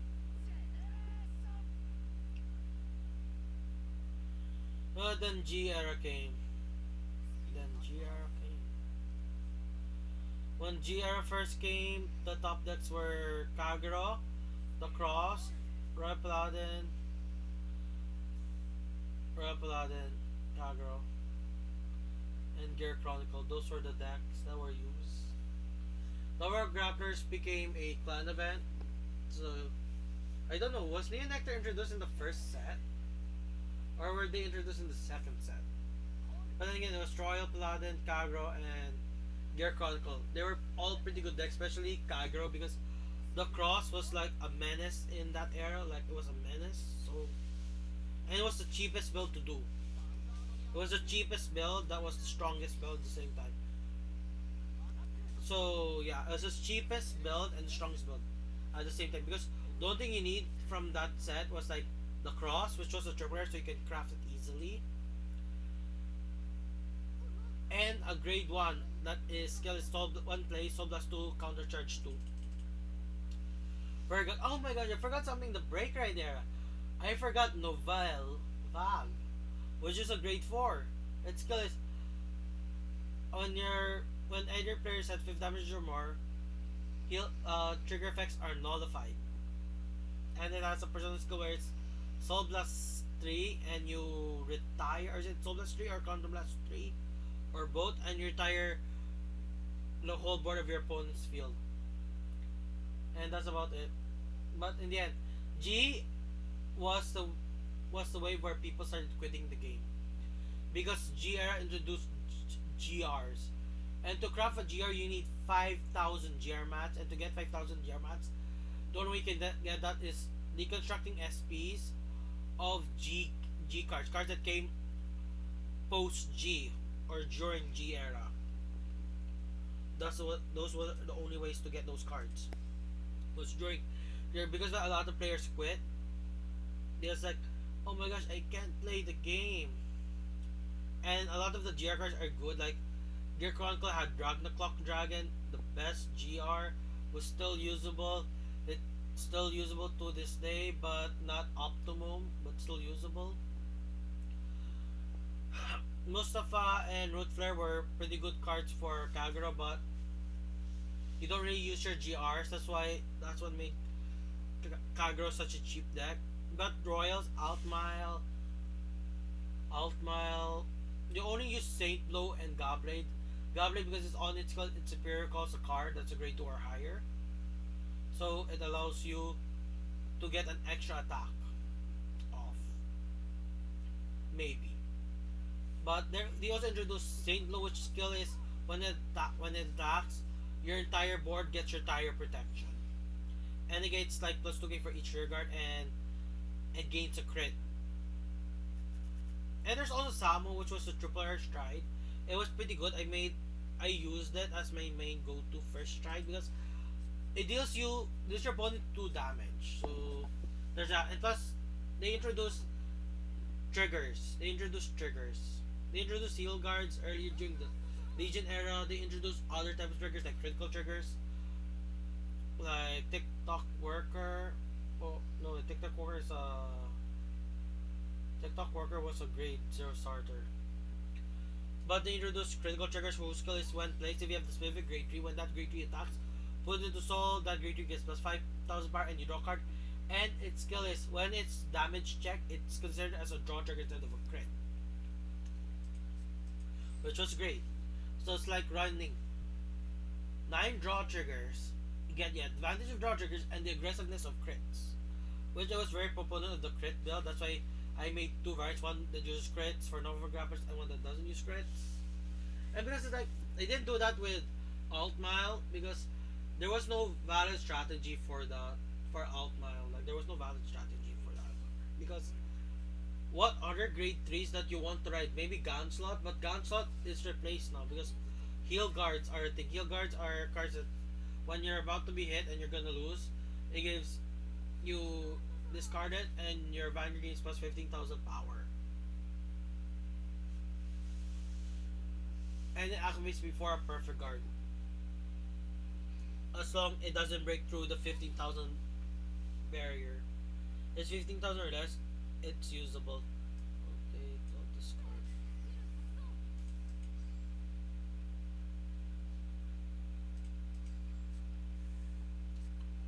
So yeah.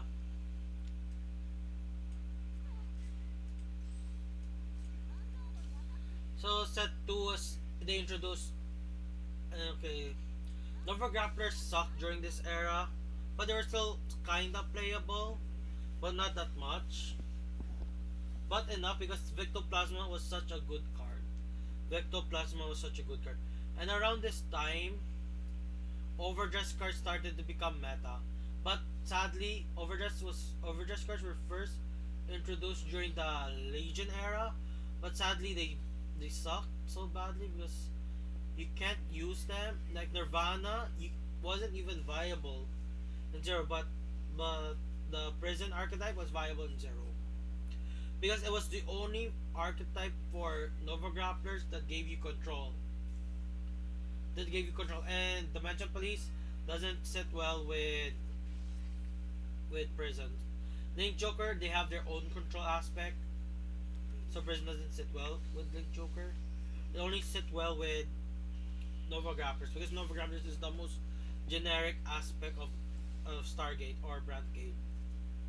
So sometimes I would run the prison card instead of Victor because it guarantees you stuff and whatnot,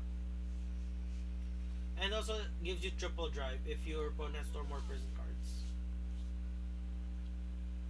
And fun fact, at one point in Vanguard's hero history, there was a coding where prison cards where you can force your opponent to pay Count Blast or Soul Blast to get the cards in their prison out instead of your opponent themselves. Same thing with Dark Face with Mega Colony. But Mega Colony was a clan event. Yeah, it was a clan event, so there's that. Okay. During set 2 of G, it introduced Neonectar. Neonectar is now a main set, so you can grind character fights for Neonectar.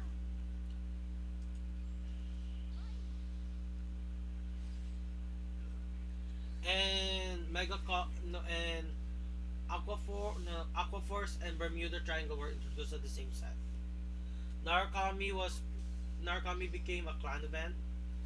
Narukami's clan event was okay. It introduced Crimson, but sadly because it's a clan event and it's no longer pack based, it is you fight you fight a person, you fight bots with specific clans who use specific skins. They made skin matter in Vanguard Zero because if you get the but it's only for paid skins. So those certain paid skins they help you increase your chances of getting more of the event currency to buy the event cards instead of event packs. Because of that, the Legion introduced a mechanic where if you pull the Legion leader, you get a free copy of the mate, which was great. But because Dragon Treasure Crimson wasn't Narukami wasn't an event like that, you have to craft yourself Dragon Kaiser Vermilion yourself if you did not play if you did not play during the limit break era. But Crimson was okay, but most people still try to use Vanquisher, and Narukami was still a good budget clan event. It was like of the two clan events currently available at the time, Narukami was like the best. Spike Brothers was a clan event when it was first introduced. Nobody cared about it, and it only had one clan event that I know of. Mega Colony when it came, nobody bothered.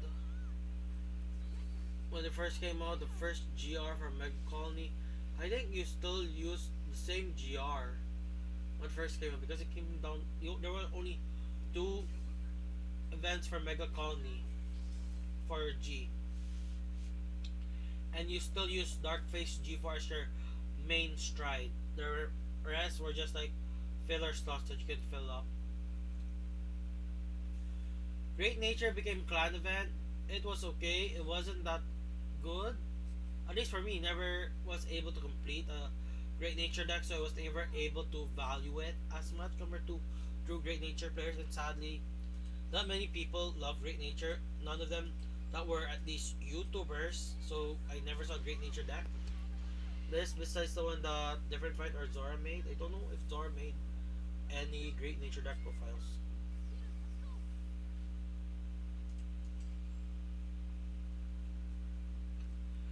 But anyways, Neo Nectar had the cheapest build because their main strategy was a triple rare.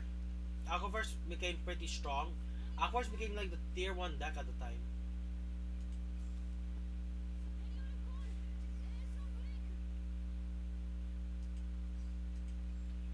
Aquaverse was the tier 1 deck alongside Bermuda Triangle. Those were powerful decks.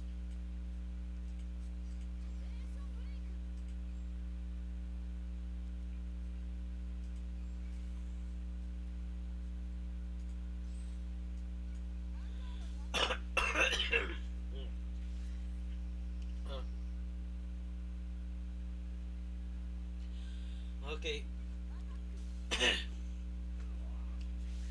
And that was about it for set 2. Then set 3 introduced us Link Joker, Gold Paladin, and Shadows. Link Joker for G, by the way, for G. Link Joker was the only one out of the 3 that has a budget variant.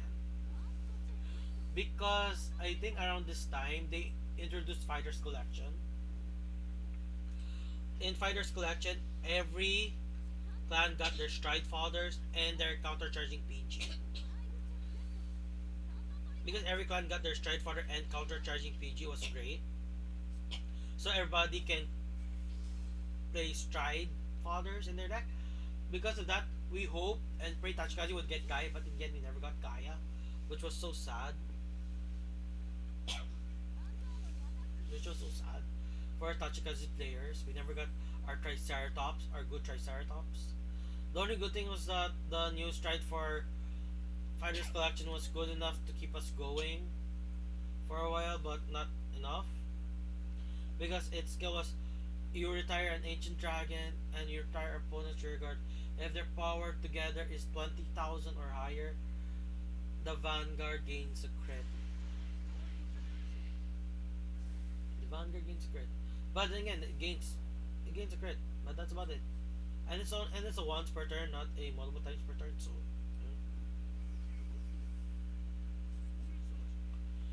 okay, then Shadow. Because of that, they also introduced the Ace around this time. The Ace was so good, and they gave you a free box. They gave you enough packs to open one box, which was great for free to play players. Because if you open your packs wisely, you might get 2 copies of the GR that you desire, like 2 copies of the Ace, which was the only good card out there that's GR. There was a Zukyomi Stride, there was a Maelstrom Stride, but Maelstrom during that time wasn't that good in G. That one was the main boy you wanted. There was Mega Glendios, which made Glendio slightly more viable, and there was Gold Paladins for Ezel, which was a thing. But realistically, not much. But they did introduce Silver Thorns. Just tried for Silver Thorns, which made Silver Thorns viable, and they introduced Big Bang Knuckle Turbo, which made Brawlers even stronger, but not by much because Brawlers was so strong that the thing that Turbo did was just they were able to stride instead of legioning, so they can save on counter blasts and copies of Big Bang Knuckle Buster, Big Bang Knuckle Dragon to use for Big Bang Knuckle Buster skill. But but they introduced a double art card where it's counter blast one. Your entire front row gains plus 5,000 for each card of your opponent's lock. Because of that, they allowed Messiah, that specific build, to be budget friendly because it's very combo based. Majority of the cards that you need there is just triple rare, and Alter Ego Messiah, which was the Messiah Grade 3, was a rank reward. So win-win. Claret Sword Dragon, you could run it as your Grade 3. It was okay, but not by much. You only wanted the strides from that set. There was also Blaster Dark Diablo. Blaster Dark became a Grade 3. Sadly, Zero never gave us a Blaster Blade. I remember there was a Grade 3 Blaster Blade, I forgot its name. But it's a Japanese exclusive Blaster Blade.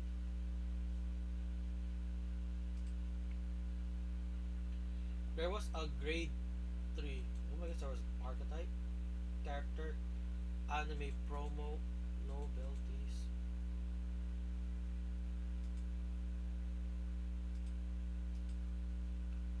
There was an Archetype, there was a Grade 3. Oh, it's Blaster Blade Burst. Blaster Blade Burst was introduced during the first era of Vanguard, but sadly, we will never get a copy of it. Like, Blaster Blade Burst is still 11k, is 10k base, but it's the only Grade 3 Blaster Blade card besides Blaster Blade Exceed. Sadly, we never got that in Zero. So sad we never got that in Zero. Would be such a fun card to play with.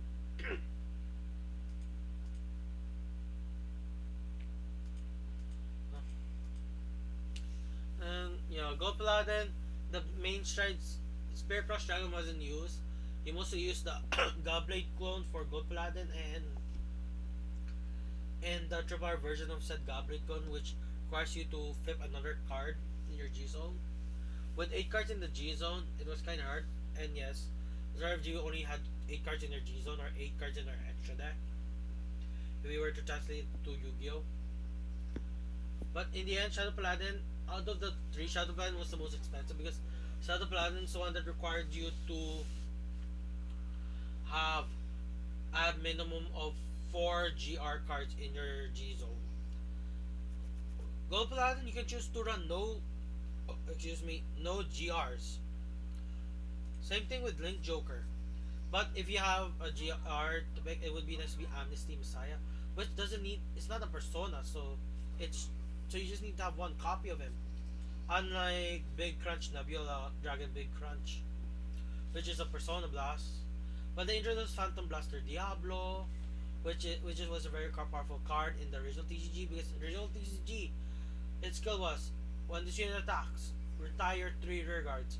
Your opponent retires 2. If your opponent cannot retire 2, they cannot guard from hand, which means they have to take the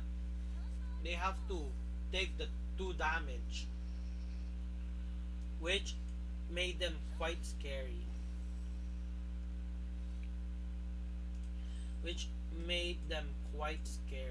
Oh my gosh, it's Messiah. Never seen Messiah that cute recently. Yeah, which made them quite scary. And in the TCG, but not in real life. Not in Zero though. Zero, it was okay, but because it just gets a glory skill instead, it was kind of balanced. Yeah, and Clark Sword was the better card to ride instead of Blaster Dark Diablo. Sure, Blaster Dark Diablo gives you any card becomes a grade 3, but it wasn't that advantageous compared to being Claret. Because Claret has a stride gift ability, which is on stride, counter plus 1, return cards from your drop zone to your deck that are grade 1, and typical 1 grade 1, which was great.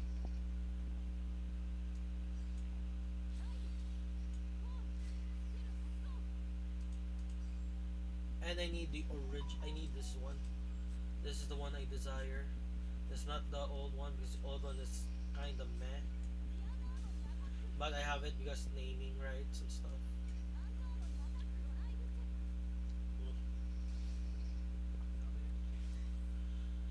Okay, Blaster. Okay. Then set 4 came which introduced Angel Feather to us. Which introduced Angel Feathers. They further support Royal Paladin and Neo Nectar. And Gear Chronicle. It gave us Next Stage, Aerial Divine Knight Altmal, the Asha Stride. Yeah, but the only thing you wanted for Angel Feather was the thing that heals, which was the second stride. And you mostly use Celestial, but you don't play with Gavriel because Gavriel will deck you out. You can play with the Gavriel build, but it will deck you out. That's the reason why Celestial is better because your chance of decking out is lower. Ariel Divine Knight, you kinda need it. You kinda don't need it. Red Paladin wasn't that great around this time still. Yep, it was kinda great. And the GR for Red Paladin wasn't even that. Red didn't even get the GR in the clan collection, I think, if I remember correctly. I mean Fighters Collection. And you can check, the Fighters Collection is out right now. As of this recording. No, it's out right now. But then again,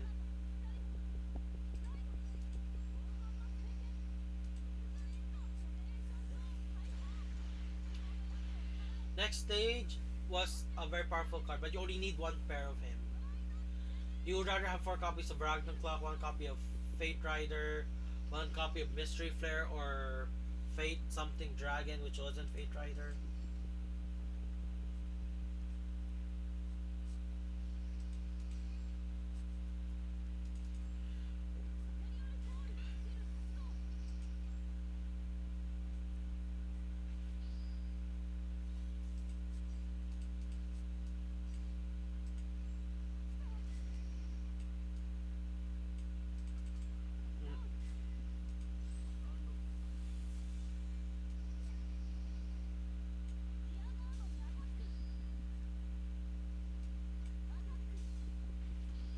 And that's about it. Clan events. I already talked majority of the clan events. Like Grand Blue wasn't introduced yet as a clan event.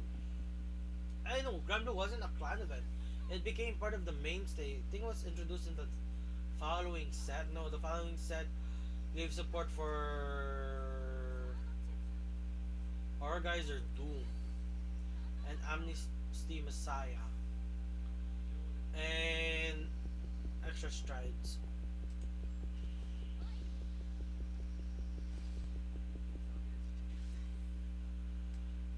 I think the fifth set gave us Orgeyser Doom. No wait. Unless I was the fourth, then again the sets are currently out. So I can further explain it by just showing you the set and I can further explain what it was.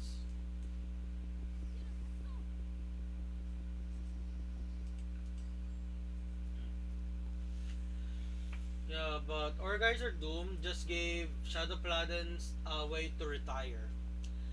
Unless you're a veteran, which you have been retiring since Break Ride era. They give Shadow Paladin consistent retire with Orgeyser Doom, which requires you to have at least 2 face-up copies of Orgeyser, whose GR card which skill is when this unit attacks, retire 2 cards.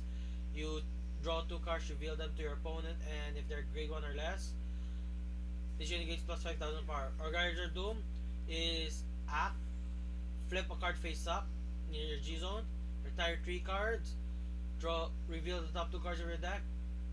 If any of them are grade 1 or less, retire the same amount for each card that was revealed as grade 1 or less and add those 2 cards. Uh, Honest, those cards were all in the same set. Because Amnesty Messiah got an upgrade, forgot his name, but it allowed you to retire. It allowed you to retire your cards that you just unlocked for your opponent. So it was very heavy. I showed it off in Winterfest. I didn't do well in Winterfest. I got like equal or a little bit under. So sad, but I recorded it. So there's that.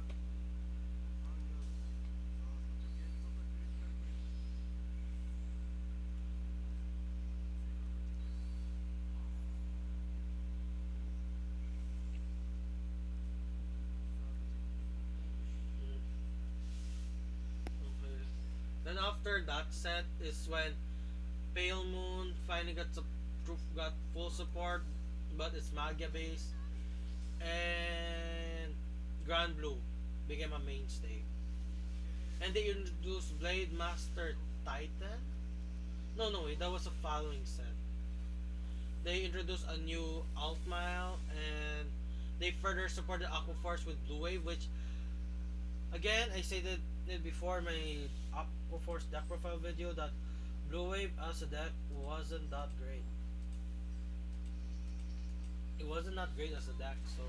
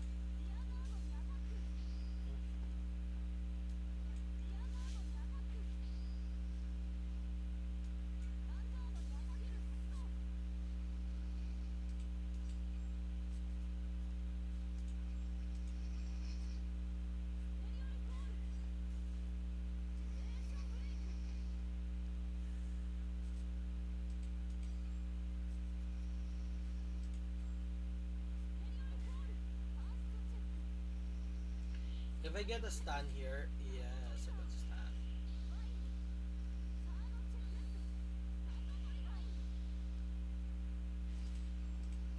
And that's 5.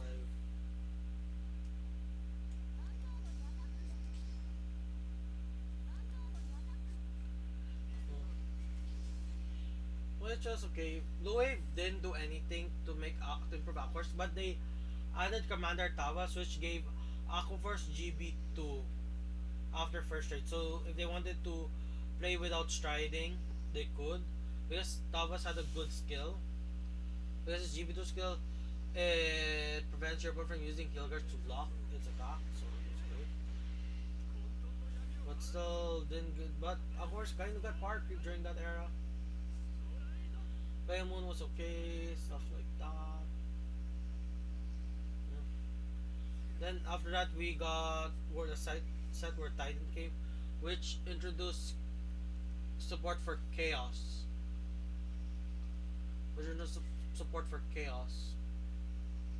Which okay, and also gave us Dragonic Overlord the Legend as well. Or no, wait, they gave Dragonic Overlord the Legend first, then Titan. I'm getting my sets confused, but I know one set gave us Titan. I don't know if it's the same set as Novel though. I don't think it gave us the same set as Novel because no, Titan came at the same time where no, Titan didn't came at the same. I think Titan came at the same time as Novel. I have to double check, but either way, if Titan came at the same time as Novel, but Novel came out first, it just gave Blade Master more ammo. This Blade Master was the Kagro deck because the cross got nerfed hard, so the people went to Blade Master. And by looks of it, I need to edit my deck because I need to edit my deck because yeah, because the discard cost for that double R card, or is it the triple R card, is kind of costly. Might change it to the other guy, even though the other guy doesn't have a skill that is good. I think I'm not sure anymore. My memory is failing me. My memory is failing me. But after a while, we got two sets that gave us. Yeah, we got two sets in one. One set is Gear Chronicle, Link Joker, and Norbound. The other set was the Girl Clans, which is Bermuda, Pale Moon, and Grand Blue. And I picked the one with for guys because I didn't have any viable decks in the girls. I like my Bermuda deck was okay, but it still needs the GR from GB set, the set 2 for G. The Nectar, not that much. Not anything I can see that can be improved upon. So that's why I picked the set with Gear Groovy in it.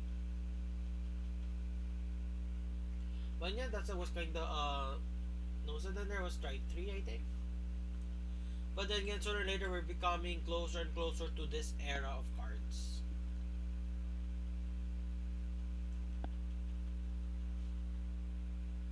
We're becoming closer and closer to this era of cards. Ninjas has appeared. Okay, catch. 4 hours of streaming, Vanir. It's 11 p.m. I think it'll just raid. Is there anyone to raid? Let's first check in the same category, which I doubt anyone is streaming the same this category. I'm the only person that is stream Vanguard. Let's go to videos. Let's check to past broadcasts. Go from recent publish, and it's me, only me, that has been streaming Vanguard Zero. There's some stuff, but I'm recording the tournament, please.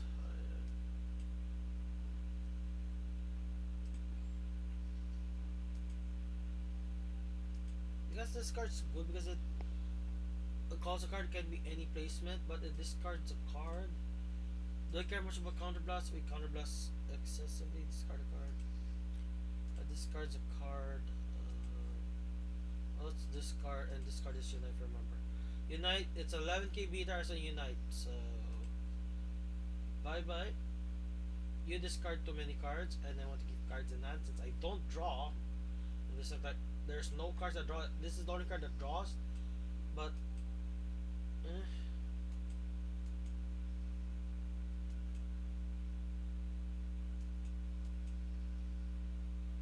Saving.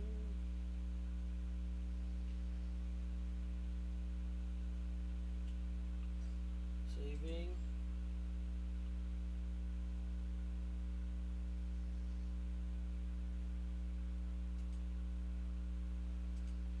Categories. Let's check. Okay, there's Vanguard Deer Days who is playing Deer Days. I will just follow them and just raid you to those guys. Oh, but okay, I will just raid you guys now. It's already 11, so I'll just raid.